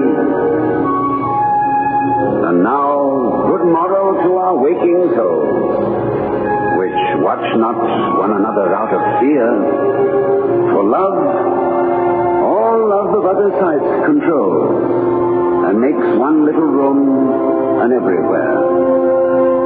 Makes one little room an everywhere. Excuse me, sir. If you two are going to make a commotion, you'll have to leave this library. Oh, my good man, are you calling love a commotion? Who is speaking of love, sir? What else is there to speak of, sir? And if you insist on making a commotion about love... Bobby, I'd love to make that kind of a commotion if you could drag yourself back from wherever you are. And wherever it is, I'd like to be there, too. You always are, my dear. Dr. Hall. Mrs. Hall. Mr. Maple. I'm sorry I wasn't here in my office to greet you. I left for a moment to check with the police department. Oh, are you on probation for something, Mr. Maple? Of course not. You know what has happened? Well, I've heard disturbing rumors that you lost a very valuable book from the Breckenridge collection. Lost? Lost, indeed. Dr. Hall, it was stolen. What was stolen, Mr. Maple? A first edition of John Donne. I thought you knew. John Donne? I saw it here a minute ago. No. Where was it? Here we are. You mean this? What? Dr. Hall, where did you get this book? Why, I just picked it up from your desk here. It wasn't there. It couldn't have been. I tore this place apart. I know it wasn't there. In fact, I know who took it. Couldn't you have made a mistake, Mr. Maple? I never make a mistake. I know who had this book. Oh. Then you knew I had it. You? I bought it. You? I bought it for Dr. Hall for 50 cents. 50 cents? You couldn't have. But I did. I bought it at the campus bookshop. But how did it get to the campus bookshop? Well, perhaps the answer is that you left a very valuable piece of merchandise lying on top of a pile of discards. The boy stole it. Now, why should a boy steal something worth almost $1,500 and sell it for 50 cents? Particularly when he didn't make a cent for himself. I'll talk to dear Mr. Wellman about this. Do by all means. I hardly think that your cousin, who is at least a good businessman, would approve of such ineptitude. This is a trick, Dr. Hall. No, Mr. Maple. Just a full, if somewhat eccentric circle. We should be grateful the circle is now completed. But I don't think the Board of Governors would find it very funny if they knew that the custodian of such valuable treasures as this didn't know a first edition from a duplicate. Oh, Dr. Hall, in all my years, I've never been accused. In all your years and in all the years to come, Mr. Maple, you should be everlastingly indebted to one person, my wife. If she hadn't bought this book, somebody else might have come along and bought it, and then where would you have been? Good afternoon, Mr. Maple.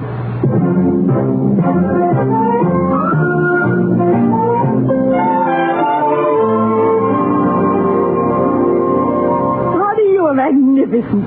Didn't you switch our plans around a little?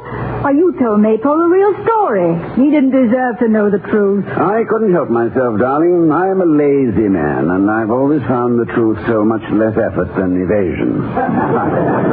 You know, sometimes Vicky. What is it?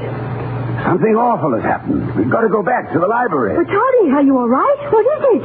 George Maple owes you 50 cents.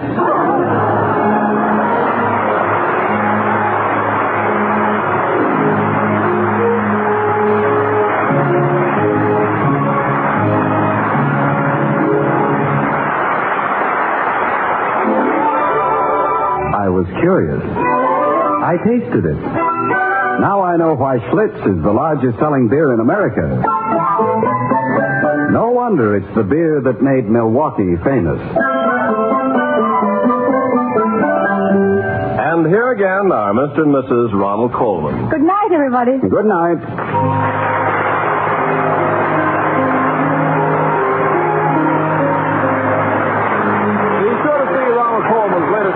Champagne for Caesar. We'll be seeing you next week at this time at the Halls of Ivy, starring Mr. and Mrs. Ronald Coleman. Friends, Look magazine, now on the newsstand, carries a wonderful story about Mr. and Mrs. Ronald Coleman and the Halls of Ivy. It's called Ronald Coleman Becomes a College President. When you read it and see the interesting pictures, you'll know why the Colemans fit so convincingly the roles of Dr. Hall and the charming Vicky. That's Look magazine on the stands now. Other players in our cast tonight were Willard Waterman, Herbert Butterfield, Rolf Sedan, Sidney Miller, and William Tracy.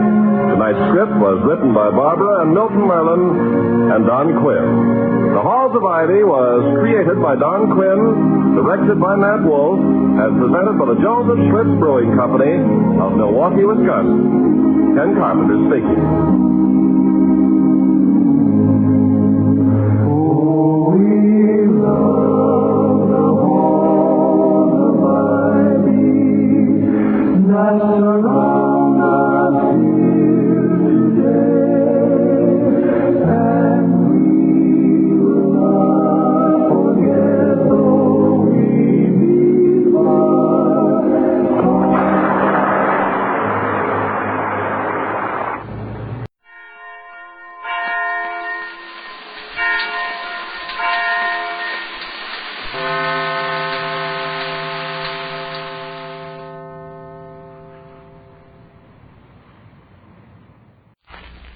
Doctors prove the Palmolive Plan brings 2 out of 3 women lovelier complexions in 14 days. For the Palmolive Plan was tested on women with all types of skin. Dry, oily, even skin that was not clear. Yes, regardless of age, type of skin, or previous beauty care, 36 doctors prove the 14-day Palmolive plan brings fresher, brighter, younger-looking complexions. So get Palmolive soap and start your 14-day Palmolive plan now.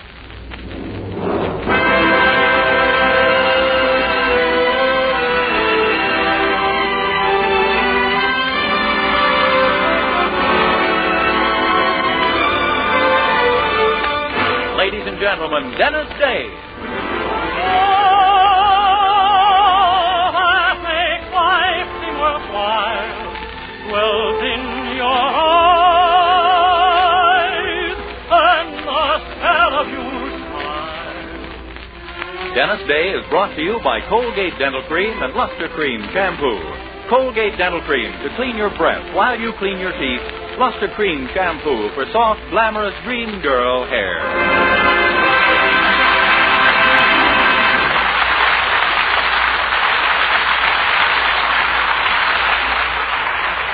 The Dennis Day Show with Barbara Eiler, Dink Trout, Charles Dance in the orchestra, and yours truly, Vern Smith, is written by Frank Galen and stars our popular young singer in A Day in the Life of Dennis Day.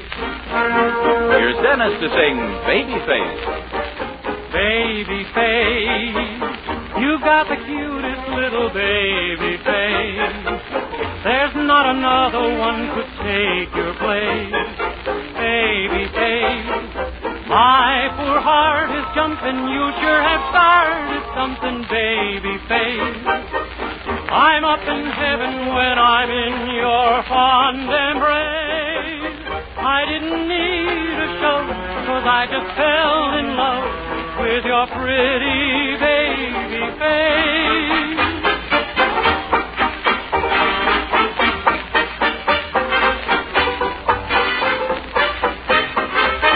I didn't need a show, 'cause I just fell in love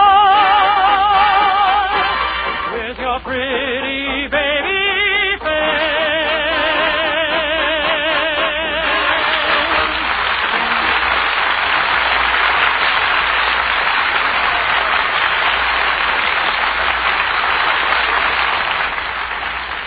Colgate Dental Cream cleans your breath while it cleans your teeth. No other toothpaste does a better job of cleaning teeth than Colgate Dental Cream. For Colgate Dental Cream has a safe polishing agent that cleans your teeth both gently and thoroughly, brings out their natural sparkle and beauty. You can actually see and feel the difference. And scientific tests prove that Colgate Dental Cream cleans your breath while it cleans your teeth. Yes, actual scientific tests prove conclusively that in 7 out of 10 cases, Colgate instantly stops unpleasing breath that originates in the mouth. Colgate Dental Cream is famous for its wonderful wake-up flavor, too. Nationwide tests of leading toothpastes prove that Colgate's is preferred for flavor over every other brand tested. Yes, preferred over every other brand tested. And no wonder, for Colgate Dental Cream is the result of constant effort to produce the finest toothpaste in the world today. For cleaning teeth, for flavor, for sweetening breath. So see if you don't agree with the millions who have made Colgate Dental Cream America's favorite toothpaste. Try Colgate Dental Cream to bring out the natural sparkle and beauty of your teeth. For a wake-up flavor you'll thoroughly enjoy. And always use Colgate Dental Cream after you eat and before every date to clean your breath while you clean your teeth.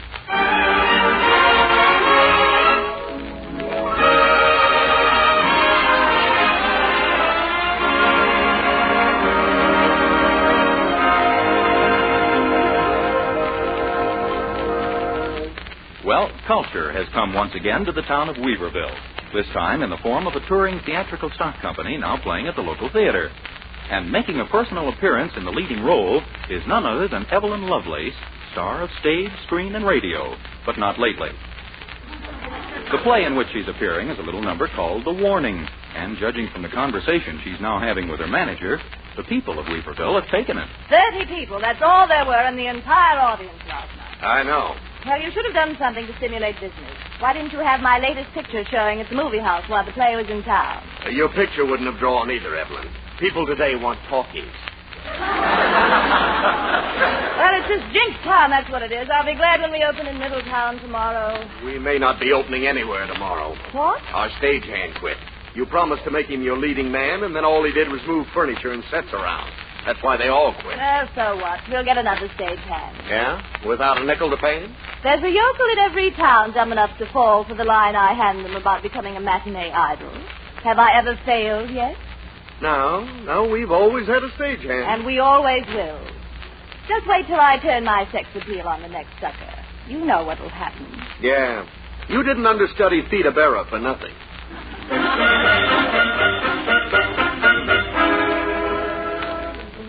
So off went Evelyn Lovelace in search of a sucker.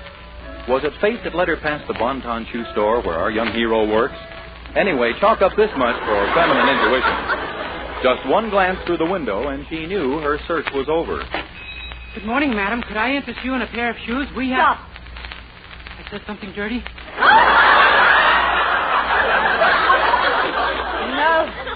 No, say that again. You mean, could I interest you in a pair of shoes? Yes, that voice, that quality, that resonance, that vibrancy. Where did you ever get a voice like that? Gee, I don't know. It just kind of came with my body. Compelling, magnetic. Tell me, have you ever sung? Yeah, a little. Sing for me now. Okay. Oh! Magnificent, superb. I've never heard anything so divine. Oh, it just happens to be a catchy tune. Don't you understand? Destiny has brought us together. Oh, if you only knew how long I've been looking for someone like you. Yeah? Yes.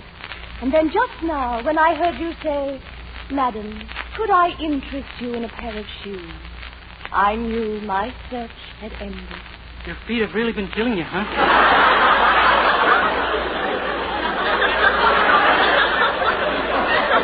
No, I'm not talking about my feet. I'm talking about the stage. Huh? Don't you know who I am? I'm Evelyn Lovelace. Oh, sure. I didn't recognize you without your makeup. You're the star of that play I saw the other night, huh? Yes. Now do you understand what I want? The theater is calling me. Oh, my gosh, if it's about that piece of gum I stuck under my seat. No, it isn't that. I want you to be my new leading man. Your leading man? Me? Of course. Can't you see why? That warm, glowing personality of yours, your divine talent, magnificent artistry, your dazzling good looks, your thrilling physique. That's why. Yeah, you've got your reasons, all right. Please, don't hesitate. The theater needs new blood, and I can make you the greatest star who ever lived. Gee, I don't know. I've got a girl, and she may not approve of me going on the stage. A girl? What's one girl? You'll have thousands of girls at your feet, all begging to become your slave. But I'm not that kind of a fellow. The only slave I want is my wife. Oh, you can't let this girl stand in your way. We'll tour the country together, live in a trunk. We'll do the greatest plays ever written. Henrik Ibsen, Bernard Shaw, Anton Chekhov, Shakespeare. William Shakespeare? That's the one, yes. Say you will, please. Well, Oh, thanks. In the name of American theater goers everywhere, I thank you. Oh, that's all right. You will be the greatest actor the world has ever known. I can hear you now reciting your lines from the immortal bard. Tomorrow and tomorrow, you say, creeps in this petty pace from day to day to the last syllable of recorded time. And all our yesterdays have lighted fools the way to dusty death. Gee, I hope I don't have to explain what I say afterwards.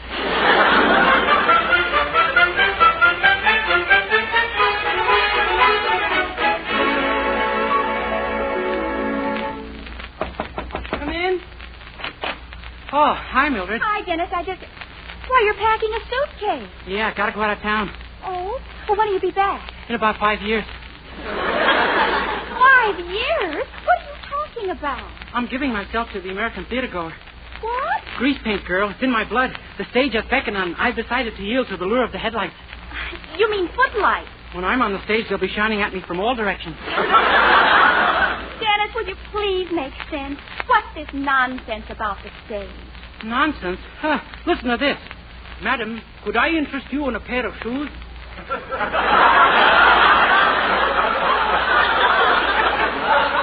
Does something to you, huh? Yes, it makes me think you've gone crazy. Oh, don't fight it, Mildred. You see, I met Evelyn Lovelace today, and she asked me to be her new leading man. Evelyn Lovelace? Yeah. But how could she? You've had no experience. Well, nevertheless, we both feel that a person with my new blood ought to live in a trunk. What? We're touring the country together for the next 5 years, Millie. We both feel that I have something to offer the public. But, Dennis, what about me? Oh, I'll offer it to you later.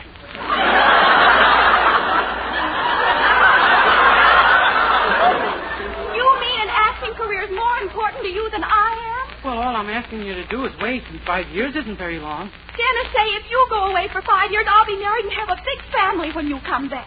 Well, I suppose I can't stop you from killing time while you're waiting.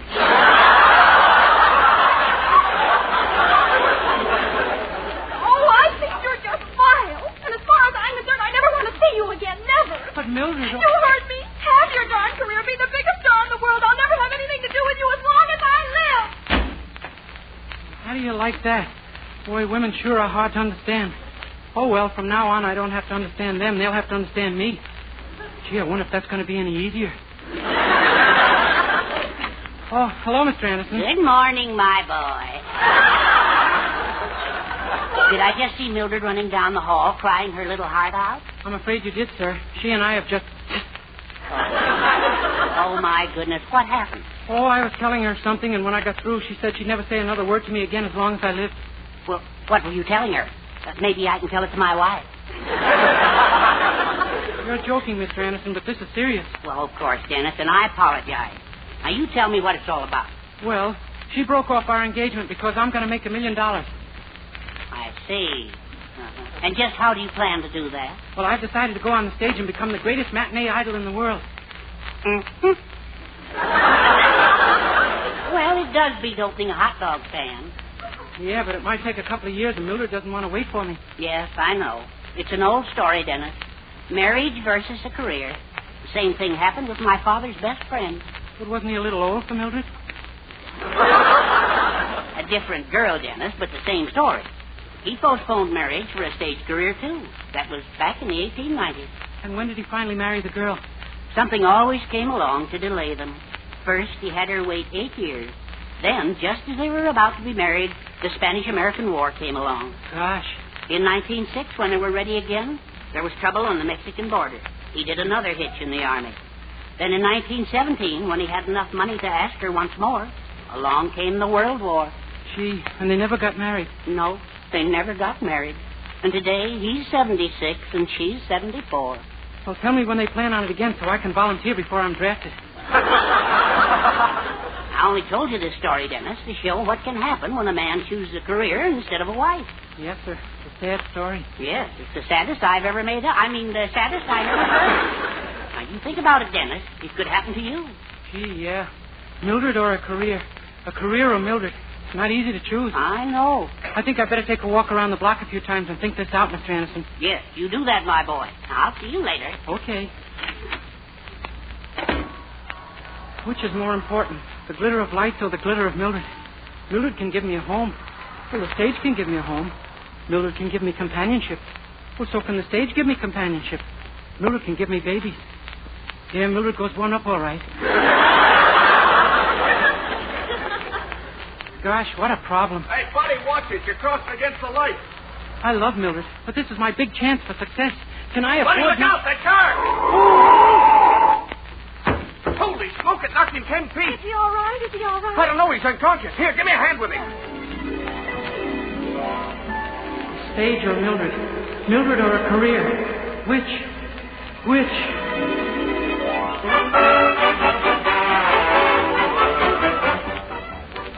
Well, this is the finale coming up, Dennis. It's the finale in more ways than one, Mr. Hammerstein. It's the last song I shall ever sing on the stage.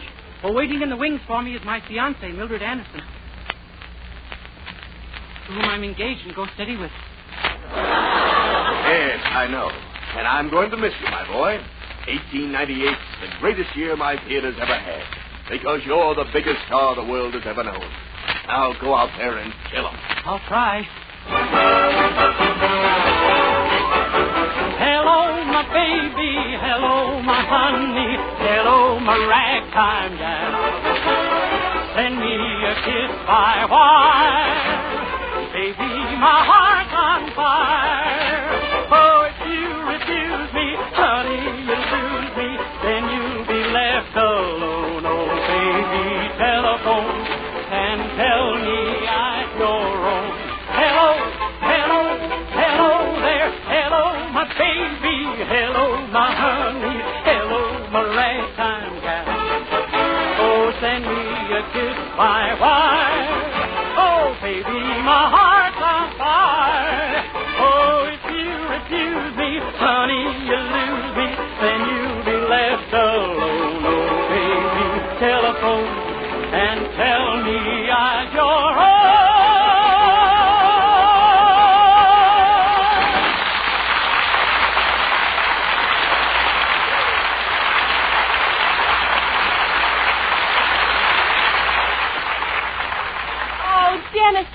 wonderful. Mildred, my darling, how I've longed for you these past 8 years.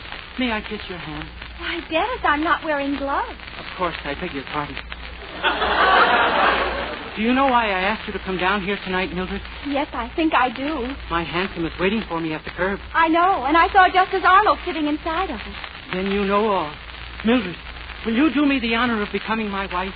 I like you, Mildred. Indeed, I do. Oh, Dennis, how I've been longing for you to ask that question. And my answer is... Good heavens, listen to this. The USS Maine has just been sunk in Havana Harbor. What? Goodbye, Mildred. I'm off to fight the Spaniards. See you in a year or so. Oh, Dennis, come back. Don't leave me.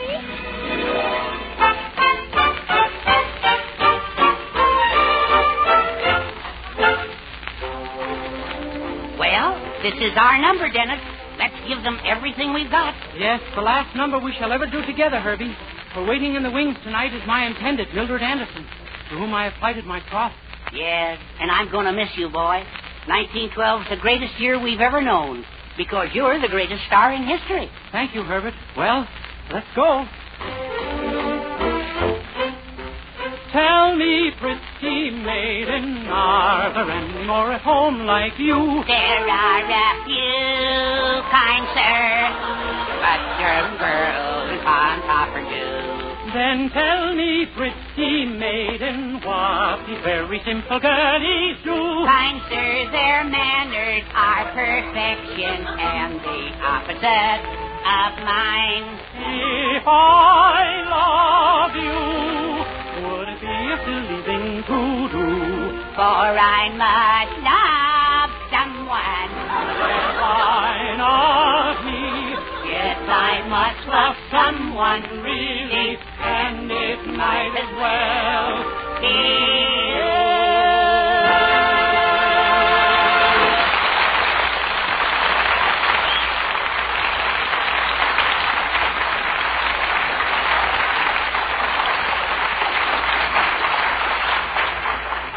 Dennis, that was wonderful. Mildred, my darling, how I've longed for you these past 14 years.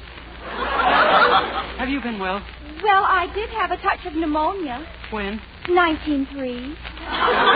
Yes, that was a beastly winter. Do you know why I asked you to come down here tonight, Mildred? Yes, I think I do. My Stanley steamer is outside at the curb. I know, and I saw Justice Arnold inside, covered with steam. Then you know all. Will you be my wife, Mildred?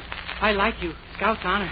Oh, Dennis, how I've been longing to hear you ask that question. And my answer is... Good heavens, can this be true? The SS Titanic has been sunk in the North Atlantic. What? Goodbye, Mildred. I'm off to fish the survivors from the icy waters. Wait for me, my darling. Oh, Dennis, come back. Don't leave me.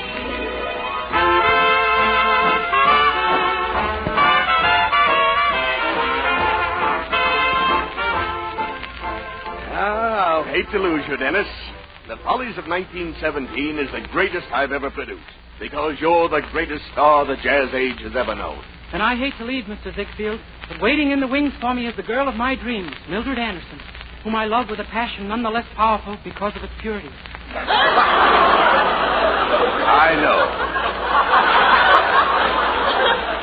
I know, my boy. I shall announce your final number on the stage myself. Ladies and gentlemen, we present to you now that great star, the one and only high-hatted tragedian of jazz, Dennis. Is everybody happy? Day! Oh, when my baby smiles at me, my thoughts go roaming to paradise, yes. And when my baby, when my little baby smiles at me, folks, oh, what a wonderful light that comes to her eyes. Listen, buddy, give him the smile that just brings love. Give it to him. Oh, cut it out, will you? That's it. That's the smile that brings real harmony. I sigh and I cry. Oh, it's just a bit of heaven, when my baby smiles at me. Play on. When my little baby smiles Oh, gee. Oh, stop it, I say. And when my baby smiles at me, oh, I can't stand it. Now, honey, cut it out, will you? Come on, give him the smile that just brings love. Come on, give it to him. Gee, that's it. That's the smile that brings real harmony. Come on, baby. I sigh and I cry. Oh, it's just a bit of heaven, when my baby smiles at me. Is everybody happy?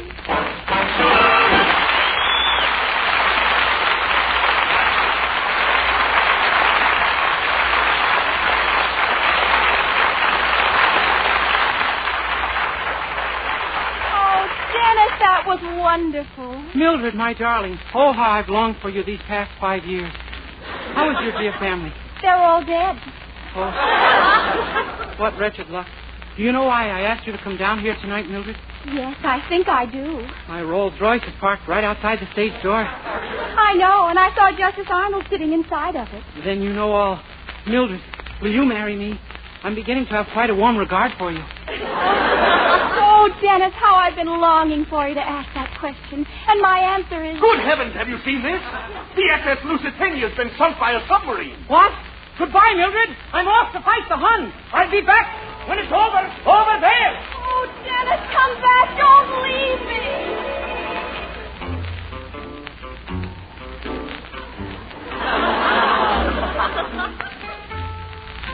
Well, our last number, Dennis. 1941 sure has been a great year. Yes, I'll miss you, Herbie. But waiting in the wings for me is the old lady I care deeply for. I know, but I just want to tell you how wonderful it's been to have worked with you all these years as the ink spot. It has been grand, hasn't it? Well, let's give this last number everything we've got. You bet.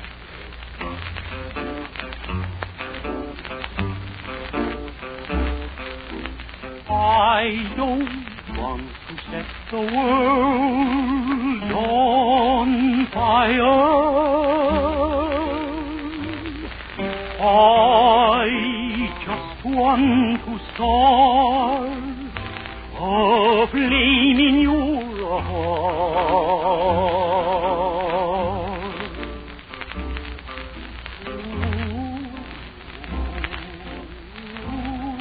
I don't want to set the world on fire. I love you too much. I just want to start a red-hot flame down in your big old fat heart. You see,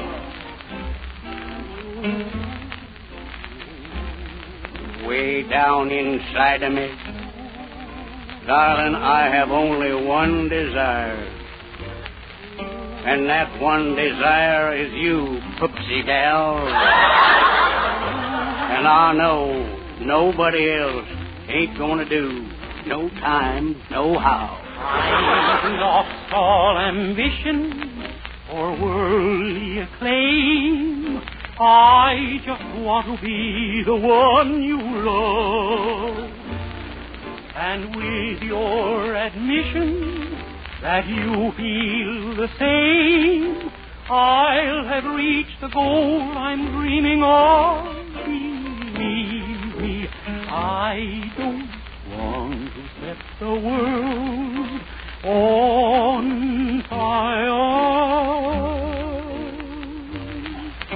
I just want to start a flame in your heart.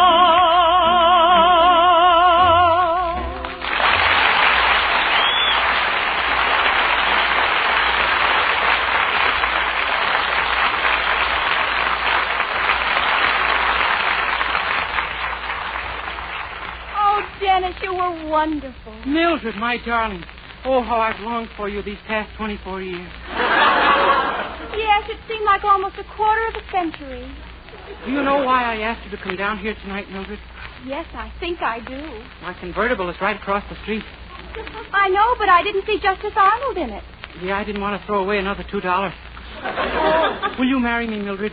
I'm 76. Middle age will soon be upon me. Oh, Dennis, how I've been longing for you to ask that question. And my answer is... Good heavens, have you heard the radio? Pearl Harbor. My gosh, that's been bombed? Yes, bombed. Oh!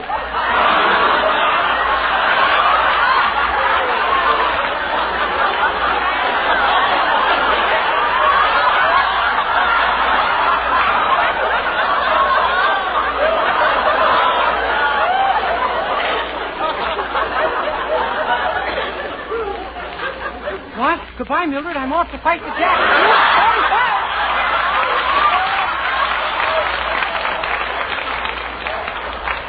Dennis, come back. Don't leave me.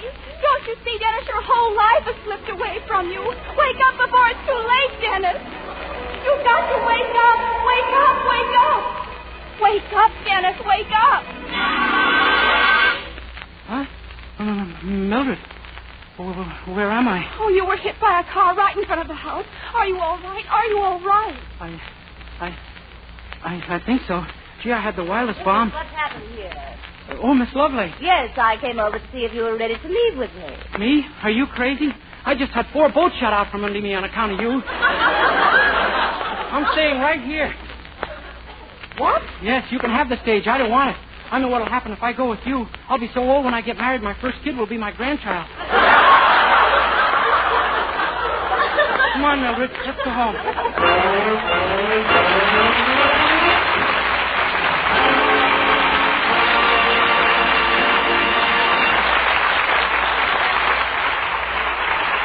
Dennis Day will be back in just 1 minute to say goodnight. But first... Dream girl, beautiful luster cream girl, hair that gleams and glistens from a luster cream shampoo. Yes, for soft, glamorous dream girl hair, try Luster Cream Shampoo. Now in convenient tubes or jars, whichever you prefer. Luster Cream Shampoo leaves hair with new 3-way loveliness. Fragrantly clean, glistening with sheen, soft, easy to manage. Not a soap, not a liquid, but an utterly new, rich lathering cream shampoo. A blend of secret ingredients plus lanolin. 4-ounce jar, $1. Smaller sizes, tubes or jars, 49 and 25 cents. Be a dream girl.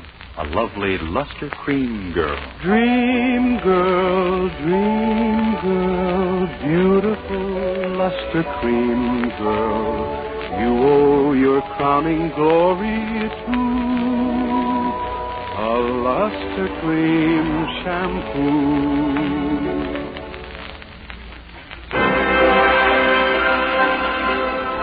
This is Dennis Day, ladies and gentlemen. Thanks for being with us tonight, and listen again next week, won't you? Good night, everybody.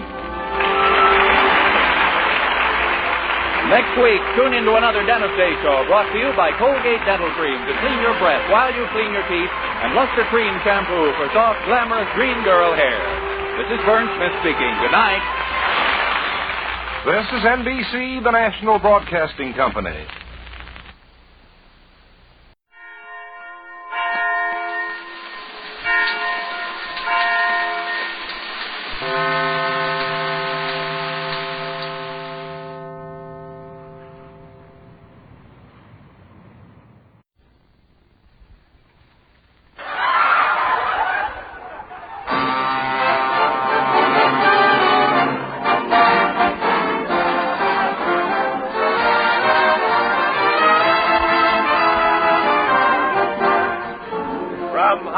Colgate Tooth Powder presents the Mel Blanc Show, written by Mac Benoff, with Mary Jane Croft, Joe Kearns, Hans Conried, Alan Reed, Jill Walker, the Sportsman, Victor Miller and his orchestra, and starring the creator of the voice of Bugs Bunny. What's up, Doc? Yes, Colgate Tooth Powder for a breath that's sweet and teeth that sparkle brings you the Mel Blanc Show, with Mel playing his new character, Zookie. Hello, everybody. Hello, everybody. Hi. And starring himself in person, Mel Blanc. Hi, folks. Ugga, ugga, boo, boo, ugga.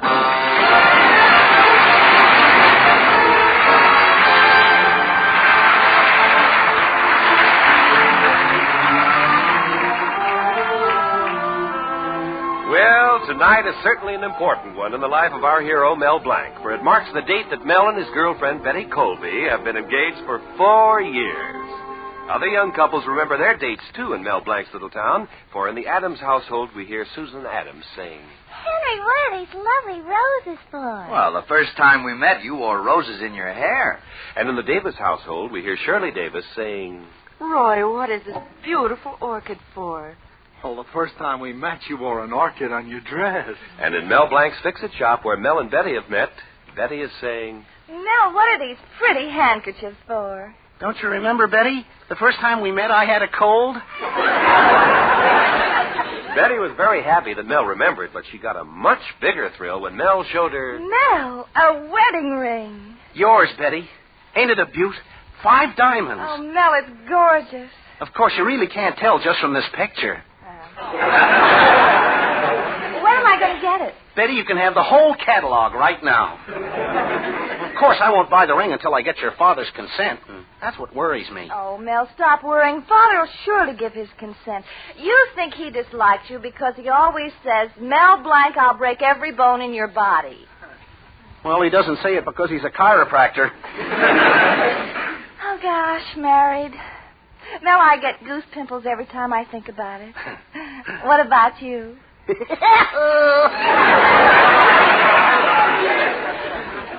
Betty, remember how we first met?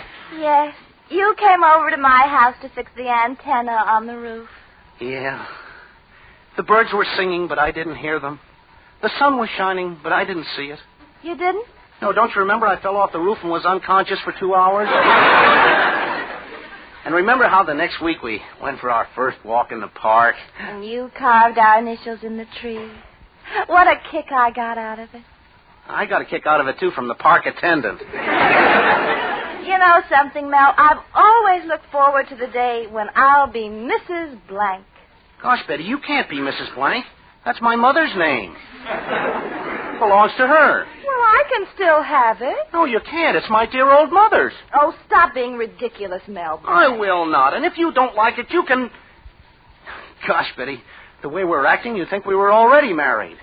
Oh, Mel, here comes Father. Now, be calm. Yeah. And remember, just tell him you want to marry me. All right, Betty. Oh, Betty. Hello, Mel. Mr. Colby, I want to marry you. I mean... Now, look here, you nincompoop. I was expecting this today. For 4 years, you've been asking me if you can marry Betty, and for 4 years, I've given you the horse laugh. Doesn't that prove something? Yes, that you're a horse.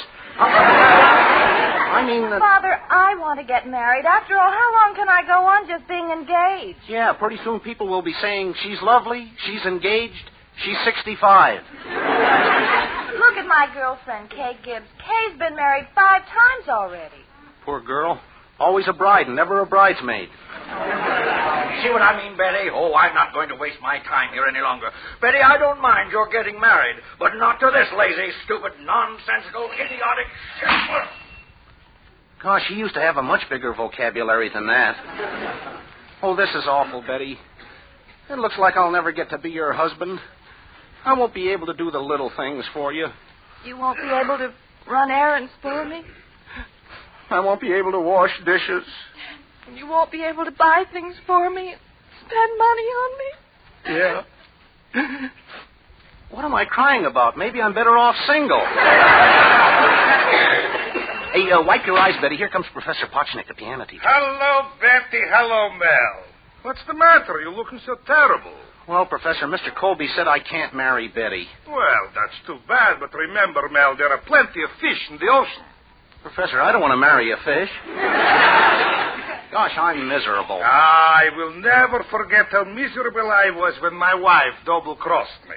Well, how do you know she did that, Professor? Well, Mel, you know in every house there are towels marked his and hers? Yeah? One day I came home and found one marked Joe. And then 2 weeks later, the same thing. Another towel marked Joe? No, Joe himself. But it didn't bother me. What she looked like shouldn't happen to a dog. You mean a dog? No, a duck. She had webbed feet. Now, maybe it's better you don't get married. Don't say that, Professor. Betty and I love each other. She wants to be part of me, and I want to be part of her. We want to be part of each other. It's going to be very confusing getting dressed in the morning. Betty, suppose you told your father you were going to get married and brought around all your fellows for your father to pick out tonight. Well, what good would that do? Oh, I got a great idea. We get 3 very stupid, ignorant fellows to make Mel look good by comparison. Why, that's wonderful. And all we have to do is get 3 fellows more stupid than Mel. Well, we could get...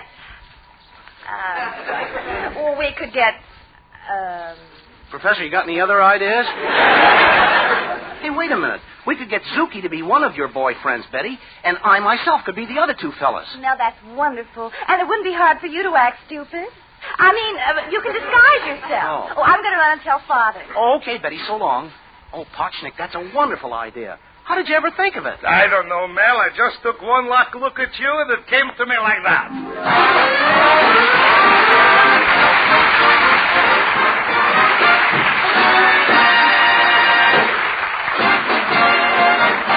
Use Colgate tooth powder, keep smiling just right.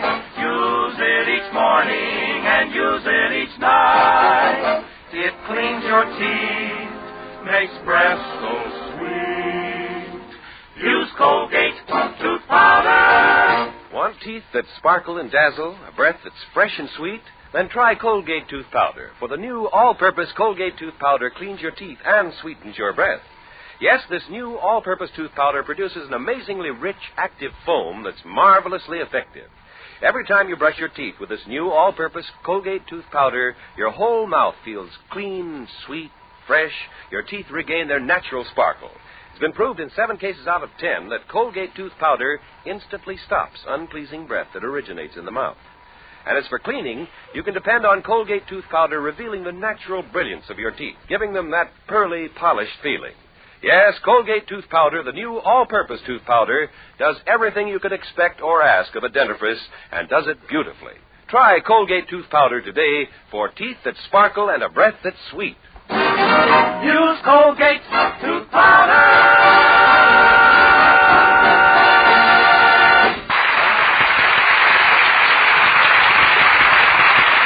Well, back to Mel Blanc. Mel and Betty have hatched a plan whereby they hope to convince Mr. Colby that Mel is good enough to marry Betty. Mel and Zuki are going to pretend to be very stupid suitors, thereby hoping to make the real Mel look good by comparison. Mel's a little worried about the whole thing, but despite that, he's still able to concentrate on his problems in the fix-it shop. Right now, he's tackling the job of adjusting a prized gun which a worried customer has brought to him. Deftly, his expert hands probe the intricate mechanism. Gosh, pretty soon I'll have to go up there and act stupid. With nimble fingers, he dismantles and inspects the pieces. I hope Zuki plays his part right. Now, having checked the firing pin, cleared the barrel, and adjusted the sights, he carefully raises the gun to his shoulder and presses the trigger. There you are, Sonny. Your pop gun's all fixed. No, you don't have to pay me. Keep the bubble gum. Well, if it isn't my lodge president, Mr. Cushing. Hello, Mel. Ugga-boo-ugga-boo-boo-ugga. Greetings, mighty potentate. Ugga-ugga-boo, ugga-boo-boo-ugga. Say, didn't I see you in Murphy's Bar and Grill last night with a zombie? Mel, I wasn't even out with my wife. What's the matter, mighty potentate? You seem out of breath. Well, I am, Mel. I'm all pooped out. You see, I've been shopping with my wife. Well, what'd she buy? Well, she bought one of those sealskin outfits. You know, sealskin coat, sealskin hat, sealskin bag. How does she look? I don't know, Mel. Every time she opens her mouth, I feel like throwing her a fish. What a woman. Oh, you're prejudiced, mighty potentate. I saw Mrs. Cushing the other day, and she was very nice, smiling at everyone. That's those new teeth she bought. They're 2 sizes too large. I thought she already had one set. Mel, my wife's mouth goes so much she has to have 2 sets. They work in 12-hour shifts. Awful. I can't even get any sleep. No sleep? That's right. All night long, out of sheer force of habit, they sit on the night table and talk to each other. Oh, your wife doesn't talk a lot, does she? Ha! Mel, you've heard of people who carry a conversation. Well, my wife will ship it anywhere you want. Yada, yada, yada. It's like being married to the Railway Express. Rain, sleet, or snow, nothing stops her. Well, why don't you give her a hint? Get a set of those monkeys. Hear no evil, see no evil, speak no evil. Oh, Mel, we've got him. You know what happens when my wife starts to talk? The monkeys all put their hands over their ears? No, they all get up and go home. I don't know why I'm standing here telling you all this. It's just that I got low with the doctor.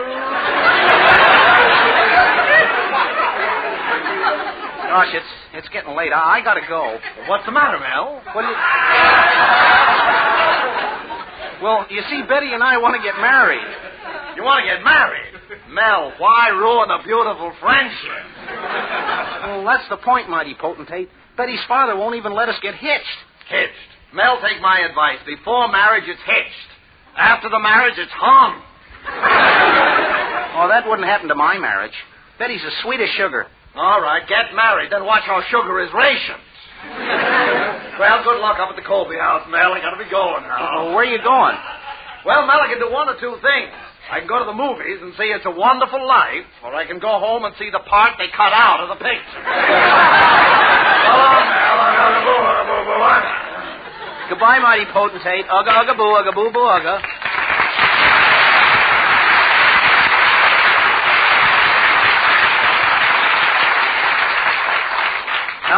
Now to get to the Colby house. Gosh, this is going to be tough. Acting like two other stupid fellas in love with Betty. If I act too stupid, Mr. Colby's liable to get suspicious and think it's me. I wonder how Zuki is making out.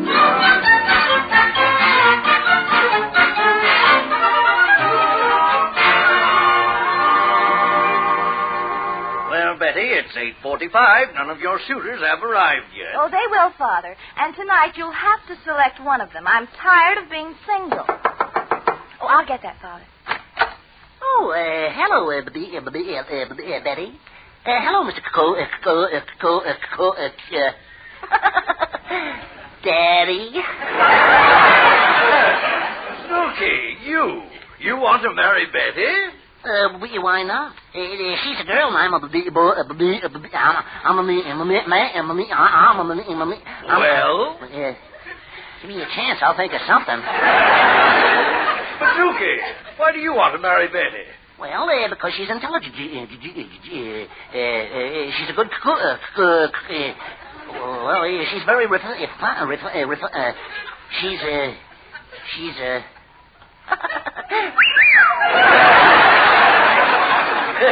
Suki, is that the only reason? Oh no. Betty and I have big plans. By the time we're married, 6 months, we want to have four. Zuki! Zuki! Can't we have even one dog?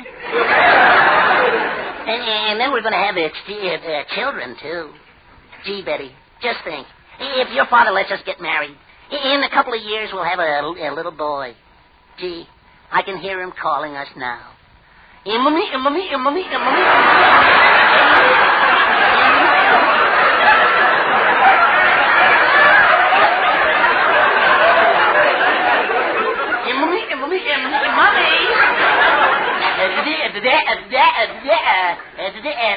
Papa! Well, Zuki, before I let you marry Betty, what are your qualifications? Oh, well, I've got a college degree. I got a lot of money. I got a lot of stocks in the beat bun. I got.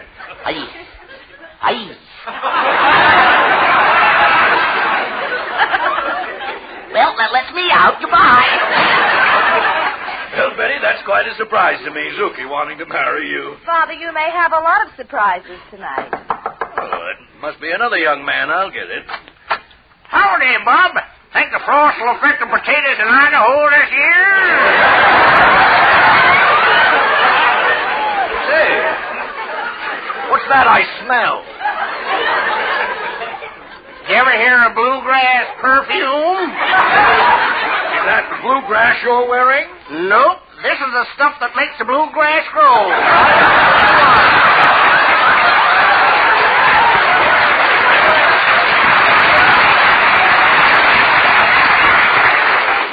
Well, hi, Betty. Hey, to tell you, Paul, how much I love you.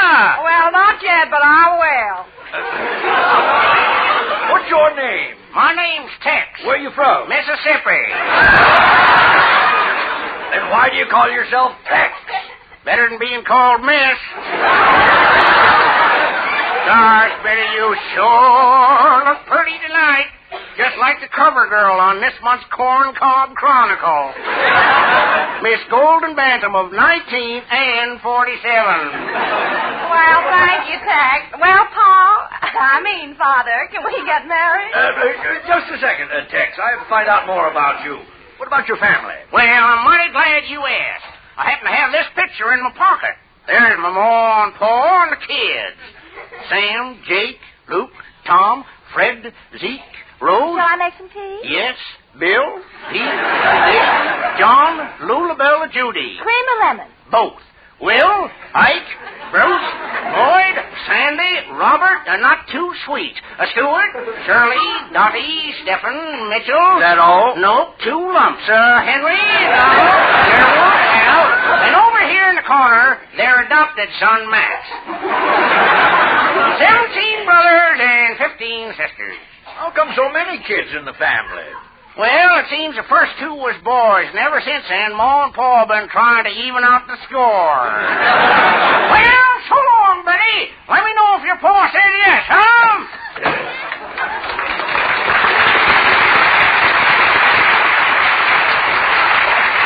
Well, Betty, to put it mildly, I'm a bit surprised at your choice. Well, you see, Father, Mel isn't so bad. Well, this must be another suitor. I'll open the door.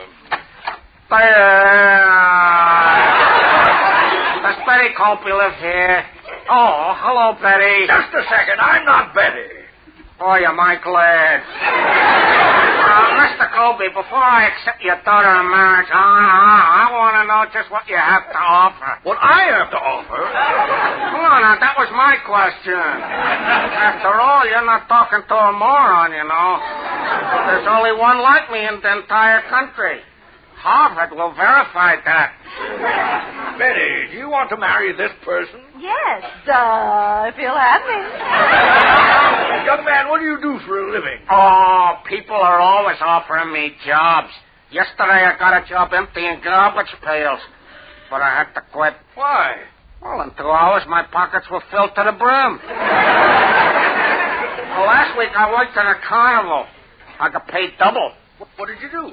But they was using my head to dodge baseballs. Well, why should they pay you double? They used the other side for a dart game. Now, just a second. Your stupidity seems a little familiar. I gotta go now. So long, Betty. Betty, I'm completely flabbergasted by your taste in man. Frankly, I don't know who to choose for you to marry now. Hello, Betty. Hello, Mr. Colby, sir. Nice to see you, sir. You're looking fine, sir. Have a cigar, sir. Ah, Mel, my boy. Earlier today, you asked me whether you could marry Betty. Well, I'm happy to say. Mr. Colby, not really. Yes, son. Betty, you can get married. Any one of the other 3.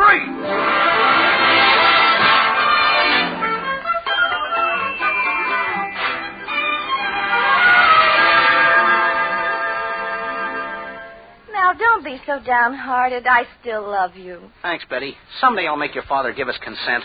Anyway, Mel, we've had 4 lovely years together. That's right, Betty. We've had 4. Now, would you care to try for 8?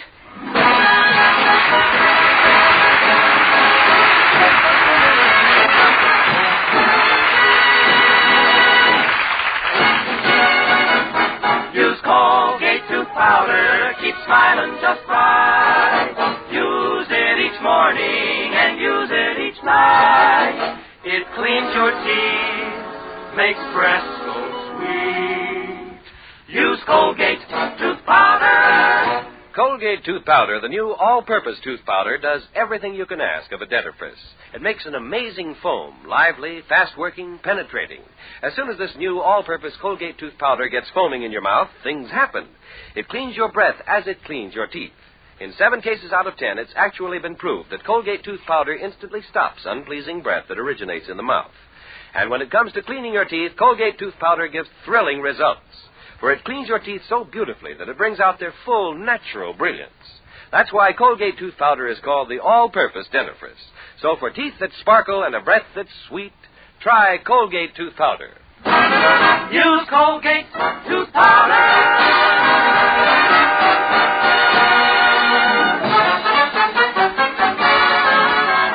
This is Bud Easton reminding you that Colgate tooth powder for a breath that's sweet and teeth that sparkle brings you the Mel Blanc Show every Tuesday at this time. Be sure to join us again next Tuesday night for more fun with Mel and the people you'll meet in Mel Blanc's Fix-It Shop. Say hello to Halo Shampoo for naturally bright and beautiful hair. Remember, even finest soaps and soap shampoos hide the natural luster of your hair with dulling soap film. But Halo Shampoo contains no soap, therefore leaves no dulling soap film. Even in hardest water, Halo makes oceans of rich, fragrant lather, quickly banishes loose dandruff and dirt. Halo needs no lemon or vinegar rinse. Say hello to Halo and goodbye to dulling soap film. Get Halo Shampoo at any cosmetic counter.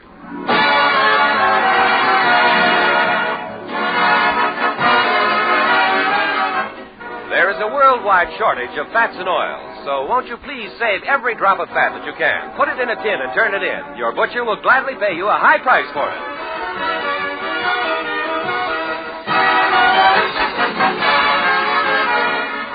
Remember, Mel Blanc at the same time every Tuesday night. This is CBS, the Columbia Broadcasting System.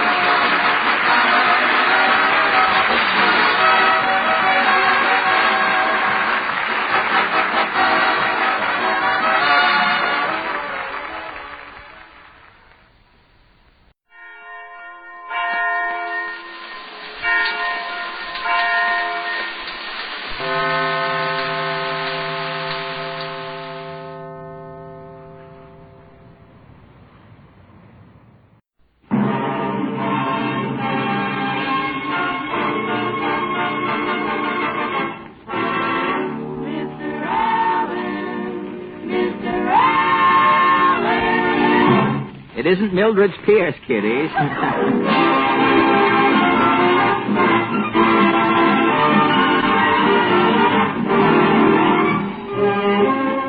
The makers of Tenderleaf Tea and Bluebonnet Margarine present The Fred Allen Show. With Fred's guests Martha Raye, Portland Hoffa, Minerva Pius as Mrs. Nussbaum, the Tenderleaf Workshop Players, the DeMarco Sisters, and Al Goodman and his orchestra. And if you're wondering who I am, my name is Kenny Delmont.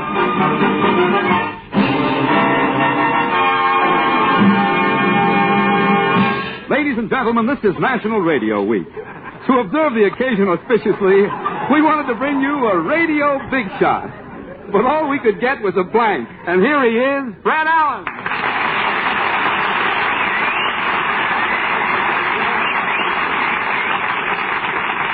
Thank you, and good evening, ladies and gentlemen. Yes, Kenny, this week radio celebrates its 25th year of broadcasting. Think of that, 25 years and still in its infancy. You know, the first radio program I heard was from Pittsburgh station KDKA way back in 1920. How was the first broadcast, Fred? Oh, it was quite exciting, Kenny. The announcer came on and said, "This is Pittsburgh." The next thing I knew, cinders started flying out of my crystal set. Smoke came pouring out of the earphones. The coil turned into a hot coal. The wires melted down and spelled out John L. Lewis on the floor.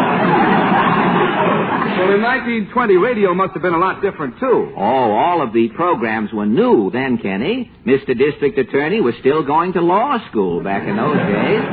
The National Barn Dance was just one rube doing a hoedown in a silo.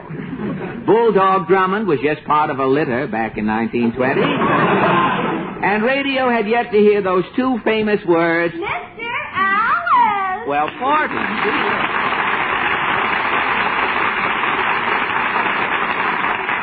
Say, you got a lot of applause tonight. My aunt with the big hands is here. Your aunt with the big hands, huh?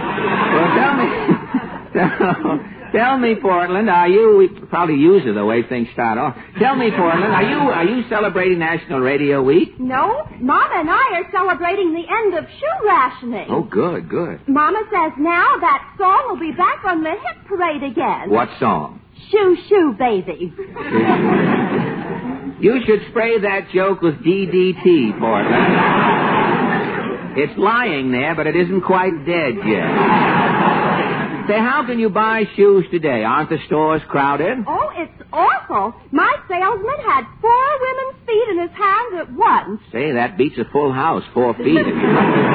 Say, he must have been terribly mixed up. Oh, he was. When I left the shoe store, Yes? on one foot I was wearing a wedgie. And on your other foot? I had a sneaker. A wedgie and a sneaker, huh? With one leg longer than the other, how did you ever get home? I walked along 5th Avenue with one foot in the gutter. Oh, that's fine. I hope you didn't step on anybody we know. And speaking of stepping, we'd better start stepping down to Allen's Alley, Portland. What is your question tonight? Well, I was going to use that one we heard earlier in the evening about the man who was sitting in Mildred's Piers, but I changed my mind. You know, this week the $11 billion victory loan drive started throughout the country, and since the government is asking all of us to buy more bonds, Portland, our question is, are you doing your part in the victory loan drive? Shall we go? As one little doggie said to the other little doggie, let's get along.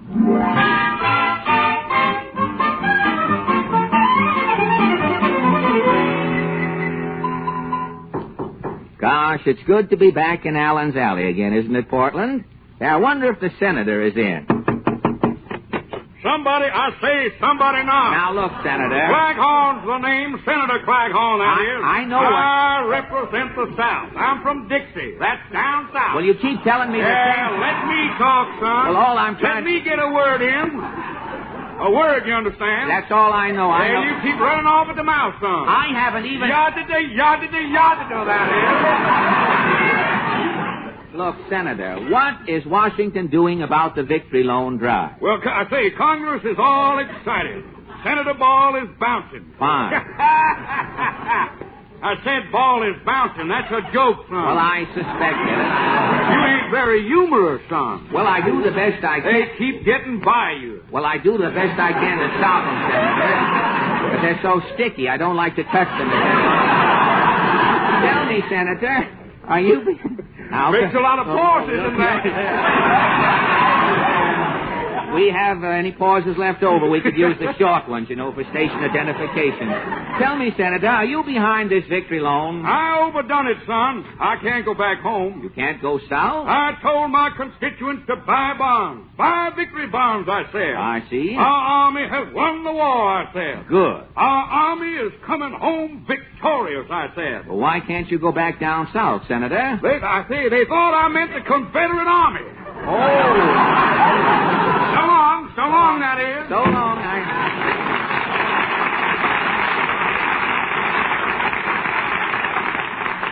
Say, a piece of corn pone fell out of the senator's pocket here. Oh, well, I'll give it to him next Sunday. Well, let's move along to Titus Moody's door.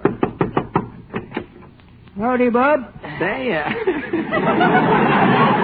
Mr. Moody, you look a little tired tonight. Yeah, my Sears Roebuck catalog come yesterday. I was up all night reading it. You couldn't put it down, eh? Couldn't wait to see how the story come out. Gosh, well, Mr. Moody, I know you're doing your part in the victory loan drive. Yeah, I bought $500 worth of bonds. You put them in the bank? I buried them in my backyard. You hid your money in the ground? Why? Well, a fellow, he told me, he says, you can't take it with you. And you? I thought I'd try it. Well, burying your money sounds like a good idea. Not so good, Bub. What happened? Gophers.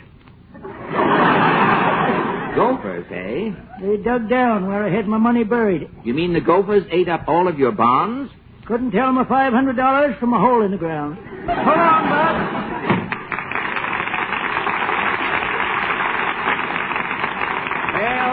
Mr. Moody's going to have a hard time trying to spend those occupation gophers. Well, I'll try this next house.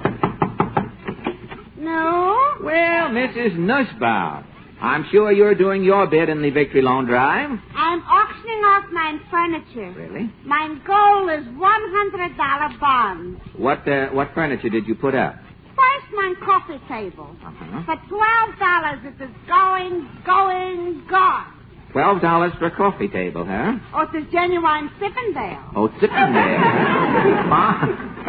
Next, for $50, is going my pickle pine lobster. Pickle pine. Another valuable piece? A Duncan Feinstein. Duncan?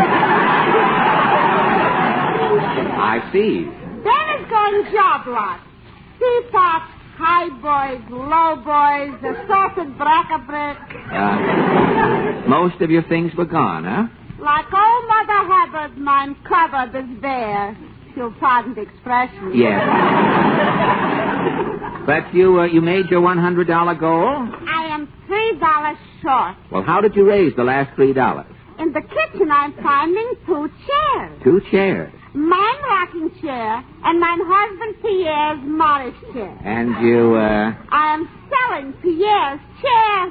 Eureka! I am making mine go. Well, if you sold your husband's chair, what is he sitting on now? But he's always sitting on, silly Billy.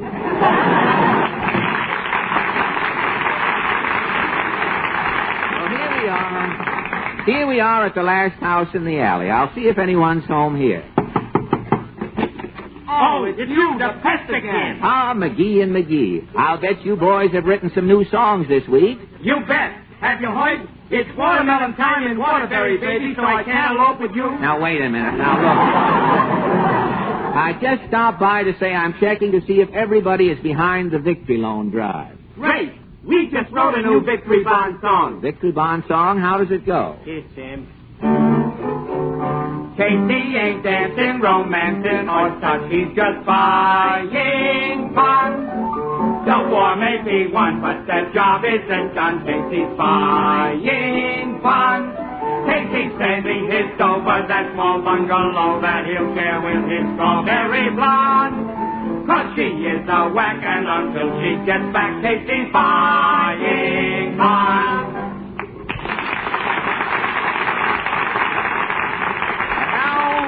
And now that McGee and McGee have torn their tune apart, we bring you 5 little girls who will put one together for you. The DeMarco sisters, accompanied by Maestro Al Goodman and his Atomic Orchestra, now sing Bell-Bottom Trousers.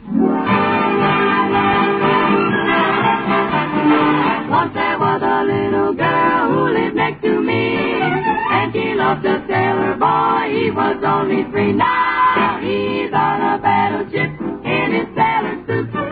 Just a great big sailor man, but he's just as cute. Bell-bottom trousers, full of navy blue, down on him.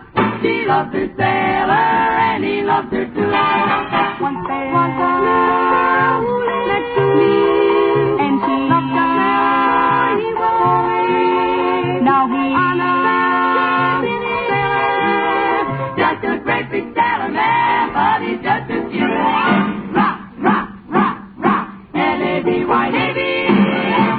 Bell-bottom trousers, corn of navy blue. She loves her sailor, and he loves her too. Sailing, sailing, give me those bell-bottom trousers, corn of navy blue. And she loves her sailor, and he loves her too.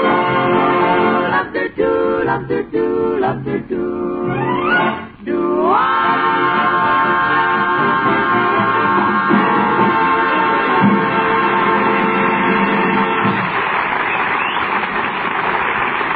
Thank you, children.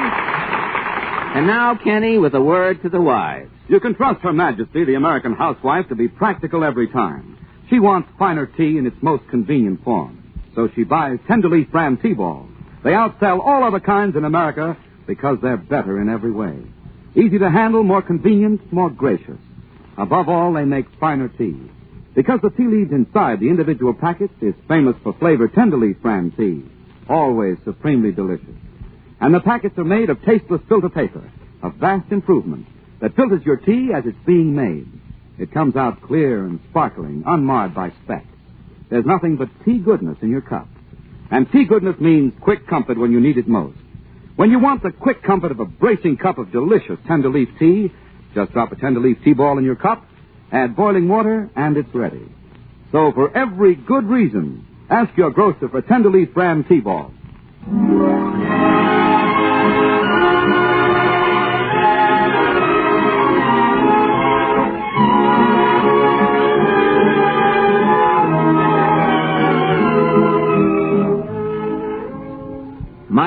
Al Goodman has just presented a Reader's Digest version of that popular song, If I Loved You. And now, say, Portland, will you hand me my pitch pipe over there on the floor, please? Uh-huh. Is this it? Yes, thank you.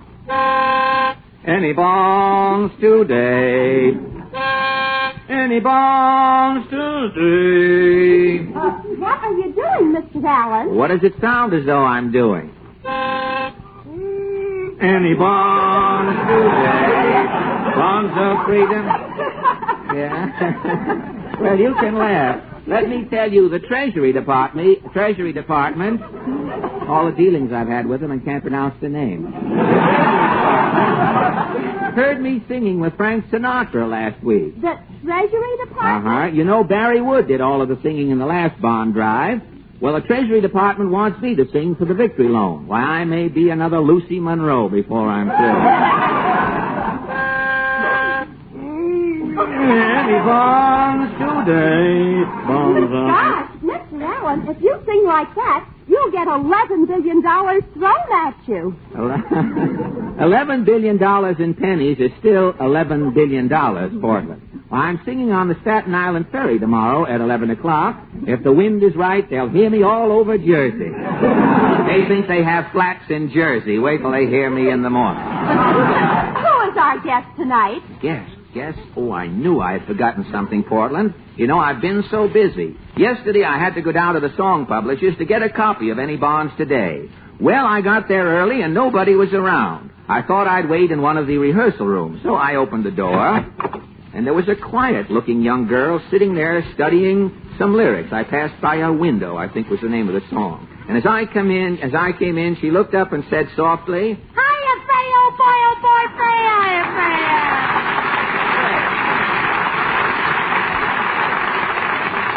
Hey, I didn't mean to barge in on you, Martha. I'm sorry. Oh, forget it. Slap the carcass down over here. At my age, Martha, one does not slap the carcass.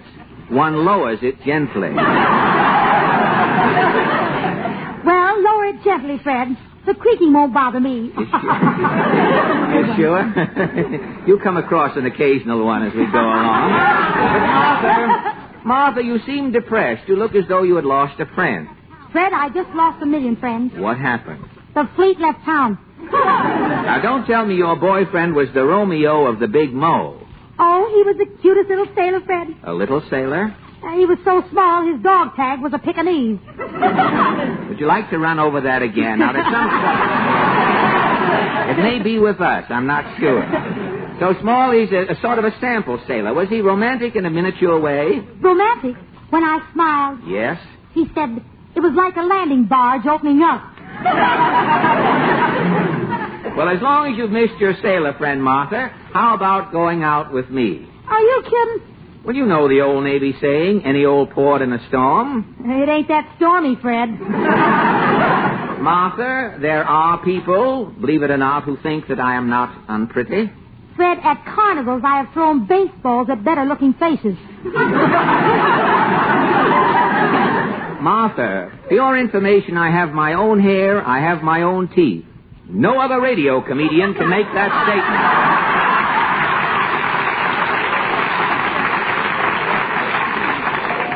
So what do you say, Martha? Let's go jitterbugging. You a jitterbug, Fred? Are you too old to jit?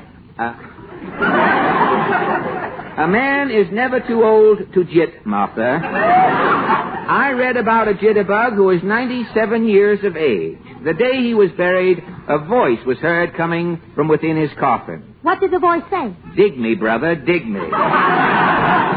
Well, Martha, I have to run along. I've got to learn my song. But I have to rehearse my song, too. Really? I'm opening at the Carnival Room in a couple of weeks. Say, as long as you're going to be in town, how about coming on my program some Sunday? Oh, I'm through with comedy, Fred. I'm going in for drama. You, a dramatic actress? Fred, while I was playing overseas for the USO, I learned that soldiers aren't looking for comedy in a woman. Well, I know that, Martha. And what they're looking for, you are not going to find in Noel Coward, either. Won't Hollywood give you a chance to do it? We could have used some of that on two of those other jokes. Won't Hollywood give you a chance to do a dramatic picture? Hollywood? 10 years in Hollywood, and what have I got to show for it? 200 sweaters and Sonny Tuff's autograph. Sonny Tuff's? Gad, they've taught him to write. Paramount did it again. Oh, if I just had a chance to show my dramatic ability. Say, I just remembered, Martha. It so happens that I have a play. A drama? Gosh, Fred. Now, if you have a little time... Just a minute, Fred. The band is waiting to rehearse my number. Uh-huh. I'll be right back. Okay, boys.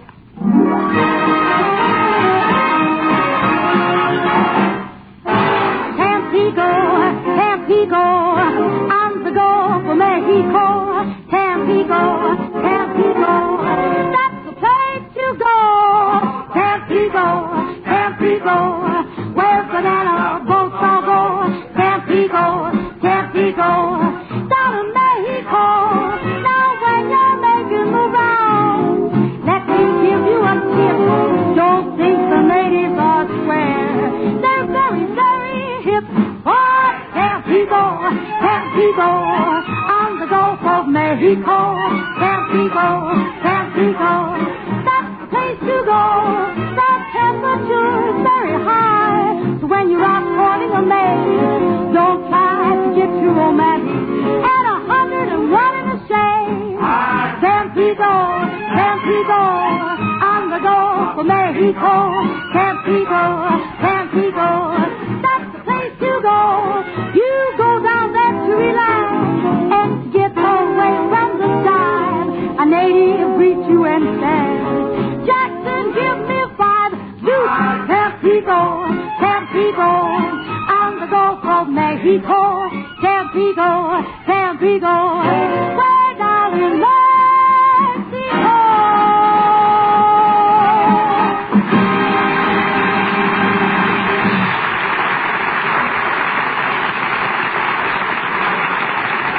Tampico, say, that was swell, Martha. Oh, thanks, Fred. Hey, now, what about your play? Is it a dramatic? Pardon me. It's a dramic. It's a dramic. It's a dramic with some tender leaf tea in there.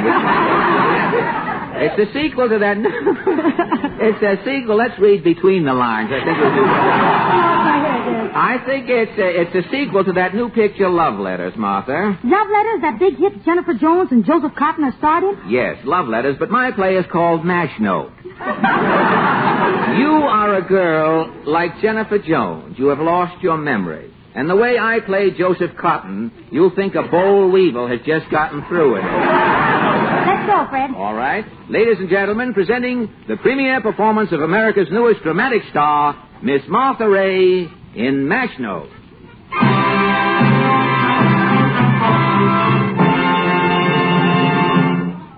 I am Bennington.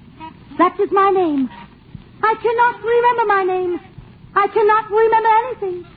The reason I cannot remember anything is because I have lost my memory. I remember only one word out of my forgotten past. One word keeps echoing through my mind. Always that one word. Murgatroyd, Murgatroyd. Murgatroyd, Murgatroyd. Murgatroyd, Murgatroyd.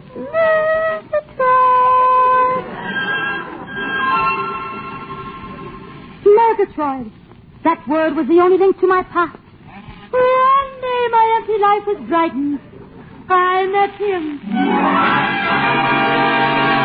Yes, Bennington met me. I am Lord Neville Buff Puffington, keeper of the Privy Seal, alto fifer in His Majesty's Warm Stream Guards. At the last election, given the boot with Winston Churchill. Yes, it was I who won the art of Bennington, but I shall start at the beginning. It was at the beginning it all started, obviously. It was Michaelmas Eve at Lady Cavendish's Fish and Chip Fry. Music was playing.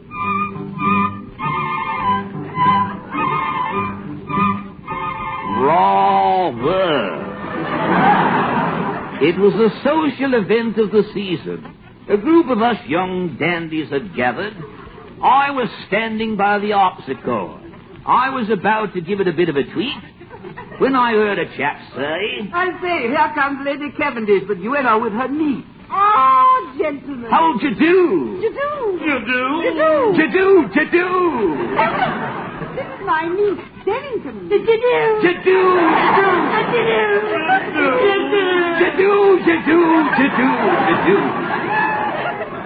Bennington, you may remain and regale Lord Bath Puffington. Yes, milady. Come, gentlemen. We're having such beastly fun in the tassel room. We're pulling them.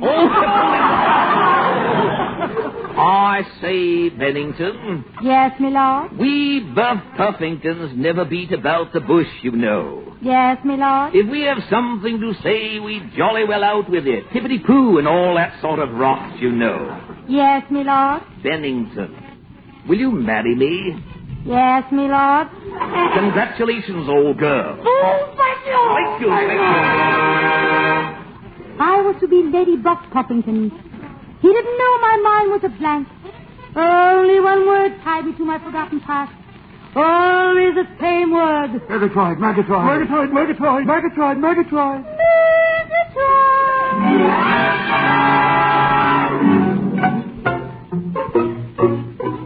And so we were married.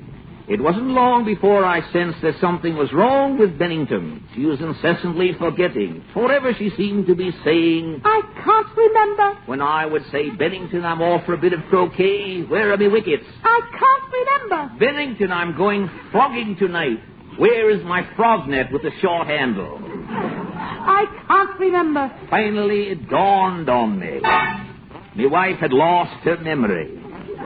I sent for England's greatest psychiatrist, Sir Proctor Prendable Bart. The psychiatrist said, Your wife has suffered a great shock. Really? It caused her to lose her memory. Shock, you say? She must have witnessed some terrible scene. Terrible scene? Someone in agony. Agony. Someone tortured. There is only one clue. One clue, you mean? The name Murgatroyd. Anything else, Doctor? Yes, that would be £2. Thank you. Murgatroyd, the only clue. I called on the police. To the four corners of the earth, they cabled that name. Murgatroyd.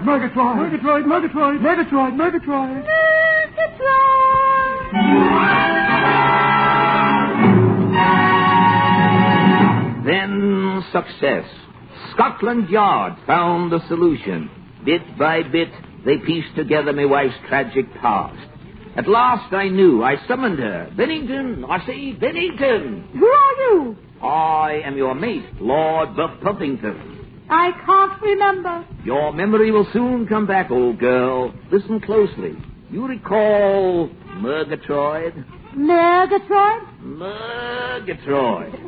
An accountant at Hollywood, California, in the colonies when you were there. My memory. It's coming back. Murgatroyd. I worked for him. Right. Then one day in March, one of Murgatroyd's clients came into his accountant's office, remember? Stop. Don't bring that horrible picture to my mind again. No. There in Murgatroyd's office, you saw the sight that drove you out of your mind. No. You witnessed a man going through the agonies worse than death. A scene of self-torture and suffering no other mortal could possibly witness without breaking. No. Yes, Bennington. You saw Jack Benny paying his income tax.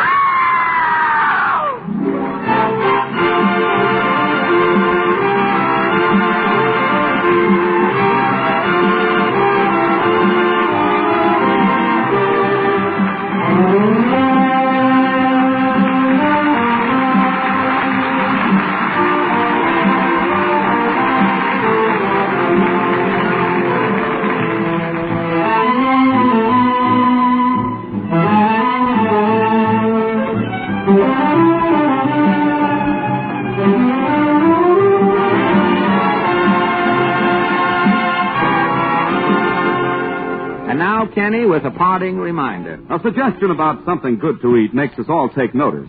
So here's one for the book. Remember the letters F&E for flavor, nutrition, economy. Bluebonnet Margarine gives all three: flavor, nutrition, economy. Yes, when you buy Bluebonnet Margarine, ladies, you get three important things. You get flavor, delicious flavor. The fussiest eater in your family will go for Bluebonnet. It's so fresh, delicate tasting, country sweet. You get nutrition, proved nutrition. Delicious Bluebonnet is packed with food energy, rich in vitamin A, too. And Bluebonnet means economy. This fresh, tempting spread saves you real money. Why, it costs so little you can spread it on twice as thick.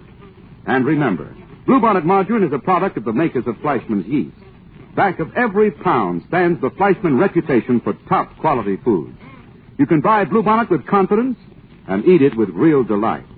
So ask your grocer for Bluebonnet tomorrow. It's the margarine that gives you flavor, nutrition, economy. All three. Thank you, Kenny. Before we stack up the tender-leaf tea bags and put away the Bluebonnet margarine for the evening, I want to thank Martha Raye for joining us tonight. And don't forget, ladies and gentlemen, next Sunday night, the Fred Allen Show brings you comedy. Drama. Joe, don't take my life. Okay, I'll take your Esquire instead. And our guest will be... Monty Woolley.